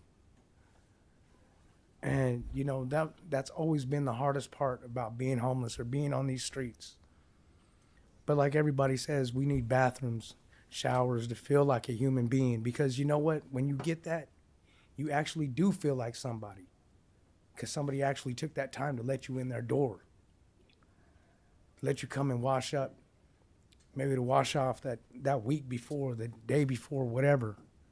And it's hard to find those resources because I know we got Hatcher and we got AHA that assist, but that's like what? Once, twice a week? The mission, I mean, I've been there and they're selective. Sometimes they're kicking people out for, you know, small things, but I mean, to them it's a big thing. And, you know, some people just don't want to have to deal with certain rules or guidelines. They just want to be accepted into a shower or a bathroom. And that's a hard thing. But most of all, you know, we got females out here and approaching all the mental health issues. You know, a lot of these females and males, they were victims of somebody else. So you know what? If you sit and talk with some of them, a lot of times they have a coherent conversation with you. Why? Because you addressed them as a human. You came at them with some type of, you know, nothing that was violent, nothing that was against them as a person. You just took that moment to say hello, how you doing, and actually mean it. You know, and that's what we got to do. We lost humanity somewhere and just made humanity a profit because that's all we're doing is like, you got to pay us for humanity? I mean, when did society become like that? Thank you, Ray. Come on up. Hi. Hi there. 1 second. This is my third time, so I actually wrote something for you all this time. A little more prepared, and I got dressed up. Hope you don't mind. I'm Sim. I live in the community, and I'll try and keep it brief because I know that all of you all are tired, and thanks for a good push. But please do listen to us and me when I say to vote no. If programs are filled up, please expand the capacity of the programs. If the programs are being left unused, improve the quality of the programs. The argument that criminalizing any sitting, standing, or lying anywhere in city limits, as clarified by Councilmember Contreras Deloach earlier, saying it is justified because it has the potential to increase referrals to services makes no sense. If all of these services are already in place, slapping an incredibly harsh charge, considering the offense, onto our neighbors, one that sticks around on one's record, seems especially cruel in the face of supposedly lower barrier services, but it works directly in the face of services that you've mentioned today, like Pathway to Payday.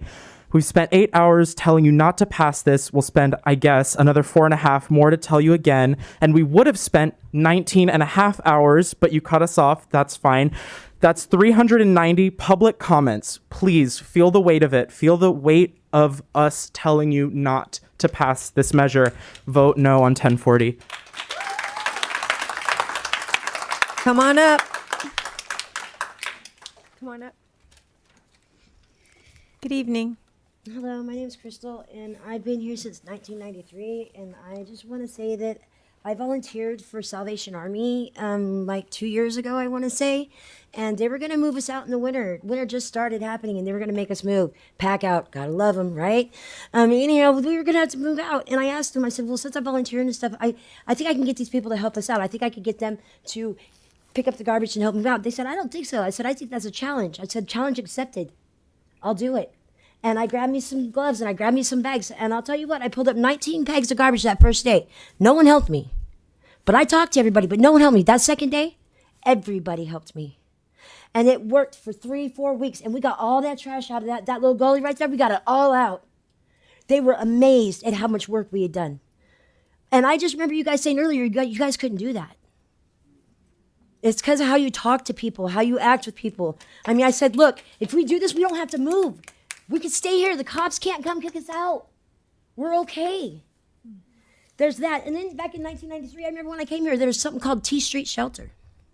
I remember you guys saying that 7 years ago, there was no resources, no winter, no nothing. The T Street Shelter was the bomb. I'm telling you right now, I was just a little kid, but it was the bomb. You know what I mean? Like, there's places for us to be. Like, they had this little thing we could run, jump off in all the clothes that donated. Like, it's really huge, diving. It was really great.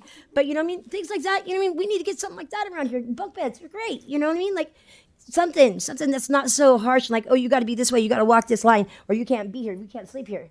You know what I mean? Because some of us can't walk that line. Some of us got a broken foot. Some of us got some twitches or whatever. But we can't do that. You know what I mean? We can't all walk the same line. And then right here, I want to say, just because 1 or 2 people may have a mental issue and find themselves trying to express their emotions and don't know how to get it out in a calm and mannerly way because they're having a bad day, we shouldn't all put everybody in the same basket and try to condemn us for just 1 or 2 people that are having a hard time, that don't know how to express themselves in public or to people. Just please, I ask you guys not to do this. Please don't do this. Please don't do this to us. Please don't do this to you. Let's help us. Just help us. It's all I'm asking, help. Not condemn us. Don't put us in jail. I've been in jail so many times. I'll tell you what, sleep on that hard bed. See if you wake up in the morning, your back don't hurt. Thank you, Crystal. Come on up. Hello. Hello, good night. I'm Gracie, and I want to reiterate what folks have been saying and lift up what unhoused folks that are experiencing homelessness right now. To first, foremost, give them dignity. Like, they want to be treated with dignity, and they deserve that from all of us, from you guys. being sidestepped and not taken into consideration of their input as stakeholders, as someone has said, because they're the most vulnerable and the ones going to be impacted with this. It's so disingenuous to say that you are making this ordinance in their favor.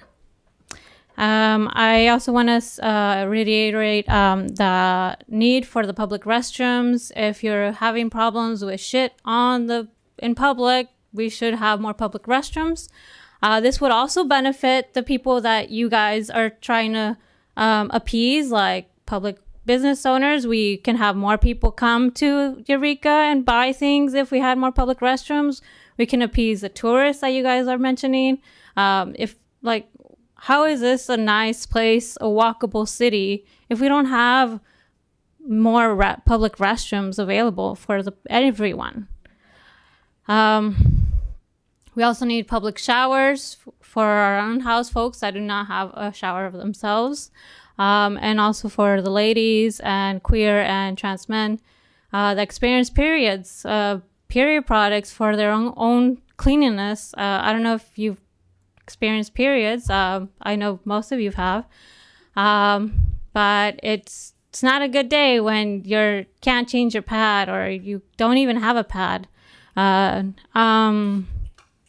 So I am calling also to repeal the current ordinance 93.02, which is restricting camping in Eureka, and 130.12 that is restricting sitting in Eureka, which are both infractions of a fine of up to $250. We shouldn't be fining people just for resting in WEOT territory.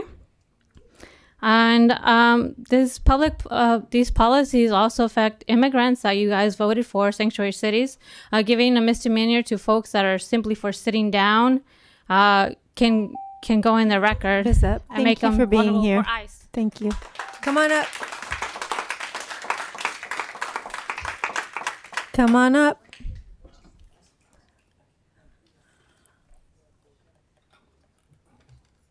Hi. Hi, hello. I know I'm supposed to address you, but I just wanted to say thanks to all my community members. I know there's been comments of maybe some of us don't live here because we're not homeowners or business owners, but this is my vibrant community and I see them out here and they feed me and they take care of me and we take care of each other. And I might not be a homeowner or a business owner, but I have been doing environmentalism in Humboldt County for the last 7 years. And so I just wanted to share something that was shared with me recently. May 15th, 1850, the state of California sanctioned the massacre of over 300 indigenous people. California state government allowed this under law. That's the Bloody Island Massacre in Clear Lake, California. You can look that up. This was brought to my attention by the archaeologist on Tuluwat because in February 26, 1860, white settlers murdered 250 indigenous people, mostly women, children, and elderly people. And the archaeologist shared this with us because we work out on Tuluwat doing environmentalism. And I guess I'm saying all of this to be like, this is all interchanged. You ask us to have good faith in the state, and the spirit of this ordinance is fascist.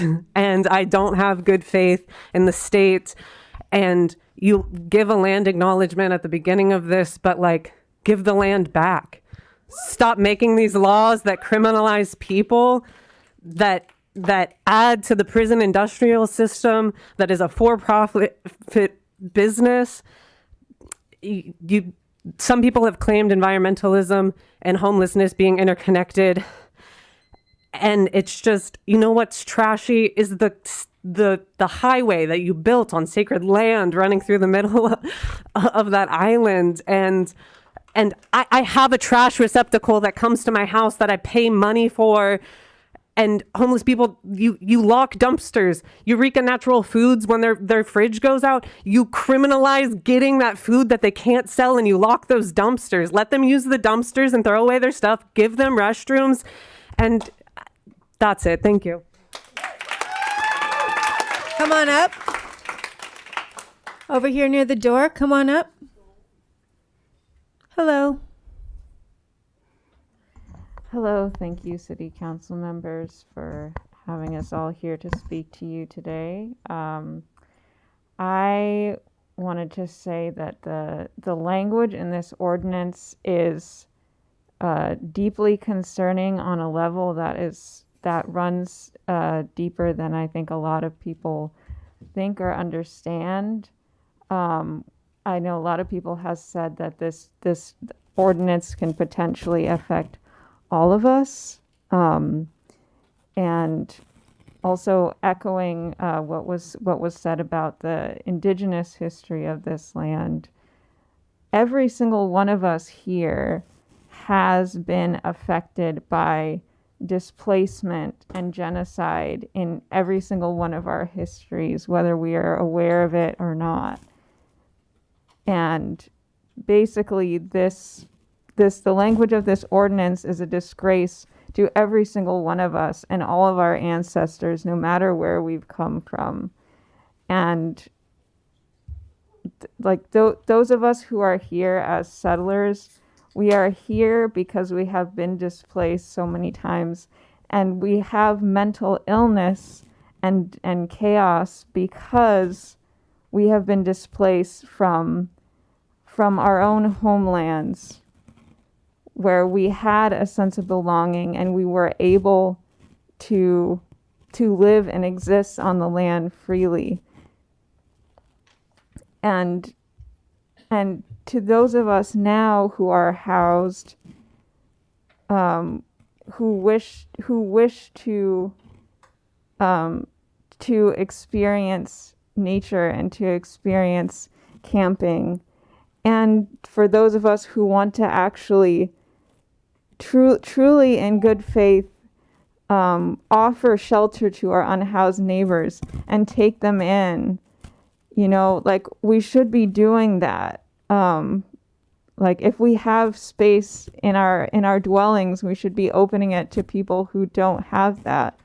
But this ordinance would criminalize that as well. There's language that says that you can only offer shelter to people for up to 7 days. That is not a long-term solution. That's not community. Thank you. Your time is up. Thanks for being here. Come on up. Hello again. I'm going to come at y'all from a different angle, because if I thought appealing to human decency was effective, we wouldn't be here right now. I'm one of those, I choose to be homeless people. I'm a nomad. It's part of my spirituality and it's part of my right. And I work full time and spend thousands, 2,000 to 3,000 of those magical tourist multiplier dollars in this city each month. I call Humboldt County my home half of the year. But if you continue to restrict the ability to camp freely, which you already have done by restricting the ability to stay at our public lands here in Eureka, including Samoa and Headwaters Reserve, then I will take that money elsewhere. I'm not going to risk imprisonment or a fine to stay in a city that keeps letting its populace down year after year and decade after decade. I cede my time, but I don't cede my right to exist. Thank you. Come on up.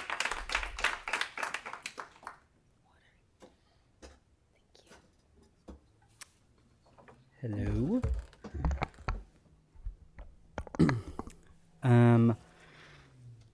Okay, I'm here to express my distaste for this ordinance and asking council to vote no.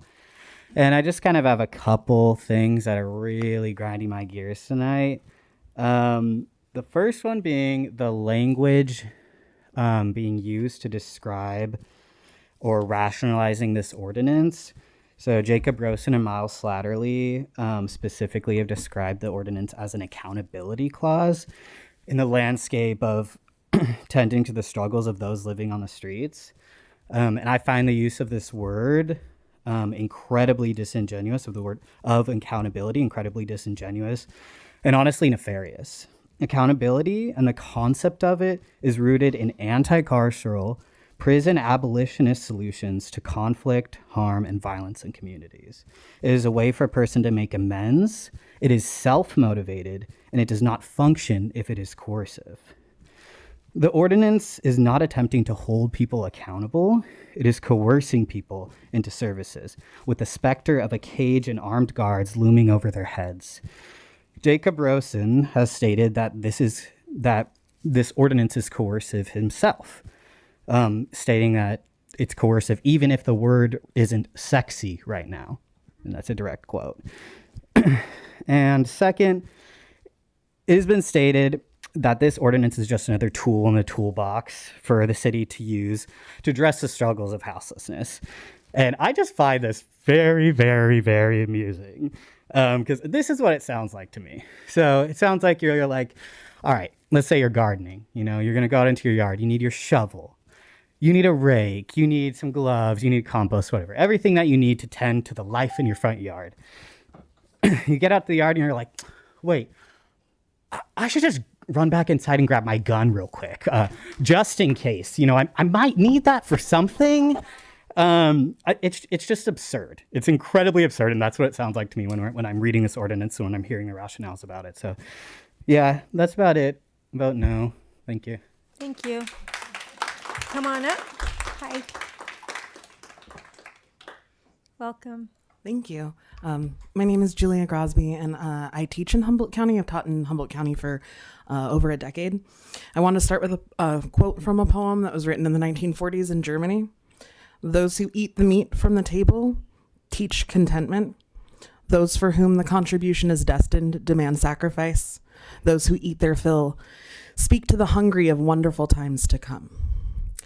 We can see evidence of hierarchical power in this room. There are people who make the decisions, and there are people who are subject to those decisions. The demands of those people who hold power are heard. The people who hold clout, the people who have capital, the people who have housing, right? Those people have more say in our society the way that it is set up. The most desperate, vulnerable, and disenfranchised people in our community are the ones who will pay the price, or the people who are vulnerable or exposed with laws like this. In California, statistically speaking, about a third of our homeless population includes families, unaccompanied children or minors, and our veterans. And if you looked at the numbers that have been presented, that's anywhere from 200 to 500 people living in our community. I have watched students in my classroom become homeless every single year, including this year. In any given year, at least half of the students in my classroom either currently are facing homelessness or have faced it historically in their lives. And those are the children who are going to be impacted by these choices. Putting their parents in jail, threatening them with jail time, making them pay fines will not solve the problems that these families face. I lost my spot, sorry.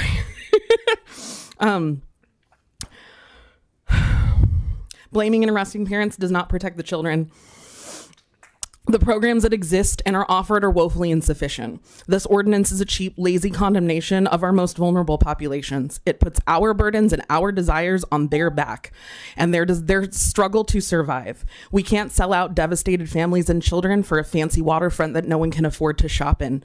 You attend our protests. You walk among us. You have to recognize the absolute vulnerable situation that every single one of our residents is put in by the current political situation, and that any one of us could be a target of selective enforcement or viewed as someone who is not desirable to our society.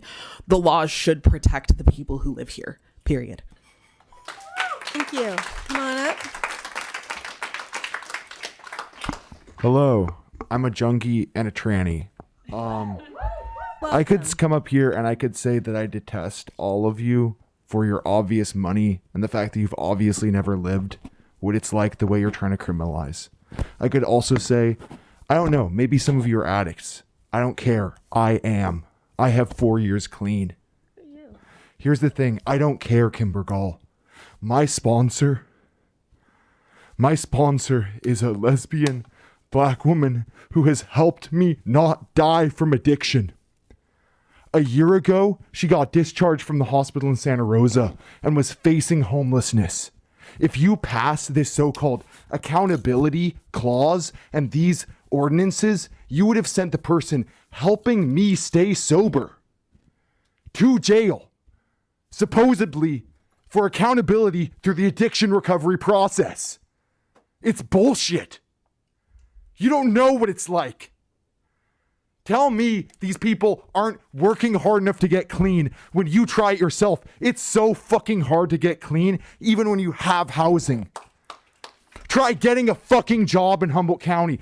I haven't been able to get one. I've tried I have years of concrete experience. I work as a wilderness therapy guide in Utah, helping at-risk youth, and I've been homeless in Humboldt County as a trans woman. I am this vulnerable population that is at risk. Are you gonna throw my fucking tranny ass in jail just for taking a nap and being dirty? That's fascism. And honestly, I don't care that you're supposed to represent me, because you don't. You represent money and the businesses. And you say you represent these business people, make really valid arguments like, dog, I'm supposed to come to Eureka, California and chill the fuck out as a supposed tourist or whatever the fuck, and I can't take a fucking piss anywhere? What the fuck? I can't sit and eat my ice cream on the waterfront for more than however allotted amount of time before it's loitering? But no, you're not going to do that to people who look like you. Shame on you for doing this on stolen land. Shame on you for focusing on this while Palestinians are dying. Thank you. Your time's up. Congratulations on your 4 years. It's awesome. All right, come on up. Hi, welcome. Hello, my name is Turnip. You've heard from me a couple times before on this issue. And honestly, I feel like after hearing all the comments before and going through the lovely couple-hour presentation on the ordinance again, and hearing the justifications and reasons behind it, I honestly don't really feel comfortable even accepting the framing around why this is being put forward. Because this ordinance is so expansive in its scope and language that I think it's honestly kind of insulting to accept the premise that this is here to help people, or even just about the unhoused population, or even just accepting the premise of it just being focused on them. It's incredibly expansive, an incredibly poorly worded bill that I believe honestly bled during the questions asked by some of our city council members.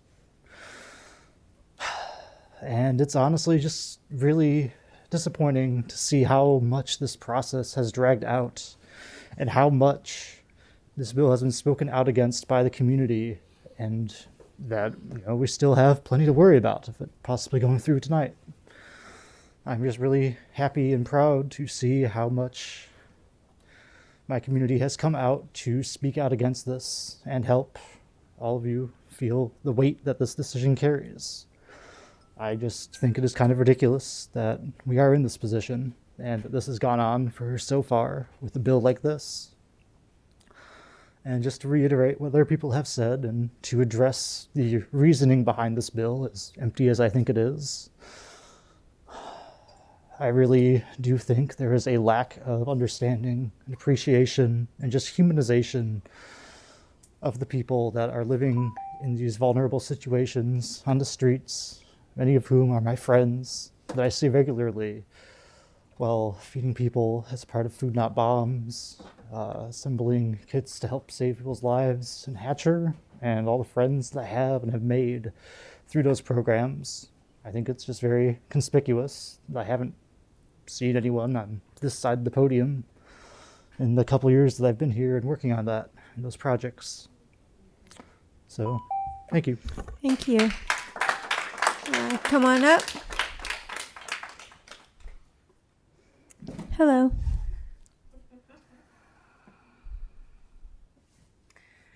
All of you. Your hypocrisy is heartless and dangerous. Let's hit some of the major points made in the presentation. The environmentalism motivation is ridiculous.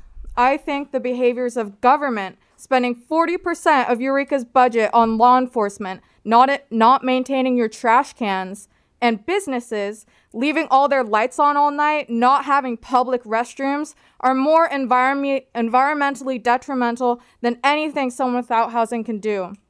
You want to talk about quality of life? Do you seriously think the average houseless person has a grand to spare? No. You are going to put people in jail for up to a year and give them a record. Those things are incredibly harmful to quality of life. I know some of you. Your actions around this ordinance make me ashamed to say it. I know your families. I'm familiar with your beloved pets and belongings. I know you use alcohol and cannabis and probably other drugs. If you lost your homes, which is way more likely than you want to imagine, what would you do? Would you leave your family and pets and throw away your things and stop using drugs and alcohol in order to have a roof over your head? I don't think you would. I think you would remain on public and private property. How would you enjoy being arrested for that? How would you enjoy being in jail? How would you enjoy having a record? And I'm sure you all do things that aren't good for yourselves. Should we get these cops to arrest you, to help you? Would you like your bodily autonomy violated?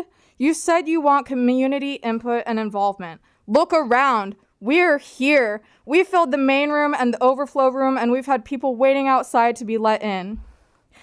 We have given you our input. We're involved. Listen to us.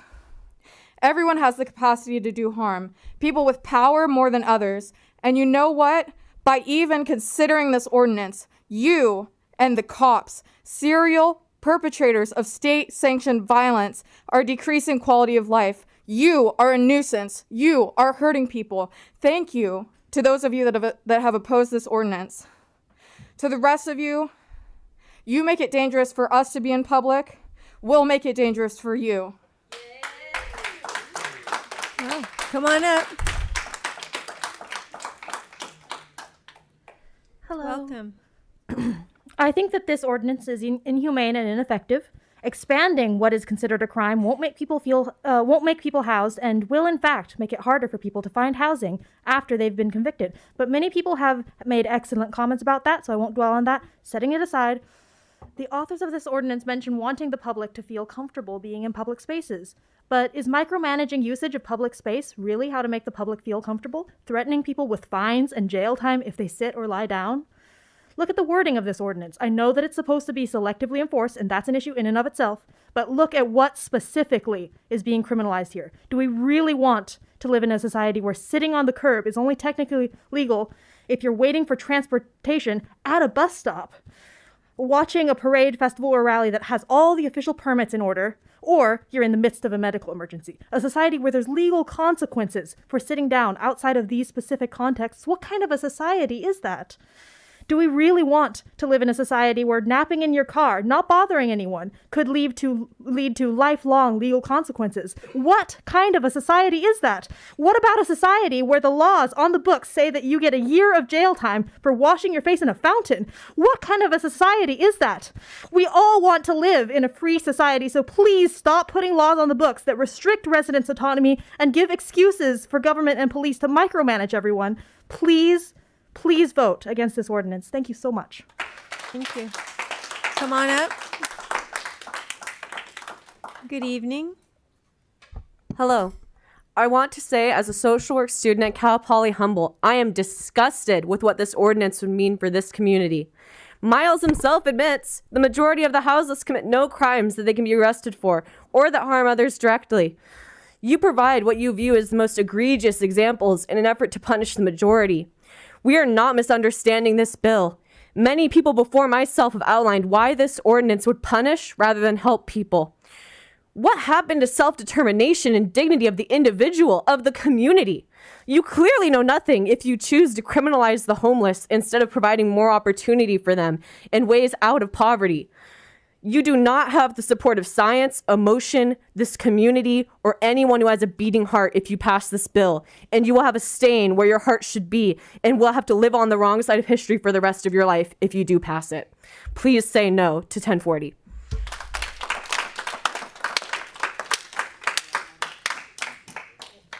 Hello. Hello. Just wanted to come up here and speak from the heart for a little bit. I don't didn't write anything down, but last summer I went to Eureka Books. I bought a book. I got a coffee with a friend. And then I went to that place with the like little slidey fountain, and we both read until we got tired and fell asleep. I'm not going to be doing that again in the future if this gets passed, and nobody is going to. I just feel like this bill is going to make me so much more uncomfortable in public. Everyone who, I feel a little sick to my stomach, because all of these people have come here on volunteer time, just volunteering their time for free. And y'all are here getting paid, and you are reducing our comment time because you don't want to stay here and get paid. You seem a bit tired. You haven't been telling people not to clap. Well, imagine if you didn't have a place to go tonight. Imagine if all of your stuff had been taken while you'd been working. Imagine if you didn't have health care. Imagine if people didn't look at you like you were human when you walked down the street.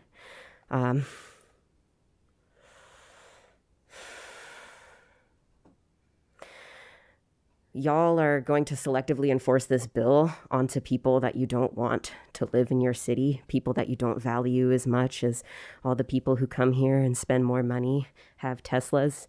The grass is always greener. I want to let you know that I saw an unhoused person living out of their Cybertruck a couple of months ago. So Tesla owners, you're not immune to becoming unhoused. It's pretty wild. And I want to reiterate again and again, as people have, that you're so much closer to being unhoused. I love music. I don't know if you're familiar with the Allman Brothers, but they were one of the most successful bands in the world. They have one of the most sampled music clips in music history, and one of them died unhoused on the street.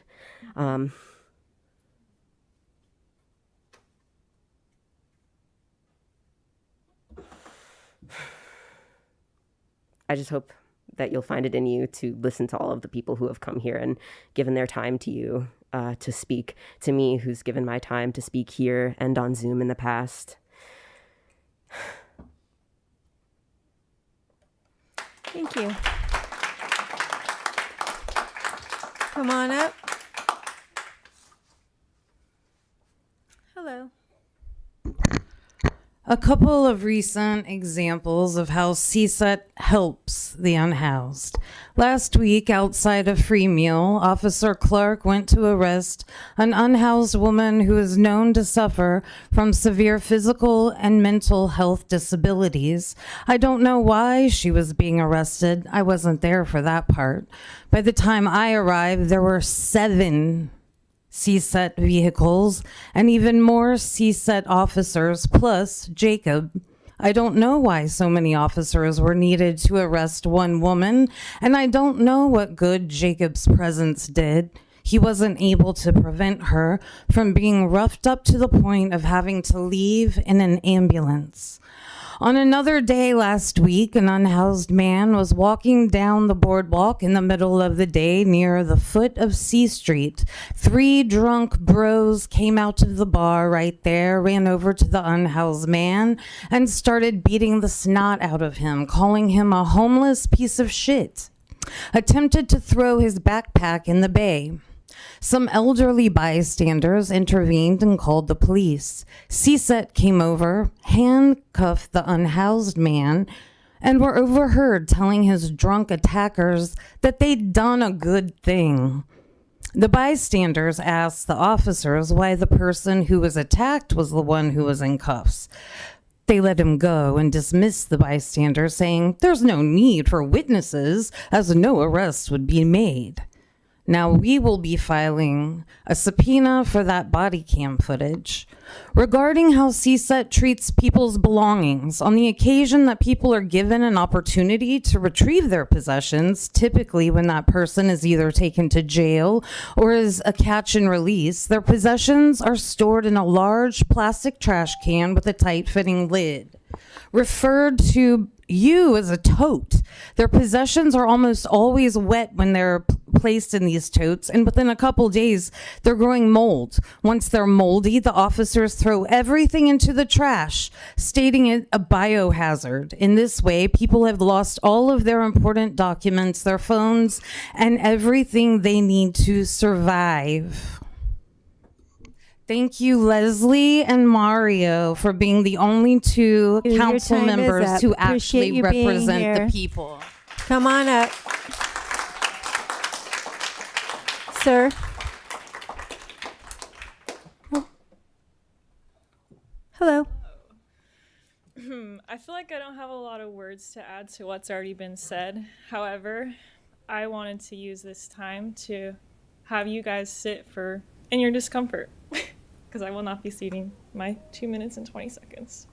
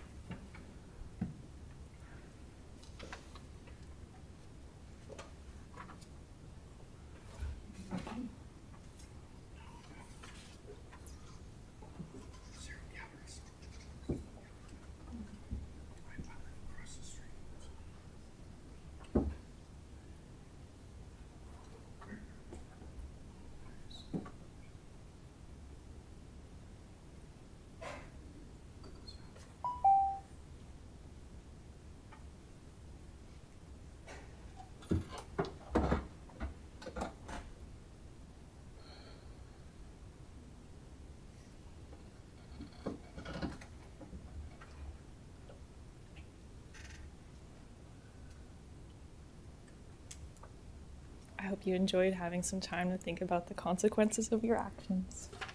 Thanks for the reset. Come on up. I'm not a man who's ever really been accused of having much empathy. I will not look you in the eye. I can't read your facial expressions. But even I can see the basic humanity of the homeless people I meet every day when I go on my walks.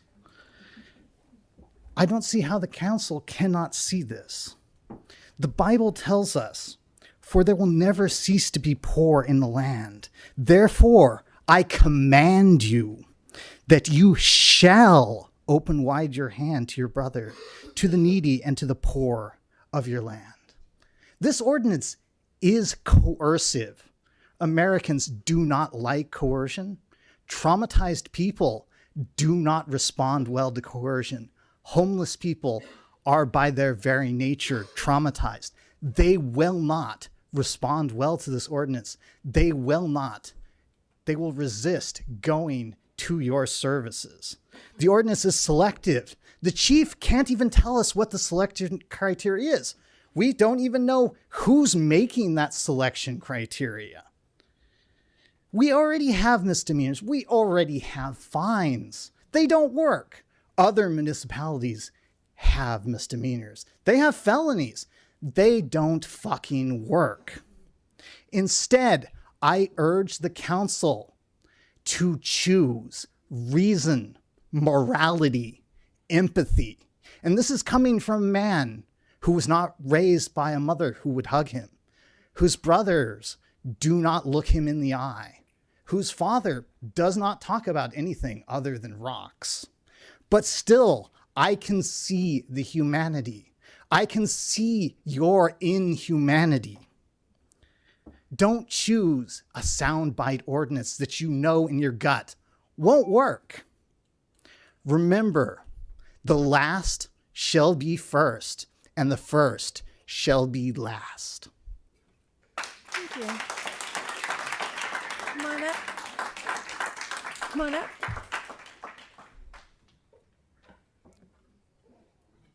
Hi. Good evening. Hi. My name's Richard Jeremy Needham.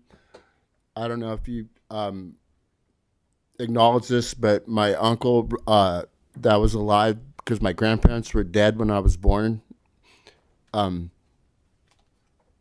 was Ernest E. Field, and his wife's name was Eleanor, my mom's sister. And the point I'm trying to make is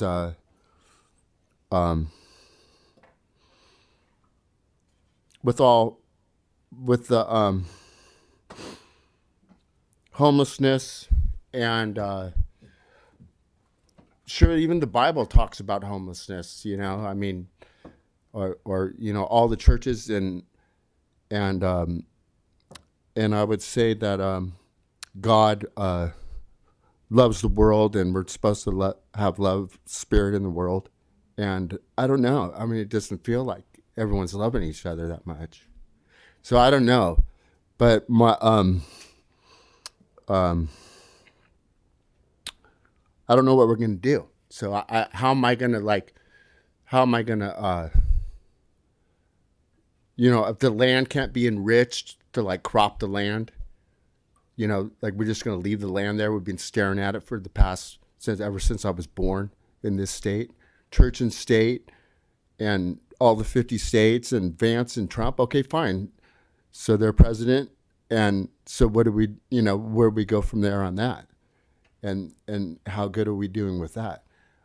There's a lot of presidents, I have no idea what they were thinking and about the libraries and stuff. So the political thing, I can't really like have my mind really that strong enough to like think about that, because it's like, and if there's going to be like trouble and violence over sexuality and stuff, you know, because of someone's orientation or someone just doesn't jive with each other, then, you know, just because they don't like the way someone looks or something, then I don't know what we're going to do, you know. And then if we're invaded by Haitians in Afghanistan, what do we do with that? I don't know. What's the military doing? So what do we do with that? I don't know what to say, really. I mean, I'm just going to like try and not get hurt any further, and I'm not going to be in danger myself or others. Thank you. Your time is up. Thanks for being here. Come on up. Hello. Hi. I just wanted to be a voice to stand here and say, I wish I know what I could say to you all right now to make it a clear no to this ordinance. I don't know what more could be said.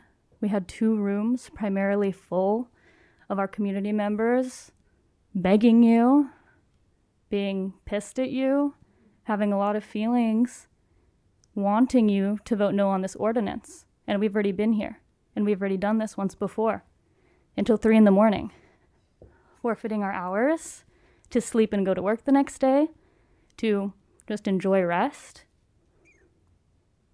to come here and do it again. And I just hope to see that you vote with your community.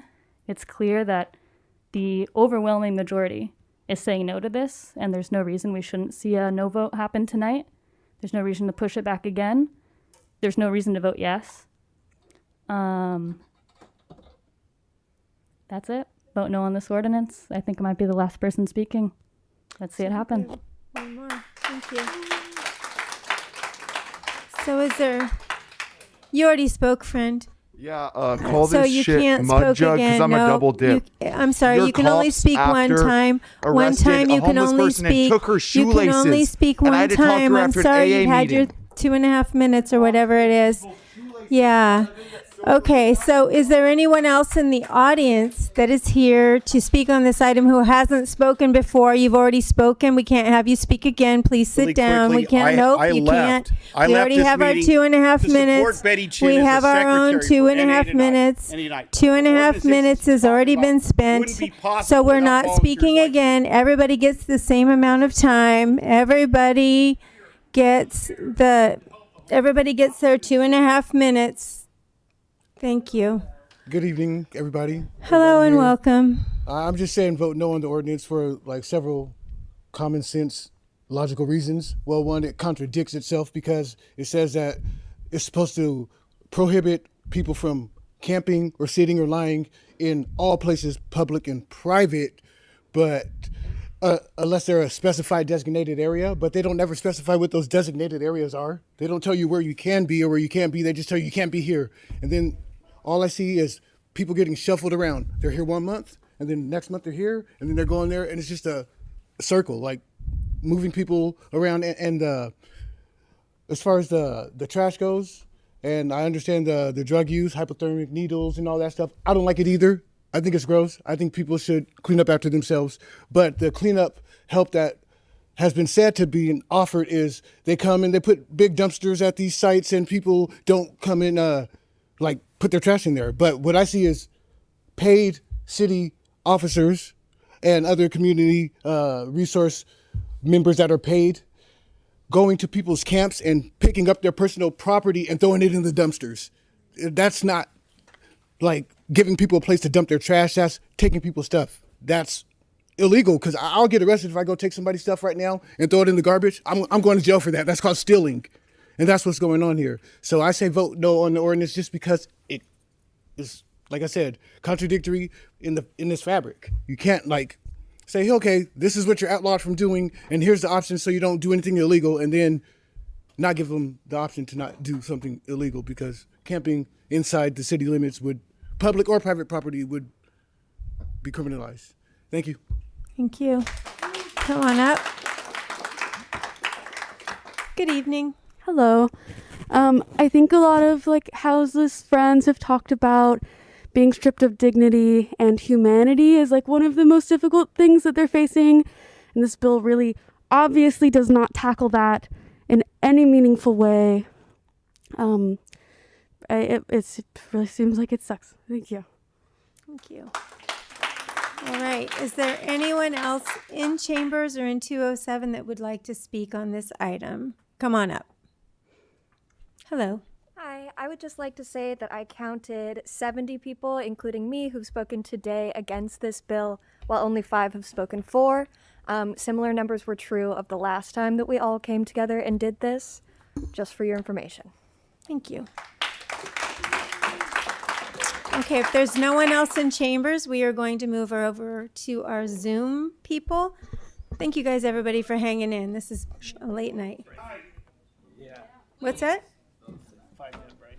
Oh, we're going to take a 5-minute break, and so we'll be back at 11 o'clock. Friends on Zoom, we will see you in 5 minutes.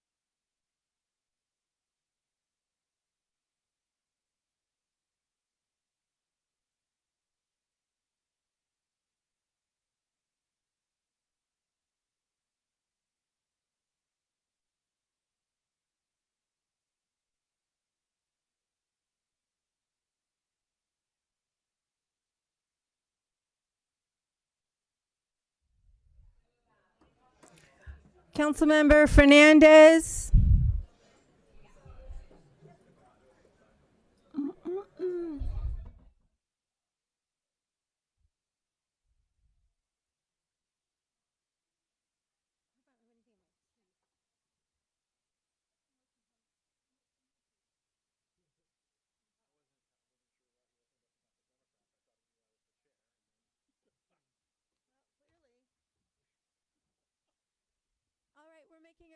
For council members, we'll be starting public comment here in less than 30 seconds.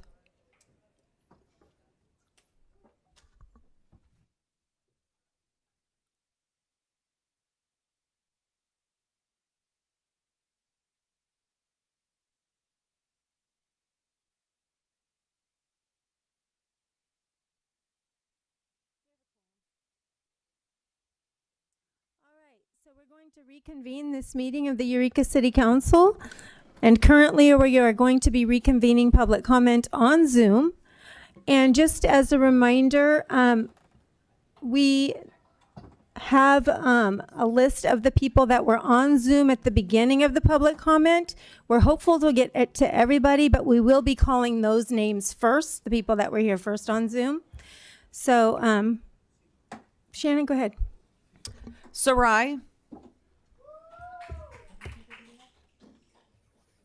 Hey friends. Oh my gosh, thank you so much to the community in the chamber and in Zoom for like showing up and everything. All the thing has like been said, and I hope the council is listening. And someone had said like they hope y'all find it in your hearts, like, and I hope so too. But like, folks really shouldn't have to look for you guys to find stuff in your hearts to like accept people existing, like using the bathroom. Like, it shouldn't depend on your feelings or opinions. Like, people deserve to exist. And it's super interesting that y'all can get all like grumpy and snippy about having to, you know, sit for 4 hours, 11 hours, when we're expected to sit here and listen in silence, like very little reaction, like week after week, all the time. Listening to you guys, like, you know, all your bumbling, your unmuted mics, talking shit, like no response, you know, no response, no discussion. And then you guys wonder why folks aren't engaging like in your programs. Like how you treat people is the way you're gonna get treated. You guys paid that lady to go to the bay. You should have hired her. Like 2 stories and a wood stove. Like, are you joking? Like, if we're being super honest, like there's lots of people in the room that could have lots of people's jobs. And the only reason that they don't is because for, you know, the fact that people need roofs over their heads. So like the issue here is not like, you know, we need another ordinance or more carrots and more sticks. Like the issue is we need to face ourselves and continue realizing we are much closer in experience than we think or than y'all are willing to admit. And when you treat people like a nuisance, like a taste and a smell nuisance, or, you know, use them for grant funding, like they're not going to come to your programs. You guys talked about like healing and not enabling. Like literally Kyle Zollner and Joshua Neff. Kyle Zollner is still walking around at festivals after having murdered Josiah Lawson. And Joshua Neff, who owns the Minor Theater, who we have no choice but to support because there's so many businesses with so many issues, so many different racist, weird things going on. Those are enabling situations. What we need for folks in houseless situations is dignity, respect, places to go to the bathroom. Like the fact that y'all brought up enabling, like accountability, as has been so brilliantly said before, like it's ridiculous. It's really ridiculous. I just became the poet laureate of Eureka, and I'm super happy about that. And one of the Sarai, your time is up, but thanks for being here and hanging out this long. Avril.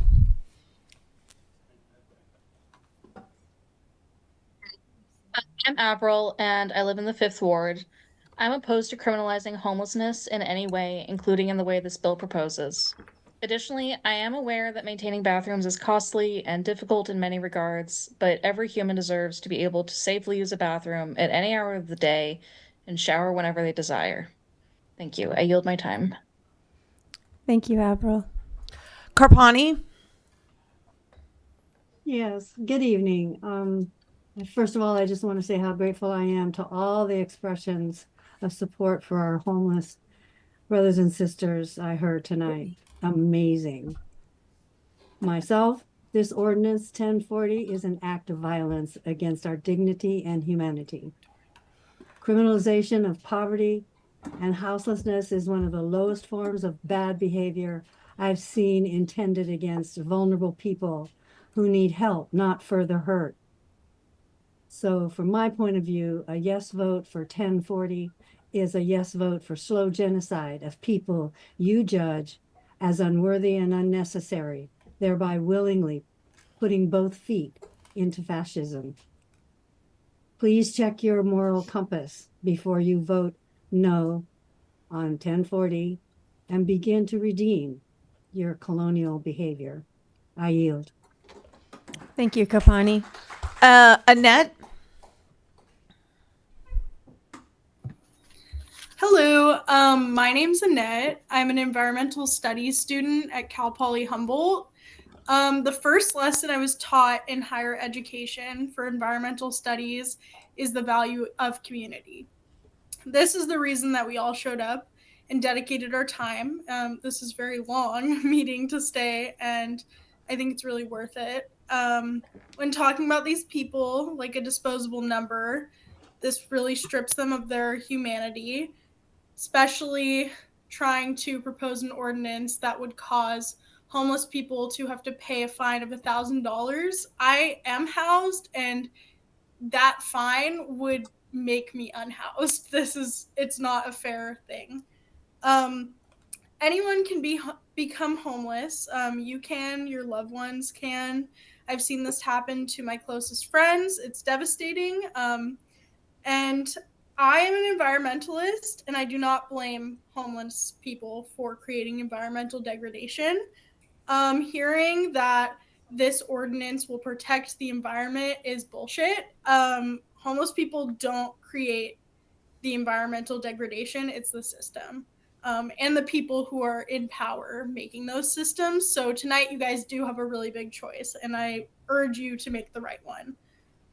We need to dig deeper and help these people and not punish them. And also, I just wanted to say that I think it's really troubling and scary to not know, based on like the vague framework of this ordinance, I don't know what would like prevent a situation from escalating if like a supervisor said like, oh, go ahead, this is like an extreme circumstance. That vague like framework can be really problematic, and I think based on like personal prejudices, people may use it in a negative way. But yeah, that's all. Thank you. Thank you, Annette.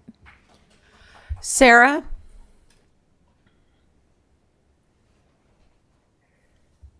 Hi,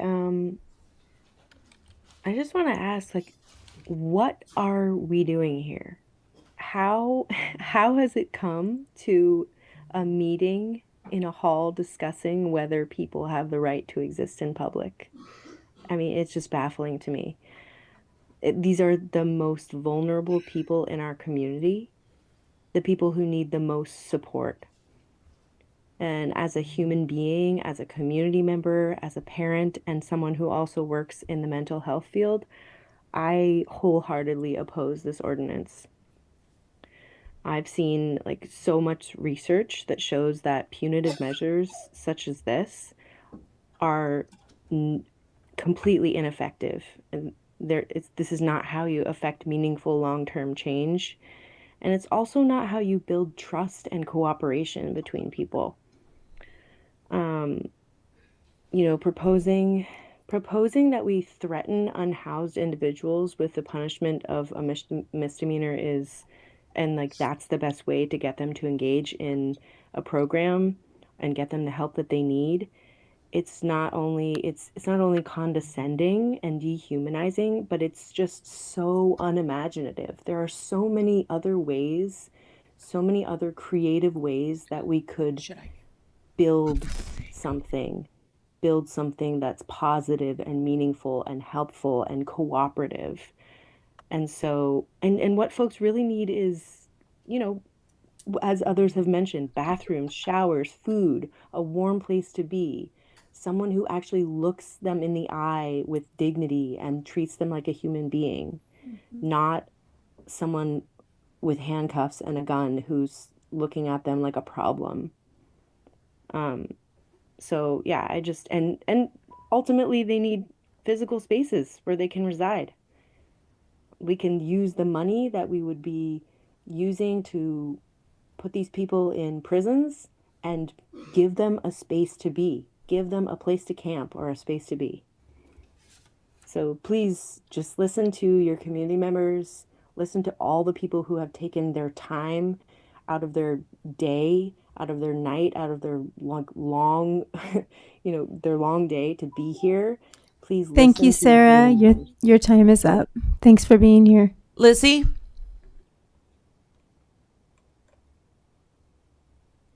Hello? Can you hear me? Yes. We can. Yeah, okay. So yeah, I agree with Sarah. The what are we doing here question is stunning to me. I'm not even in the US right now. I'm in Mexico. I ran away from Humboldt because it's too expensive, and in this little town I'm in, they have public showers.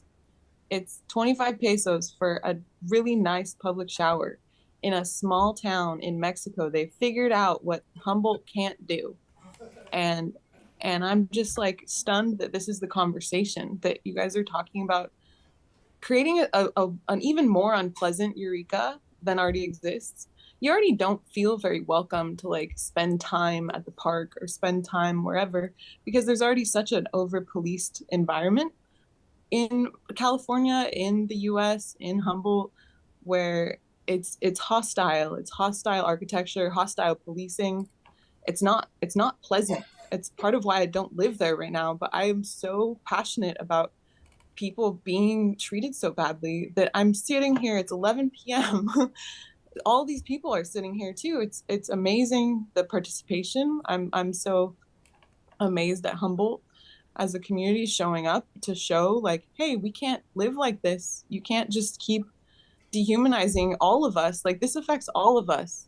You can't feel safe to sit in public, then no one does. Like, you can't just target one group of people and be like, oh, well, it doesn't apply to me. I'm the mayor, so I can sit here in public. No, it doesn't work like that. Like, you're creating an unfriendly, unwelcoming space. I don't want to go back to Eureka because it's so unpleasant. You know, like, where are the public showers? Where are the public bathrooms? Where are public third spaces for people to gather in celebration and community? Like, this could be what you're working on and spending time on, not another criminalizing, penalizing measure that is not bringing the kind of change you need. It's not going to bring me back there. It's not going to bring visitors. It's not fun. It's not welcoming. Like, where's the belonging, you know? Like, does anyone belong there at that point? Like, does anyone feel safe to exist? Because I don't. I'm just kind of stunned, you know? Anyway. Thank you, Lizzie. Becca?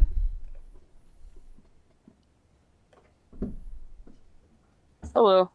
Can you guys hear me? Yes, we can, Becca. All right.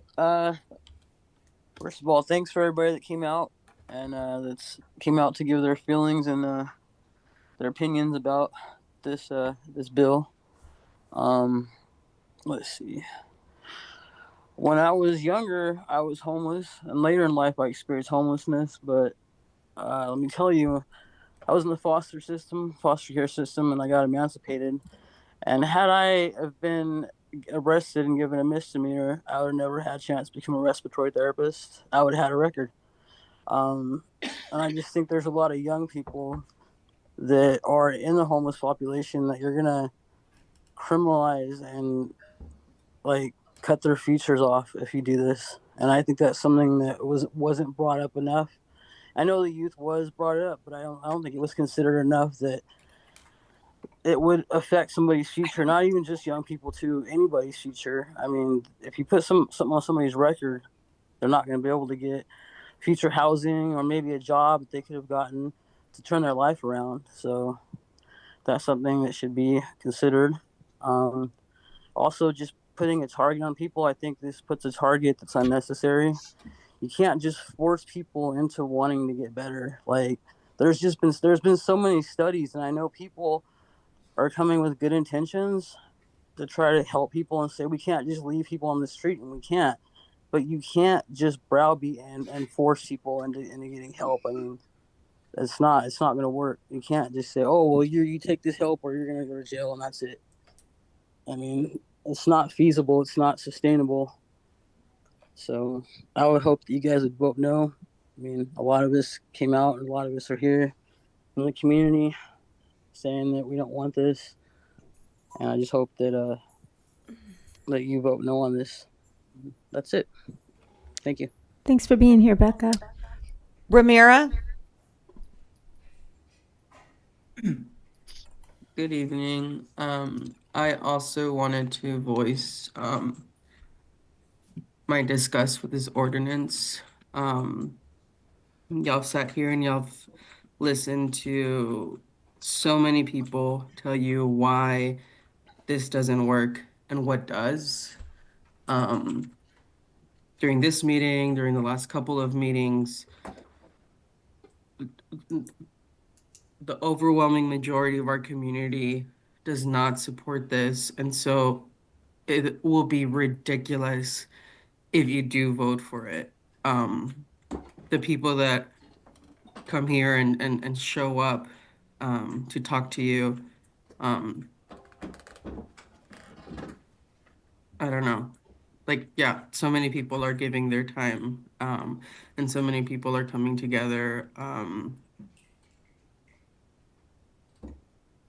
and giving you so many reasons why this is a terrible idea. There really isn't much more I can add to this, but it's all backwards. Yeah, that's all I have to say. Make sure you send your emails to CalPERS to divest from genocide. Vote no on this ordinance. Stop being weird.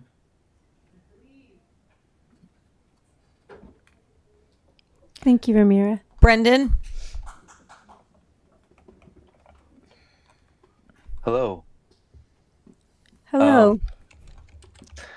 My name's Brendan Keeleen. I've been a member of the Greater Humboldt community for over 30 years. I am disabled. I am unhoused. I live in Eureka. I'm a full-time student of social work at Cal Poly. I just finished the first year of my bachelor's program. Really proud of that. I'm justice impacted. I've been incarcerated in your jail here. I actually got one of my disabilities locked up in your jail. I've raised a kid here. I am as much a member of this community as I can be without having been born here. Centering police and unhoused issues leads to several negative societal outcomes, including increased strain on the criminal justice system, heightened risks for unhoused individuals, and perpetuation of the cycle of being unhoused and incarceration. This is a real thing. Being incarcerated doesn't lead to getting housed. Instead of addressing the root causes of unhousedness, such as the lack of affordable housing, a morally bankrupt economic system, and access to services, police-centered approaches often criminalize the unhoused, leading to arrests for behaviors like sleeping in public or loitering. This can have severe consequences for individuals, including difficulty accessing housing, employment, and other resources, as well as increased risk of violence and trauma for those who are unhoused. As a disabled person, I'd like to point out that in the U.S., a significant percentage of the unhoused have disabilities. A 2024 study by HUD found that 771,480 Americans were experiencing homelessness, with a substantial proportion having intellectual or physical disabilities. Furthermore, people with disabilities experience homelessness at a rate 2.5 times higher than the general population. In 2020, 42% of people experiencing homelessness in California reported having a disabling condition. Add to this that almost half of the people who die at the hands of police have some kind of disability, according to a new report, as officers often are drawn into emergencies where urgent care may be more appropriate. Thank you, Brendan. Your time is over. Thanks for being here. Kate?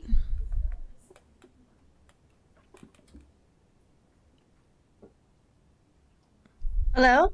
Yes. Hi, my name's Kate B. I've lived on Wiyot territory for the last 15 years. I'm an HSU alumni, longtime environmental restoration volunteer and trail steward, and local small business owner.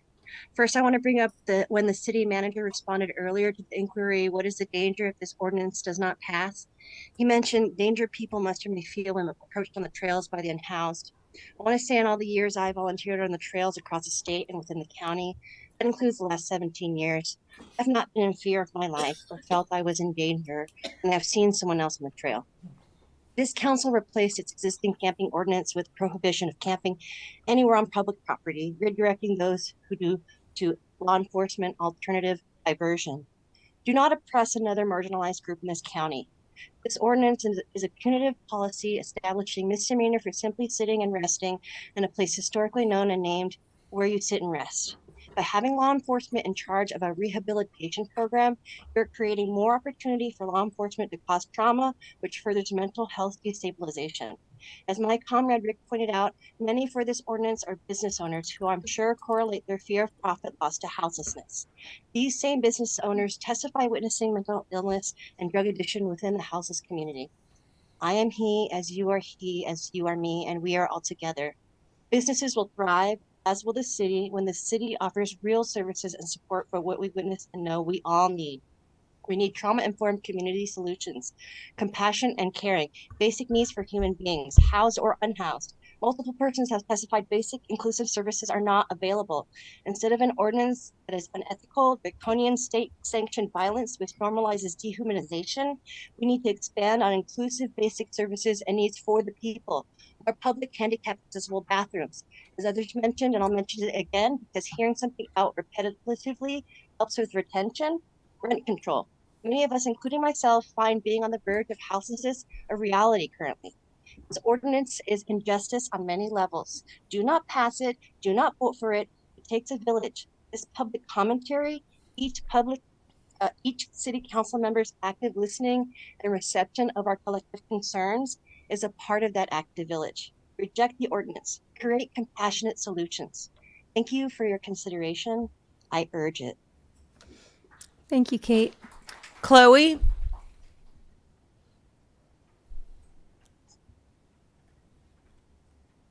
Hi, my name's Chloe. I've lived in Humboldt for 11 years and Eureka for 4 years. I just want to say that homeless people have the right to say no to you and to the services that you offer. And if they're saying no, there's a good reason for it. And if you think that you can give the police tools to use and you say that they can charge somebody $1,000 or put them in prison for a year, that the state's not going to use that, you're naive or you have malicious intent. And it's ridiculous to say that they won't use it, and they won't use it on anybody. And I couldn't afford $1,000 and I worked 2 jobs, and the threat of a year in prison would be torture. And this is horrible. And you've heard what we've all said, and we say no. And I think that you should vote no on the ordinance. I yield the rest of my time. Thanks, Chloe. Jamila?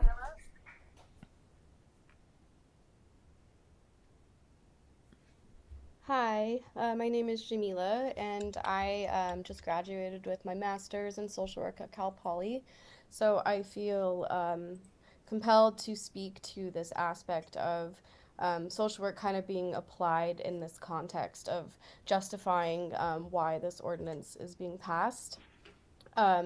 Just like many of my previous colleagues spoke before me, and just that we need to move away from this carceral aspect of this profession. And so I identify as an abolitionist social worker, and that's the only way to do ethical social work. And so I just want to speak to what that means in this context. And these critical questions we have to be asking ourselves, especially in this context of like, what if the very systems that we are trusting to protect and care for the vulnerable are in fact maintaining oppression? Solutions like this are obsolete. Poverty is not neutral. Applying social work in this way perpetuates the inhumanity of how this profession tends to operate, in which basic human rights are funneled through an infrastructure an infrastructure of social services as opposed to a governmental responsibility.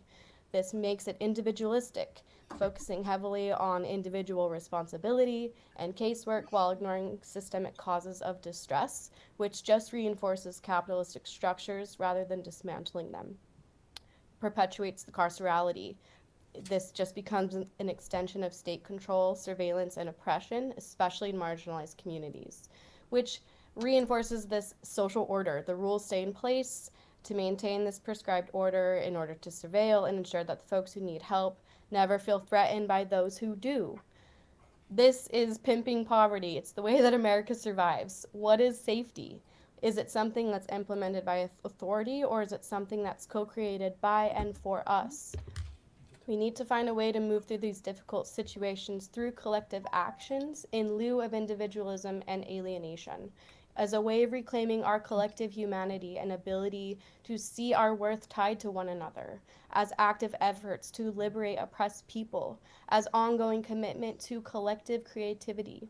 Who are you accountable to in this world? Are you connected to the people in the community who experience harm in the systems you work in?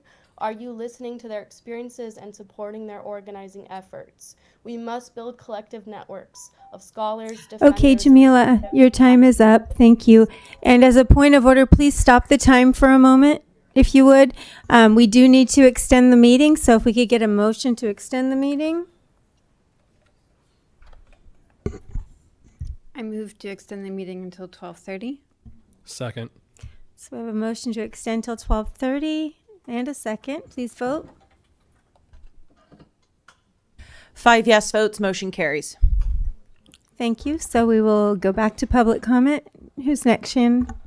DH.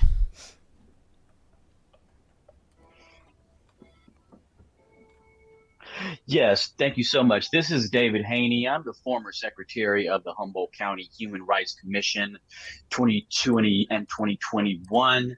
I just wanted to make comment against this ordinance. I think it's really interesting that the city manager took all this time to explain how things are, being done very progressively in the city of Eureka. Meanwhile, we're talking about this very regressive ordinance that criminalizes homelessness. And we all know, and furthermore, he made these couple cases talking about John Doe and Jane Doe. Meanwhile, most of the homeless people, overwhelmingly most of the homeless people in Humboldt County, do not fall into that same type of explanation that the city manager gave about Jane Doe and John Doe. Yet, a lot of them will get consequences, these harsh consequences, criminalization and dehumanization, because it's going to be applied across the board, and it's going to get people caught up that don't deserve to be treated this way. These are human beings that deserve chances, they deserve opportunities, and the most egregious thing that I really hearing this meeting earlier was what Sarai talked about was these unmuted mics when we could hear people talking. I don't know what the names are, but people saying, "Oh, well, I'm not even going to address the chat because and all this stuff." Like, I've been on these meetings for years and years and years, planning commission meetings, all these different type of governmental meetings, and it's really easy to just silence people. And I know how easy that is, but going into this time period that we are now, with the president collapsing huge swaths of our government at the federal level and leaving the states and local municipalities to figure things out. Now is the time to actually be brave. We need our local politicians, we need our local elected officials to be brave in this time, not try to silence people, listen to people. And so please listen to this community. Thank goodness the community showed out against this ordinance, and I yield my time. Thank you. Jade.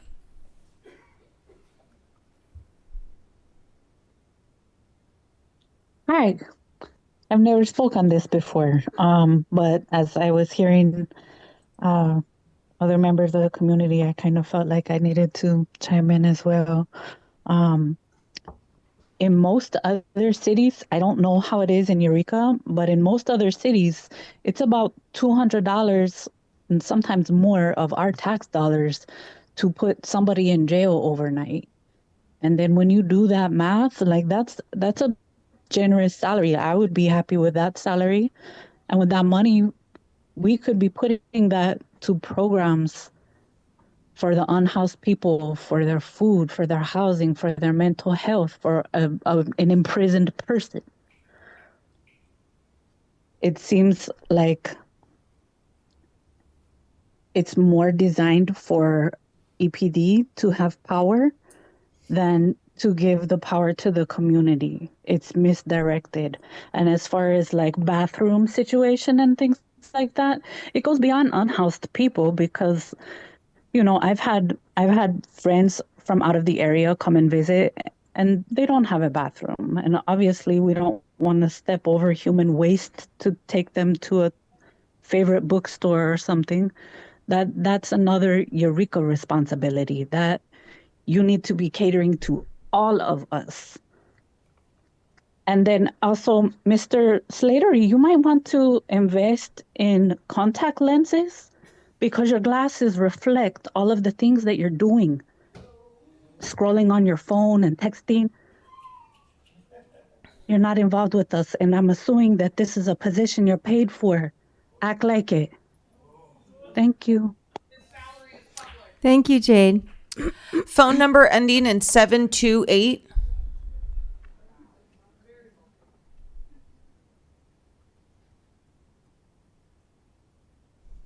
Phone number ending in 728.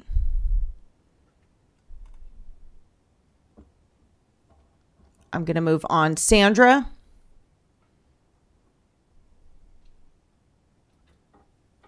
Okay, can you hear me? Yes. Yes. Okay. First of all, I want to say that I am proud to live in a city where Eureka is so progressive from my point of view in terms of creating programs that help people. But the whole key that's always been in the air and we don't quite resolve is that it works for some people and it doesn't work for others. And so we have a lot of people outside and the number for Eureka from the latest point in time that I found was 379, and I believe that is accurate. So the point being, but here's the thing, I think that it's a tragedy that two marginalized groups are set against each other.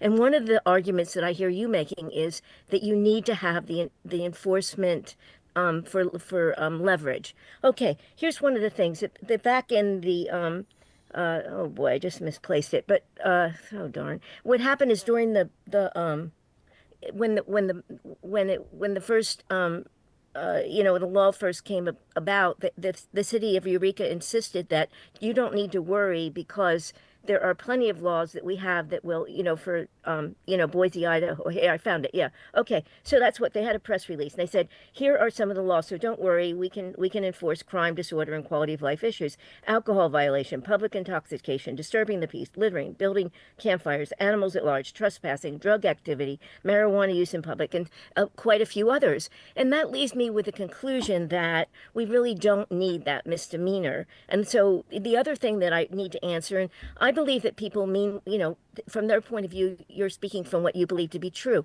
But I put in an application to a housing, for housing, and I was asked, has the applicant, anyone in the household been convicted for a crime other than traffic offense in the past 7 years? Okay, and then you go on and you find out that that is a pattern that people, it follows you your whole life. It can impact your ability to get a job, all kinds of things. And then, to be honest, I believe they would be flexible and probably would not help, would still allow somebody in, but you don't know that. So my concern is that these ordinances, the whole idea of making people living outside in horrible conditions, and as you probably may have heard, with the coroner's log, the average age of death of people outside in Humboldt County is 48.3 years. That compares to the average age of death of other people. Thank you, Sandra. Your time's up. Okay. Phone number ending in 126.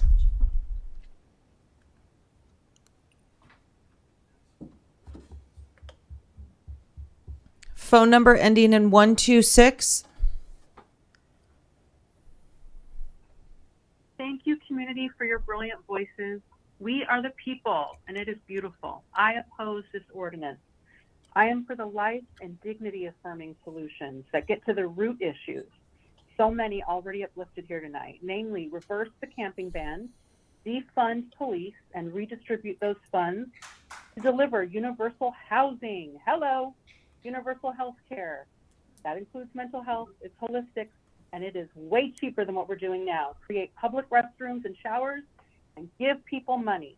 We don't preserve the Humboldt Bay Trail or anything else by criminalizing freedom of assembly and freedom to just be in public, doing human things, whether sitting or laying outside. We don't call that a public good. We know, and you've heard us, this is anti-human violence. I am for defunding law enforcement with origins in catching enslaved Black people, and never have had large percentages of city homelessness budgets be transferred to them.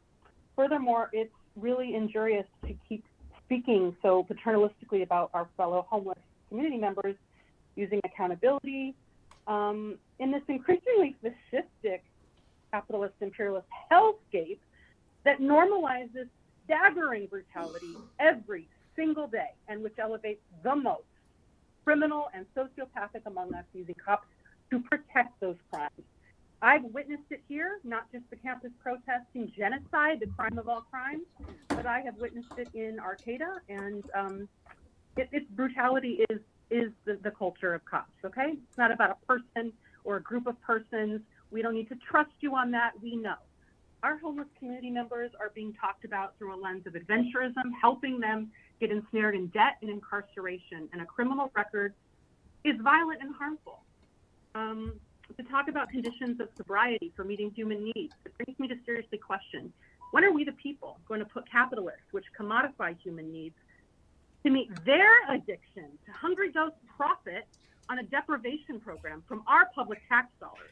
When will we end their pathological sociopathy of commodifying housing for profit, serving their addiction to greed? They're the sick ones, and they don't know they need help, clearly. This entire carceral racket framework is a source of human suffering, the profit model. And the sooner that we holistically address homelessness, addiction... Thank you. Your time is over. Ellen?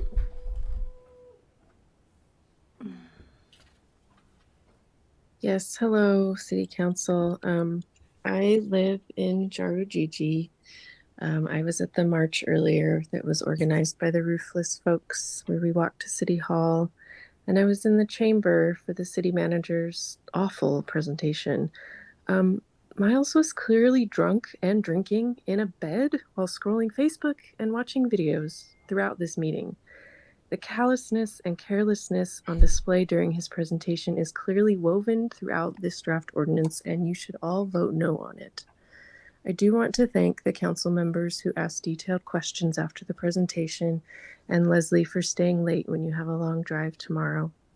I want to mention that you have all also been asked to send a letter to CalPERS demanding they divest from genocide. Imagine what we could invest in rather than our generation's Holocaust. What if we invested in, say, a Housing First program with mental health and other wraparound services? What if we invested in expanding accessible healthcare facilities, school sports, and education programs, building more public bathrooms, and expanding trash service in this city? These are the kinds of things our public employees' money should be invested in, not mass death of innocent civilians.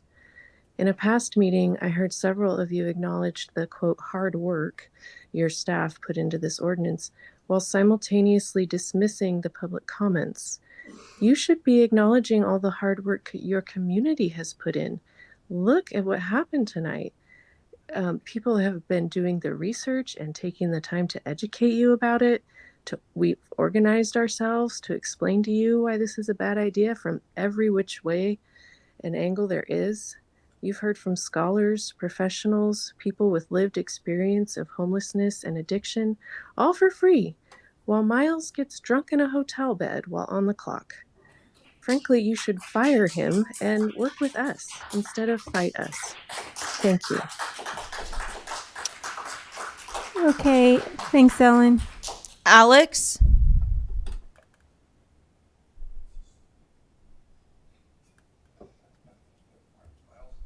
Alex?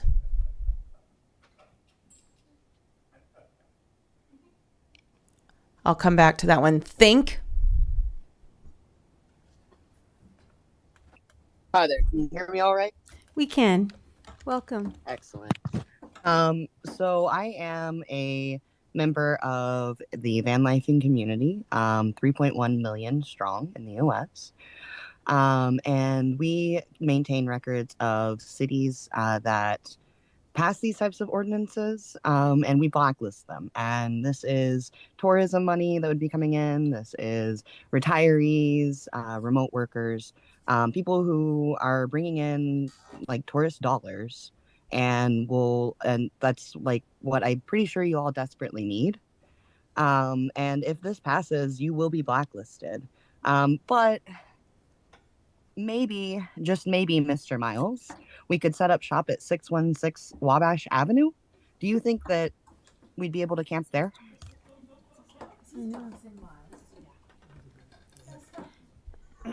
So think that was inappropriate. I yield my time. Thank you. Lex. Hi, y'all. Lex. I am echoing the depth of disappointment and disgust that the deeply problematic Ordinance 1040 is being once again brought to the table after already overwhelming outcry of disapproval. People like to stress, quote unquote, it's complicated when they have the privilege to grapple with their own morality compass versus those of us in our community that are literally being targeted, imprisoned, beaten, killed.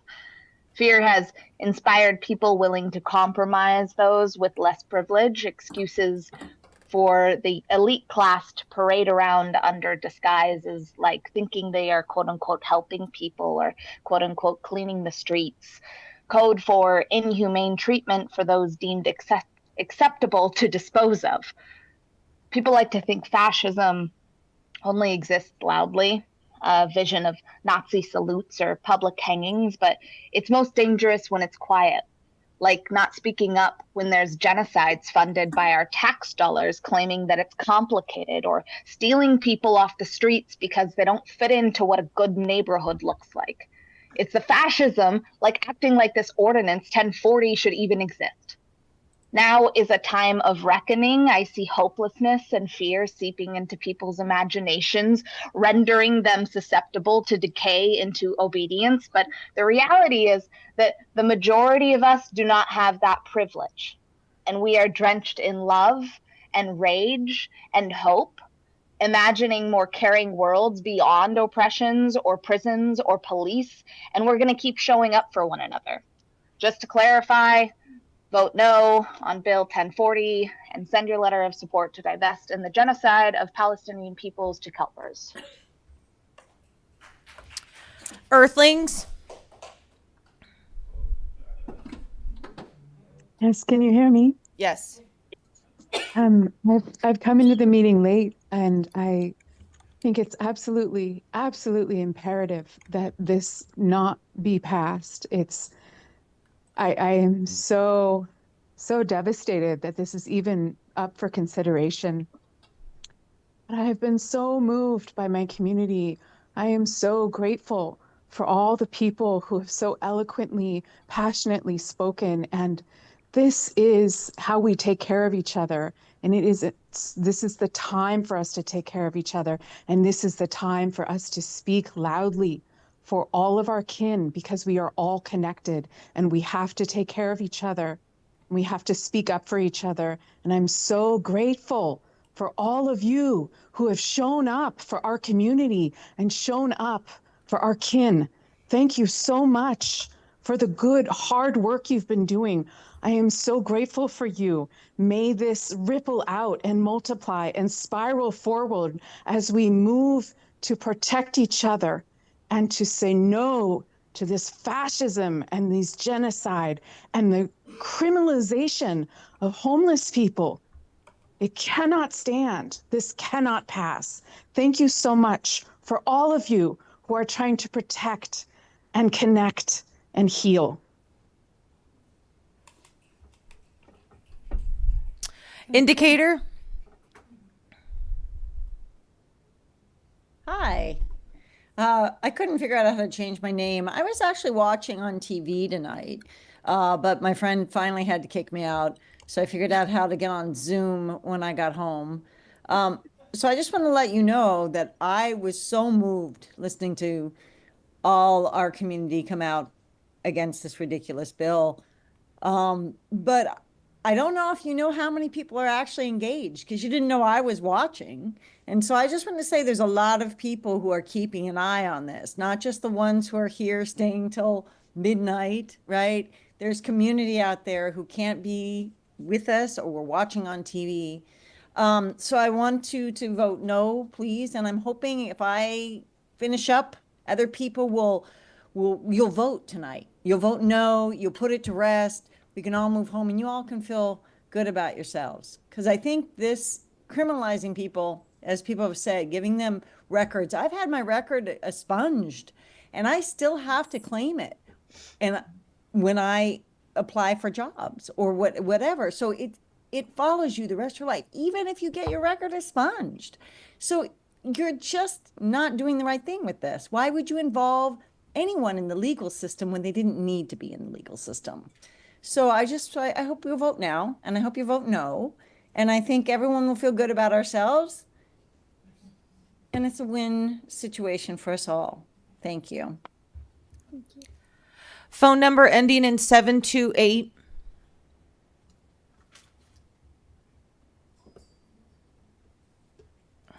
Okay. Cup.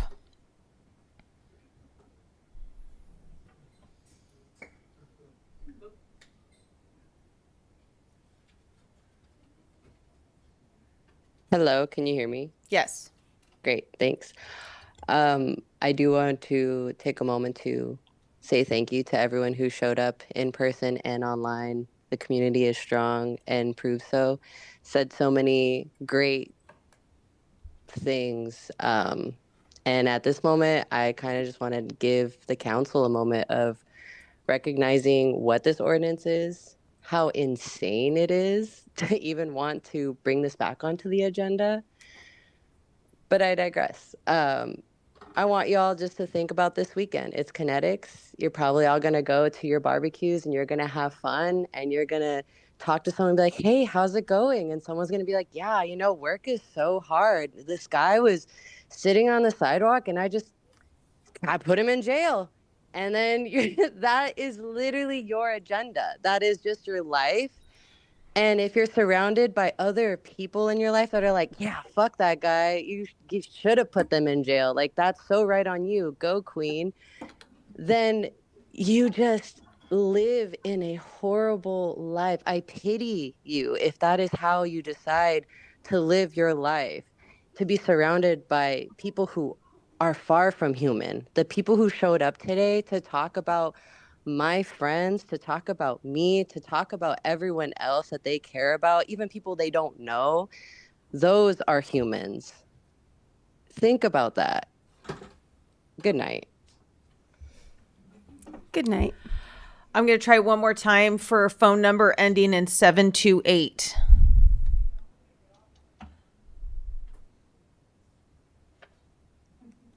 I can't.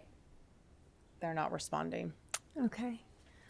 So is there any? That's the last one. That's the on last Zoom. one. Okay. So then we will close the public comment and we'll bring it back to council for a motion, a second, and then comments. Councilmember Castellano. See, I move no on bill number 1040 CS, unlawful camping, sitting, lying ordinance. Second. So we have a motion and we have a second. We have a double second. Are there any comments? Councilmember Castellano. Let's see. It's been a while, but I prepared a comment for this one. Humbly, bear with me. And thank you everyone for being here.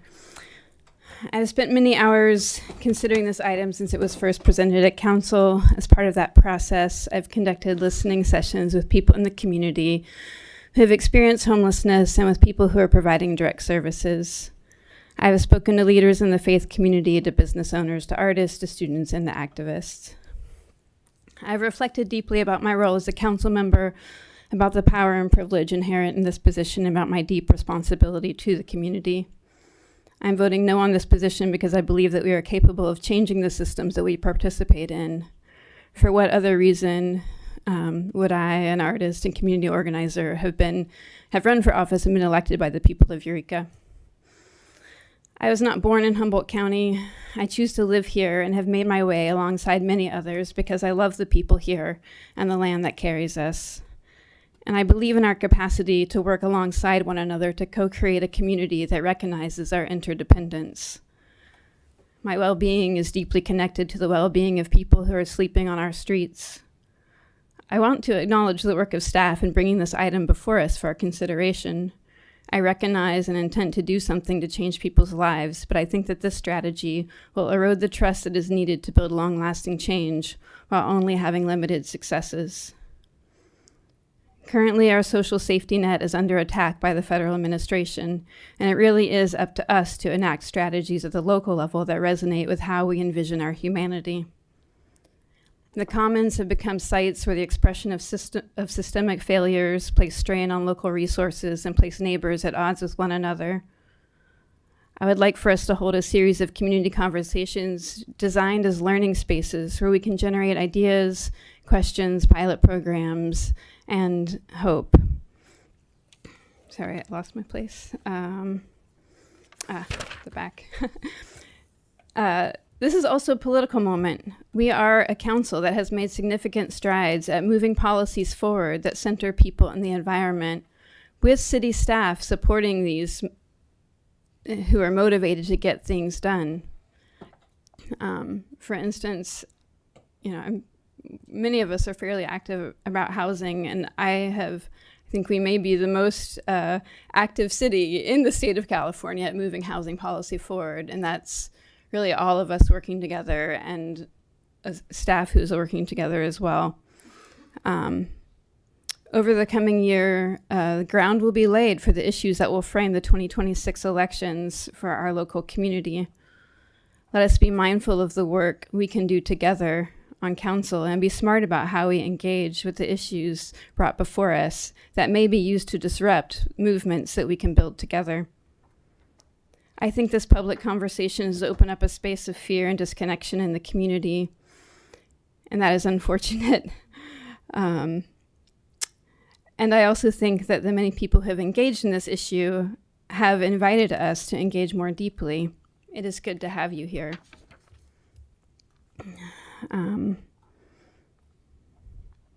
My no vote is an invitation for us all to do more and to be more generous in how we hold one another in community and to work harder and try new approaches. I was thinking about young Noble Braggs last year, reminding us of Martin Luther King's concept of beloved community, a society built upon justice, equal opportunity, and love. And I believe we need to continue to work together to honor human dignity and our interconnectedness. And I'm hopeful that this conversation is a part of that. And I recognize that it has been painful for many people involved in the conversation from many different places. And I look forward to continuing to work together in the year to come. Thank you. Any further comment? Councilmember Fernandez. Thank you. Thank you, everyone, for the comments, both to those who support the ordinance and the opposition. I normally take the time to respond to each email, but that has not been the case given the amount of communications coming through over the last 3 or 4 weeks, though they have been read by me. I am appreciative of staff for their work and their passion and their dedication to this in the city. And I believe the LEAD program would work as it's intended to help those experiencing homelessness. Albeit I haven't heard support from social workers in favor of this ordinance. Something I've heard at least a few times tonight is that we're unique. Yes, we're unique like everyone else, or we're unique like any other city. If we were truly unique, we wouldn't have homelessness. However, we are the county seat in a rural northern coastal county. Our situation is not unique. Our community may be, but our situation is not. And as we take on the preponderance of the unhoused population and continue to offer more than the other surrounding nearby communities, I still have to ask, what is the compassionate element of this ordinance? How are we as council members, how are we as you in the opposition suffering along with the homeless population, the unhoused population? The irony touched upon earlier regarding settler colonialism isn't lost on me, given also, presumably, we're a proud sanctuary city. The ordinance along with that status is not congruent. It doesn't fit. We have, at least in the ordinances in our current municipal code, we have 13011, which assigns aggressive and obstructive conduct. We have 13014, which outlines storage of personal property. We have 13013, obstruction in public ways, of movement in public ways. We already have elements of Bill 1040 spread throughout our municipal code. And I believe now that we are asking that we ignore the biological and social needs of the unhoused population. And I can't abide by that. We've previously heard about Maslow's hierarchy and first serving basic biological needs when it comes to including shelter. What then of the people who are homeless and have learned helplessness? A perception that failure is inevitable and insurmountable. This isn't a novel concept. This is a psychological theory going back just as far as Maslow's. I've been homeless twice in my youth, and my mom would be mortified for me to go into this story, so I'm not going to, but I'm willing to have those conversations one-on-one. Given that our laws are often to ensure public safety and mitigate and deter behavior, I challenge the necessity and belief that this ordinance deters the behavior of camping, given that the behavior isn't generally out of wanton disregard or malfeasance. Rather, it comes from economic conditions. Homelessness isn't a behavior, it's an environmental and social condition that can't be easily regulated with fines and jail. And while I understand we cannot solve homelessness as a council, let alone a city or a community, there have been efforts made by this council, again, going back to the notion that we've done more than a lot of the surrounding communities. Councilmember Castellano, you do fantastic work, and I commend you for the work that you do in our community. And no one, particularly me, questions your dedication and passion for housing our unhoused and working class families. But just like our community, you can't do it, and you should not be the only council representative doing it. We need a community-driven process, a process that Councilmember Contreras-Deloche and myself were to be given with the multiple points that you suggested back in March, but we were not afforded that good faith effort. And for that, I am voting no. Thank you. Anything further? Councilmember Contreras-Deloche? Yeah, thank you. First, I wanted to just take a moment to kind of explain our process just a little bit, because I think that that's important, just given, since we have you guys here and everybody's kind of listening. The council sets a strategic vision, and then we leave it to our staff really to come up with different ways to help implement that vision, and then they bring it to us. And they do presentations and they do recommendations. And so a number of things that I've heard tonight is, how is this even here? That's how it's here, because though we set the vision, we really ask our staff to really look at the different kinds of problems that we're facing in our community and to bring us potential solutions for us to consider as a council. And so we may not agree with the solutions that they bring in front of us, and we may vote against them, or our votes may be split, or we may vote in favor of them. But that's the process and how it exists. And so what you've been watching is that process at work. And even though it's a long process, it should, on a situation like this where it's so important and there's so many people that want to be heard, it should be a longer process, right? We shouldn't speed run through it. We need to have that conversation. So I kind of want to explain that. I also wanted to explain earlier, nope, I'm not going to waste our time on that. So I'm going to move on. I also prepared some thoughts on this. We did not cause these problems, but they are in our own backyard. Our nation and our state is failing its people. And we see those poor choices that are landing us all here. I do not think it is cruel or callous for residents or business owners to have brought their concerns to us about the distressing behavior or experiences that they are having as a result of some that are experiencing homelessness or mental health crises. I know many who are compassionate but concerned. I've spent this last couple of weeks, actually now it's months, talking with different members of the community. This room doesn't represent everybody that reaches out to us. So it's always kind of hard to get a read on how many people are involved in something. There's a number of reasons why people don't come to public meetings to speak, and fear, anxiety, and things like that. A lot of you guys spoke about that tonight, about how hard it is to get up in front of people, and I would agree with that. I don't think it's any easier for me either. So anyway, I've met with people about that, and a lot of people, it's not callousness, it's worry. They're like, hey, I really care about what's happening, but I poured all the money I have into this inn that I'm running, and people are canceling their reservations. Or, hey, I have this, and so I want to be careful and just remember that a lot of these small business owners, they're not wealthy, they're not rich, they're just like other community members and families with the rest of you who just wanted to do something on their own. They wanted to be independent, and they're trying to do this, and they're concerned about some of what they're facing too. So I want to just briefly cover something though. Some of the reasons for homelessness: 60% of homeless women are escaping domestic violence nationwide. Approximately 25% are Native.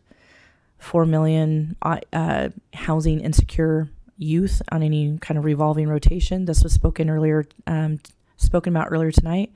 There's foster youth who age out. I've had the misfortune about 4 years ago of encountering one of the children that I had fostered many years ago. There's elderly who must choose between food, medicine, and housing. There's stagnant wages. There's lack of housing and excessive rents. The HUD oversight of data released that every $100 increase of rent is associated with a 9% increase in homelessness nationwide. So we have very real factors that are driving this kind of thing here, among other reasons. I read the Supreme Court ruling, and I'll be using some of the quotes in my own remarks.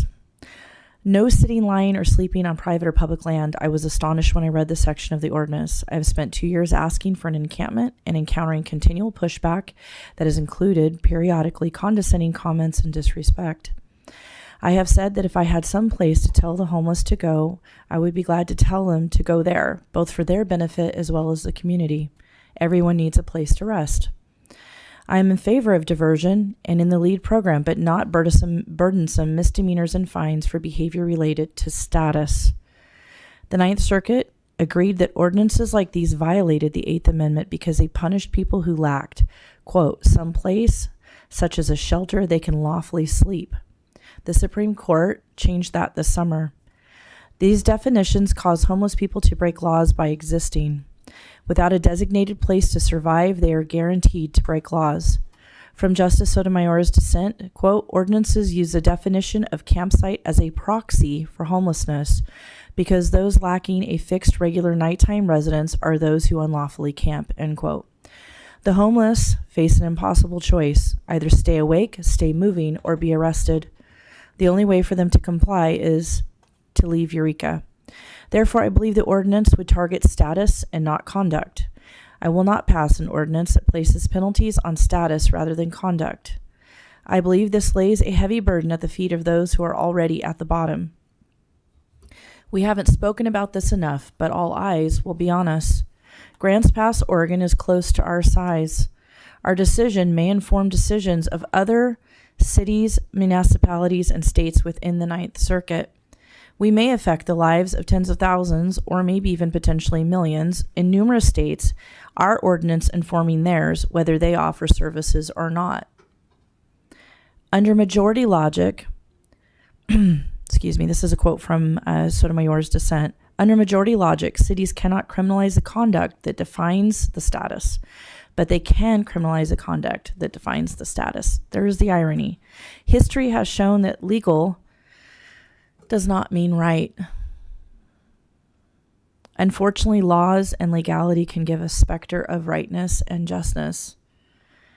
But it is a specter, it is a phantasm, in my opinion. I swore that if I was ever in any kind of positions of power, I would defend the weak. I've also been homeless. I grew up in poverty. I'm not impoverished now. And I spend my resources and my time trying to help other people. I'm probably shouldn't be as secretive about the things I do as I am, but I am for a variety of reasons. But my commitment extends through to this, and that's why I've made my decision. Okay.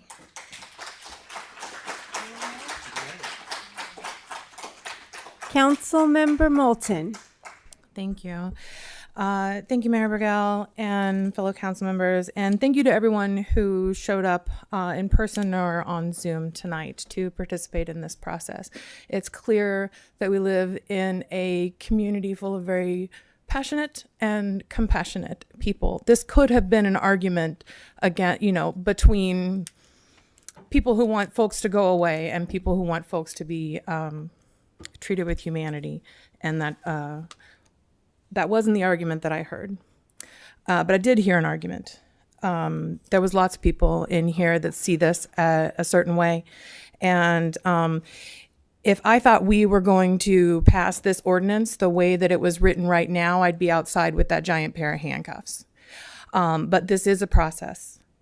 And I've worked with homeless and houseless folks for over 30 years. I've worked with veterans and sex workers and needle drug users and kids and queer youth who were kicked out of their small town entirely. And when the executive director of the rescue mission, the leader of the St. Vincent's dining facility, the leader of Waterfront Recovery, and Betty Chin all say we need to do something to prevent people from being hurt, I take that seriously too, and I hear that. I don't think this ordinance was not ready for publication, and it shouldn't have ever been published in this condition. It is far too broad for what staff brought us. They said, here's what we need to do to make things better. And the ordinance took that and brushed it with such a humongously broad stroke that it literally made it illegal. It would make it illegal to, as many of you have said, sit on a blanket in a park and eat a picnic with your friends. But that was the first step in the process. It should have come to us more polished. It should have had restrictions in it. It should have had accountability written into it, not for the folks experiencing homelessness, but for the people making the judgment decisions about who would or would not be put into this system. I have fed and clothed people. I have invited people into my home. And when I was homeless, I was lucky enough to have a car and a job, and I could sleep in my truck. So I'm not pretending like I know what it's like out there, but I do know what it's like to watch people be abused when they have no way to defend themselves.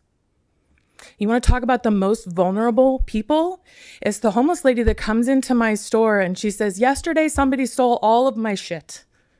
Why did they steal from me? They're homeless too. Why are they stealing from me? And this is a story I hear over and over again. I don't think it's compassionate to let people suffer.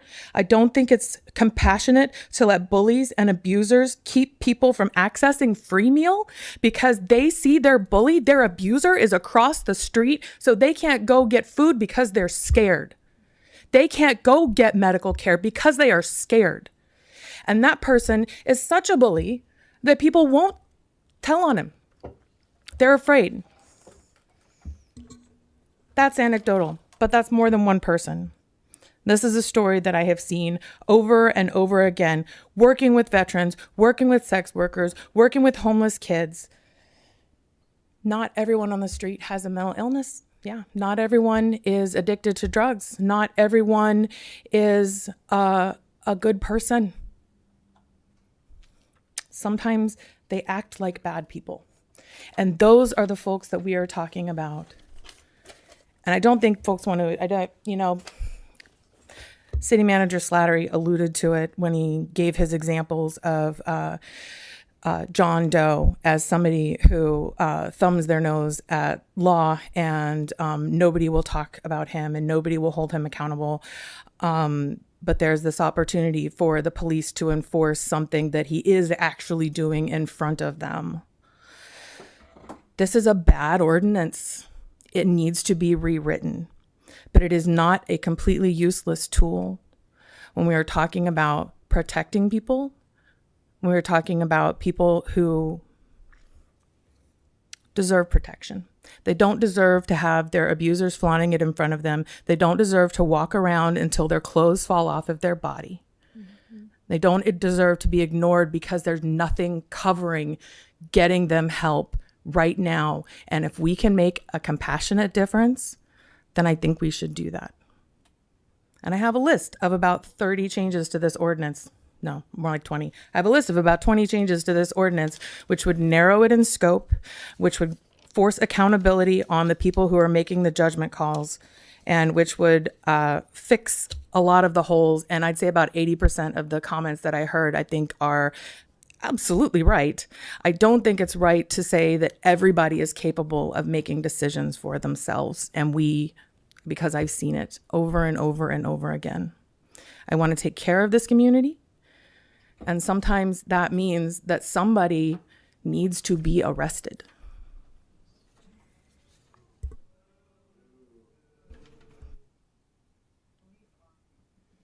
Thank you. Councilmember Bauer. Yeah, I appreciate all, very eloquent, and it's late. I'm having a hard time being eloquent, but I think, and I agree with Councilmember Moulton coming, and I'll say, grew up on food stamps, have a family member who's mentally ill, who I wish there was a law that was out there that I could get them help, because the black helicopters aren't chasing them down. Their family isn't trying to turn them into the devil. Those are real things that I have to deal with, and I've lost my family member because they're mentally ill. And I wish there was something that could be done to help them out, some kind of law, because there's no other option, right? So that's the space I come from, and it's real. I'm not kidding, and I struggle with it every day, right? And so when I see the ability to deal with what Councilmember Moulton is talking about, people preying on others, that's real. We see it all the time. There's laws. Laws can be helpful. They can be tools. What I think I hear from you all is a lack of trust, right? I mean, that's the bottom line. Lack of trust in authority, lack of trust in laws. But do we want to abolish all laws because they could be subject to abuse? That's a simple question I'm asking, and you obviously disagree with it. Excuse me, I'm sorry. Yeah. So, and we don't banter back and forth whether it's midnight or whether it's 9. You guys all had your 3 minutes, and I would appreciate you giving him his. Thank you. Anyways, 2.5 this meeting. Yeah, thank you. Anyways, I appreciate staff for what you all do, and I would say that maybe as Councilmember Moulton said, this ordinance isn't perfect, but it was an attempt that we could have modified. And I still think we should do something. And I hope that we can all learn to trust each other in the future and trust our government, because there's a lack of trust with our federal government, right? And the laws are going away, and we're sad about that. So let's try and do better for each other, and not yell at each other and threaten these people up here who are just trying to do the best they can. Thank you. Councilmember Fernandez. Thank you. My question then, just for this body, goes back to if this ordinance wasn't ready for prime time in the first place, why did we bring it back? If the attempt was then to have a community-driven process, which was what the aim was back in March, why did we bring it back? Okay. I can answer that. Oh, Councilmember Moulton. I can answer that because how else are we going to get the ordinance ready. We can't change it outside of this. We got to listen to it. We have to make adjustments to it, and then we either need to vote it up or down. This is the process that we are in. So stalling the process was not getting a yes or a no. Stalling the process was just stalling the process. I respectfully disagree on that being a stall tactic when the attempt was, again, to have a community-driven process, which we were not afforded. Anything further? Please vote.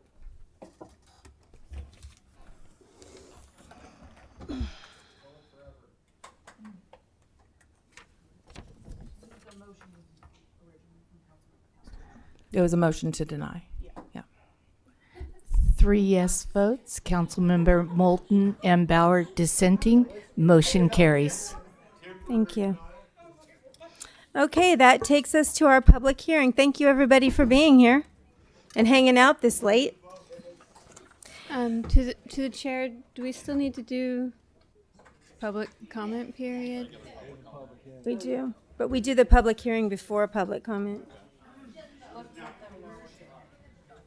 Yeah, we can do the public. So I'm going to tell you that right now we have next up is our regular public comment and then public hearing. So if you are here for regular public comment, I will read about this to you. This is the time for members of the public who wish to be heard on matters that do not, what? Yeah. This is the time for members of the public who wish to be heard on matters that do not appear on the agenda. City Council policy is to limit each speaker to 3 minutes. Such time allotment or portion thereof shall not be transferred to other speakers. Pursuant to the Brown Act, the City Council may not take action on any item that does not appear on the agenda. The allotment time for public comment on non-agenda items, a maximum of 30 minutes, shall be allotted to receiving public comments at the initial public comment period. If necessary, an additional period shall be allotted to public comments after city manager reports, but only if the first 30-minute public comment period was not sufficient to allow all those who wish to speak to do so. So, is there anybody here for public comment that is not on the agenda?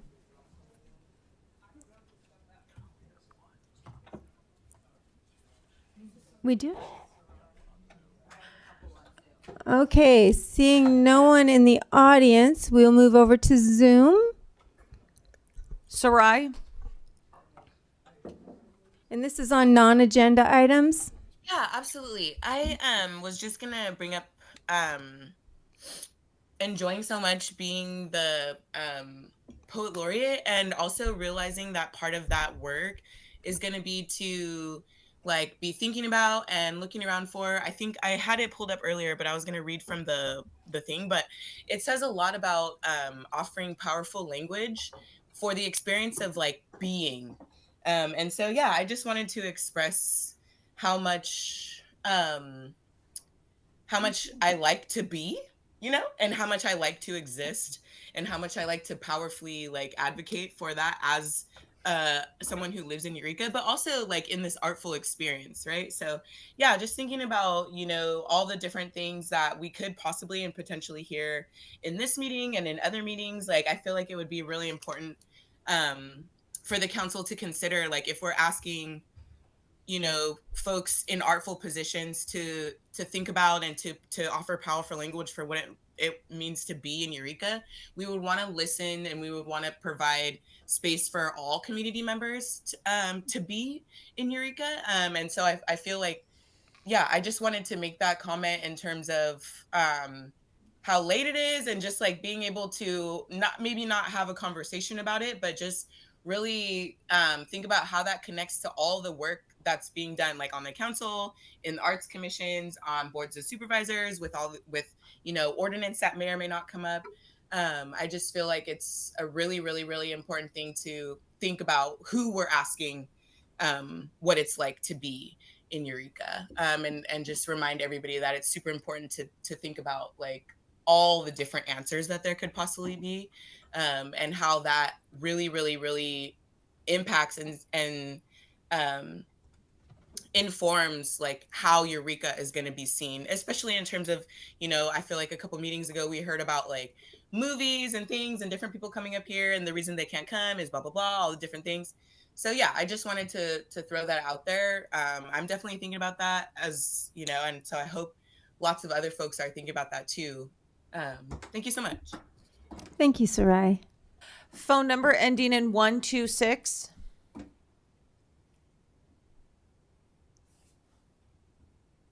Phone number ending. Oh, there you go.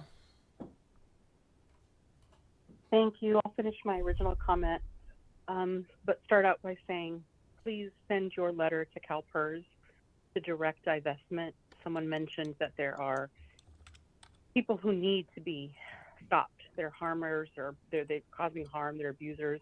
I'm so tired.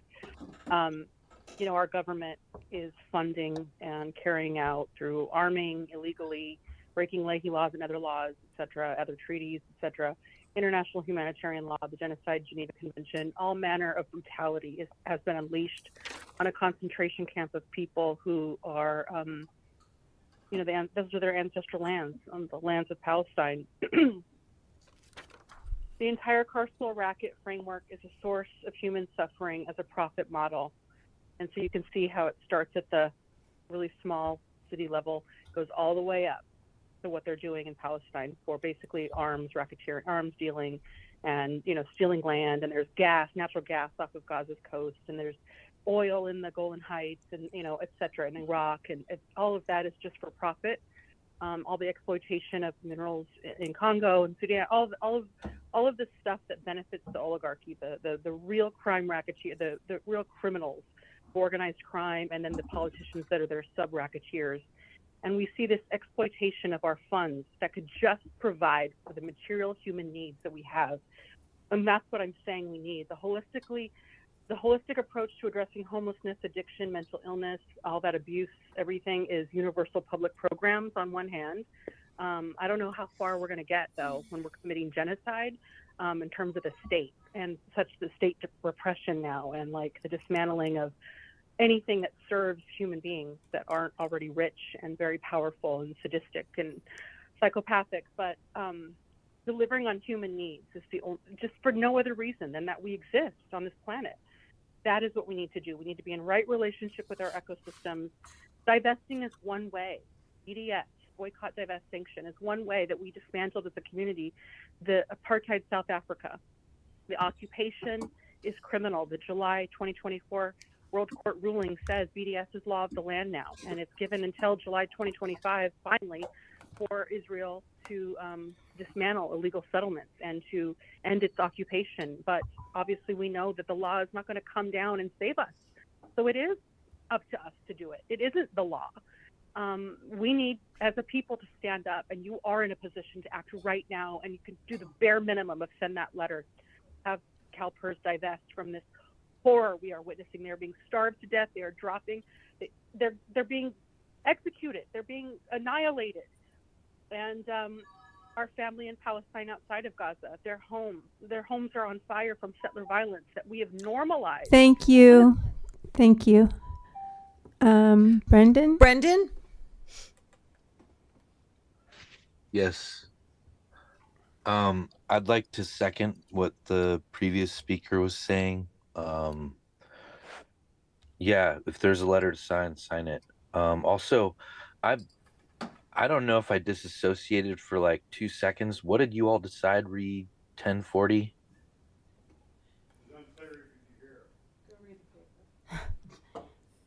It was a no, Brendan. All right, thank you. You're welcome.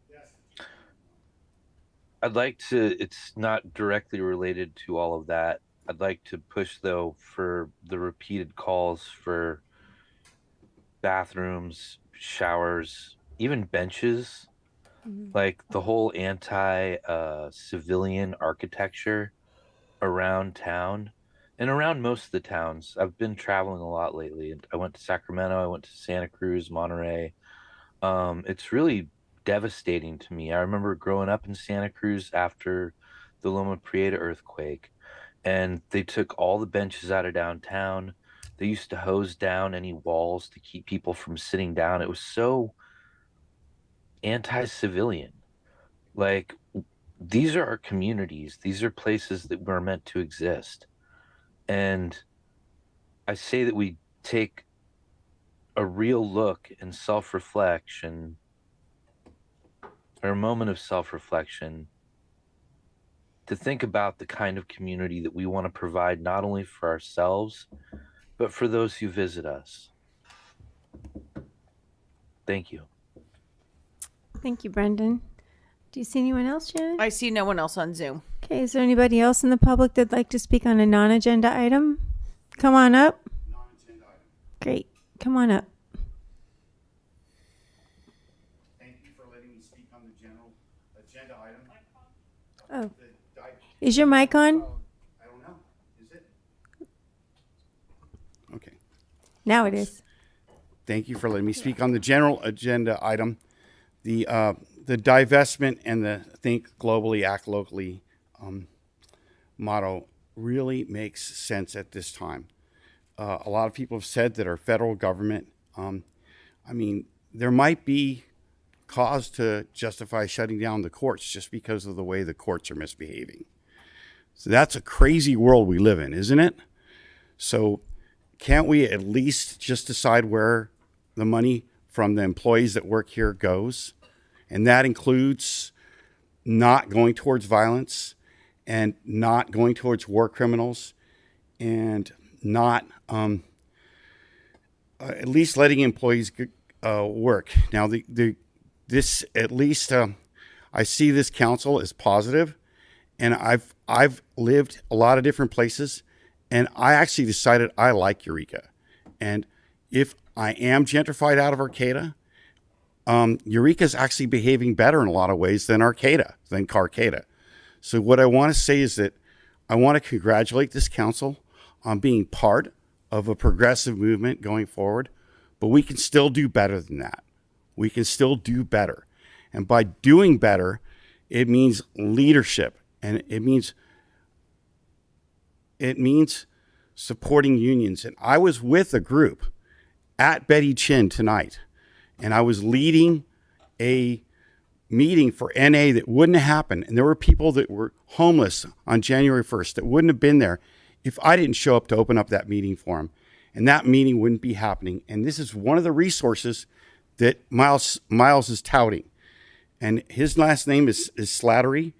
And I have affection for his last name because a gentleman who committed suicide, his last name was Slattery, and he married a Native American friend of mine. And they had a dozen kids in McKinleyville that are now running the school kitchen, doing all kinds of things, and involved in this community. And they're half Native, Ho-Chunk, not local. They used to be called the Winnebago. So there's a lot of positivity around here.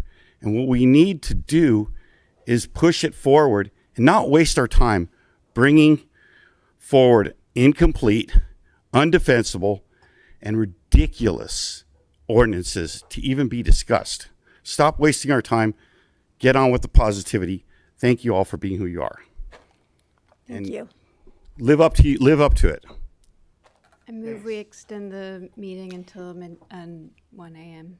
Okay, so we have a move to extend the meeting Second. till we have a second. Please vote. Unanimous yes vote, motion carries. Great. And that moves us to our public hearing. 2024 Home Investment Partnership Program grant application.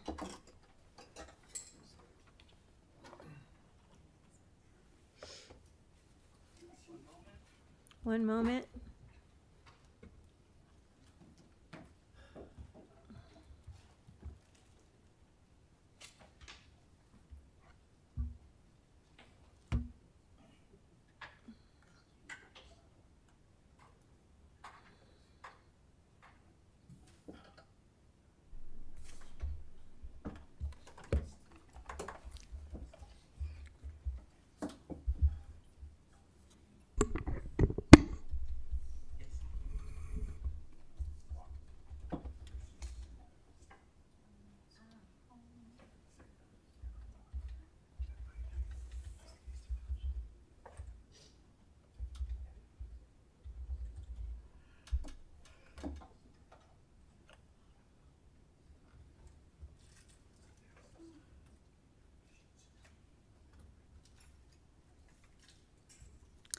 Good morning, Madam Mayor and City Council members.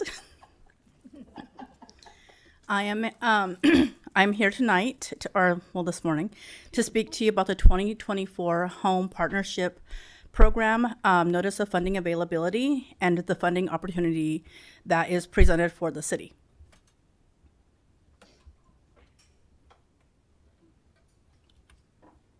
A little background. The Department of Housing and Community Development has sent out a NOFA, which is a Notice of Funding Availability. And there is approximately $35 million available for the home NOFA. That we can apply for. Eligible cities can apply for up to $4.5 million for project activity and up to $1 million for a program activity.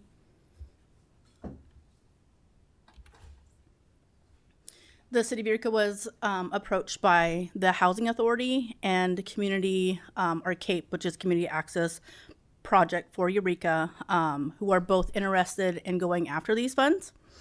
I have online, I do have Cheryl Churchill and Emily Ware, who is representing the Housing Authority this evening, and I have Jeff Davis here as well, who is representing CAPE, to go over their side of the programs that they're going to be offering with this funding.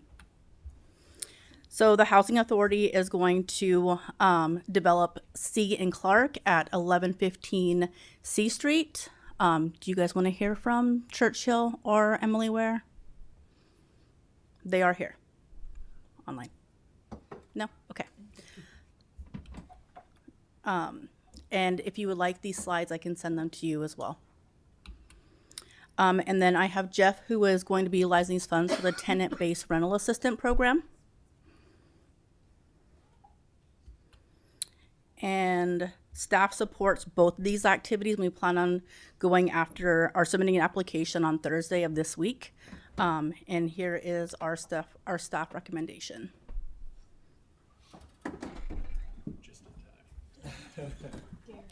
I apologize, I couldn't wait. Okay. All right. Do we have any questions? Councilmember Fernandez. I'll move staff recommendation. Oh, public comment, yeah. Are there any questions? No questions? Councilmember Contreras-Deloach. Just a quick one. I can't open this up, but earlier today when I opened it up, first of all, thank you. It's super late to everybody that's stayed all through this. I'm sorry. But I can't open it up right now on my thingamajig, but I noticed that the agenda summary, and I don't know if it matters or not, one of them, I think it was the resolution in there somewhere, it said family housing, but can we just confirm, because I'm pretty sure it's senior housing, and I don't know if that makes a difference, but can we make sure the language is right on it? It's family housing. It is family? Yeah. I thought it was for 62 and older, that it's senior housing only. Let me double check. I'm pretty sure it's senior housing, and I think it actually, can you guys check for me? Cheryl, can you unmute? Did I goof something?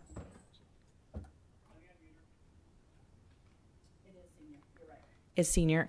Yeah, so one of them, and I can't remember which, if it was in the agenda summary or the resolution, but in one of them, the language says one and one says the other. And I know that's not a big deal unless it's the resolution. So can somebody who can open it confirm that it says the right thing in the resolution? A correction on that. We do have to put it as family housing because that's what the grant allows us to go after. So even though it's going to accommodate seniors, it's still considered family projects, like family housing projects. It won't cause any problem then. Okay, cool. That was my only thing that I had a question about. Thank you. Okay. Is there anybody here from the public who would like to comment on this item? Seeing no one in chambers, do you see anybody on Zoom? Cheryl. Thank you. I just, really quick, I want to thank the staff at the City of Eureka for working with us on the project activity portion of the grant application. I've been doing community outreach on this project and continue to hear only words of support in every conversation about bringing more affordable units for our seniors here. And without the City of Eureka's collaboration and sponsorship of this application, we would not be able to apply for this funding opportunity that will hopefully take us a big step closer to making this project a reality. So thank you so much for considering this at such a late hour. Anyone else? I see no one else. Okay, so we'll bring it back to council for a motion and a second and a vote. I'll move staff recommendation. We adopt a resolution of the City Council of the City of Eureka authorizing staff to prepare and submit an application for the 2024 Home Investment Partnership Program. Second. So we have a motion and a second. Any comments? Please vote. Unanimous yes vote. Motion carries. Great. So with that, we will move on to the consent calendar. I do have a concern about the consent calendar and a point of order. We did have an item on the consent calendar that was to be pulled. That individual has now left. And so I'm curious if that item can be put on our next consent, or how does that work? I would Is it appreciate item F4? Yes. I believe City Manager Slattery was going to give a report on that. Exactly. But what I would say to you is that we moved the agenda around. And so the person who wanted this pulled was here to hear the item. I see. And now she is no longer here because I see. everything went so long. So I would like for her to have the opportunity to hear the item. And I'm wondering what is the best way to move forward with this. So I'm aware of what the concerns are and the questions. I'm not aware of the, hurry or rush or whether or not we need to do it. But I think to be safe that we should hear it so that we don't jeopardize potential funding. It shouldn't take long. I'm not concerned about the length of time it's going to take. I'm more concerned about the person who had the item pulled who wanted to hear the item. And Yeah, that's why I was saying I'm aware of the questions that were posed by that person, and I can address those as a part of it. And they can come back and watch this, and I've had conversations with that community member as well. Right. Respectfully, I was the one who asked to have it pulled based on a conversation I had. And so I would ask that we then postpone this until our first June meeting, which is what, June 3rd? The concern Is that right? That's why I'm asking if we can postpone until June 3rd for item F4. Councilmember Fernandez, we are going to have a special workshop next week, and I can add this item then. Yeah, I can agree to that. Okay. Okay, so we're pulling F4 to. So we are going to special meeting. Thank you. All right. So notice the public, all matters listed under this category on the consent calendar are considered to be routine by the City Council and will be enacted by one motion pursuant to City Council Resolution 2011-22. If a member of the public would like an item on the consent calendar pulled and discussed separately, the request shall be made by a council member prior to the meeting. Unless a specific request is made by a council member, the consent calendar will not be read. There will be no separate discussion of these items. So the only one that I'm aware of is F4, and that sounds like we can move that to our special meeting next week. So can we get approval of the consent calendar minus F4? Consent calendar minus F4. Second. Okay, any further comments on this? Okay, please vote. 5 yes votes, motion carries. Legislative action correspondence. Okay, Councilmember Castellano. And maybe they could be next week too. It's support letters for SB 79. Is your mic on? AB 609. Yeah. Oh, geez, I'm sorry. I'm usually, but okay. I have a couple of items: support letters for AB 609 and and SB 79. They're both related to housing. I've got copies of support letters, but I guess just if folks want to hear it next week. They are time sensitive, so Monday would be better than waiting. My only question is, are they the congruent bills? You have one in the Assembly, one in the Senate, or are they two separate bills? Two separate bills. Can you just give me a brief on each one? Yeah, one is SB 79 is related to Transit Agency Land Use Authority and upzoning. And AB 609 is related to CEQA and infill housing exemptions. Does anyone have any questions for Councilmember Castellano? I know Councilmember Bauer. League of California Cities is opposing 79. So you want us to go against that? I do know that too. We would be considering it at the Monday meeting. I don't think we're deciding it yes or no tonight. So as a point of order, is that something that can also be added to the special meeting, or is that something that we need to discuss tonight? It is time sensitive. We can add it to the meeting. And for clarification, it's Tuesday, not Monday, correct? Tuesday, the 27th? Yes. Tuesday. Not Memorial Day. Great. Okay. So that moves us to reports and action items. Director Millar. Hello and welcome. Good evening. This item will be quick. It's just the annual budget, nothing big.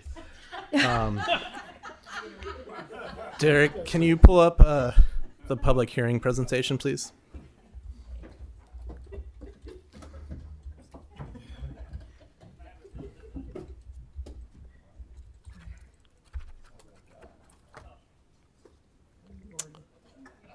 Little light reading.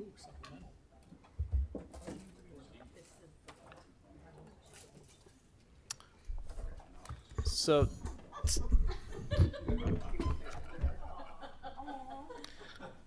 tonight I'm just here to deliver it. The budget, well, the hard copy is here, or was there. So you can find, if you're watching from home or from the audience, you can find the budget on the city's website. I will show you how to do that. Or you can come to City Hall, and I have some hard copies down at the front counter.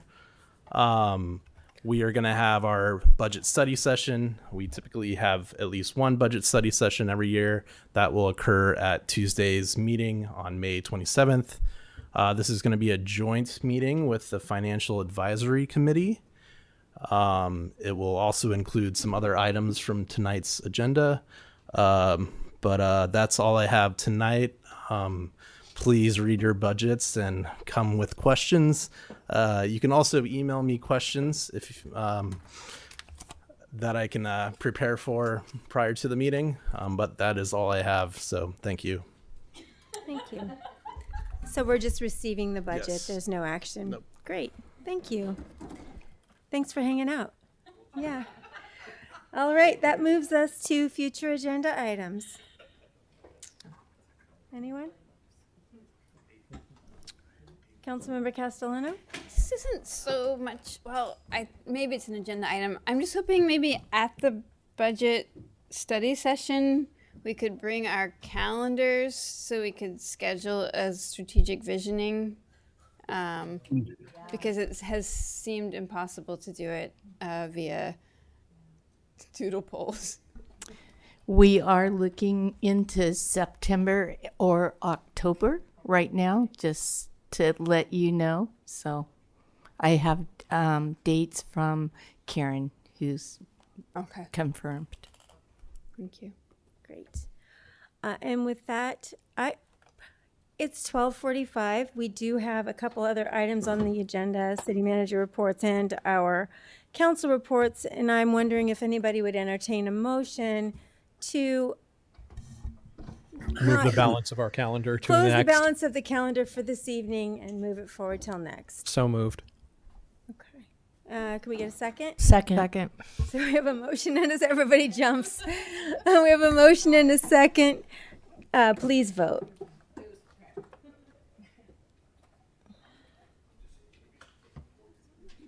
Five yes votes, motion carries. Great. And again, so I just want to thank everybody that hung out. This was a really long evening and we appreciate you being here very much and all that you add to the meeting. So thank you. And with that, we're adjourned.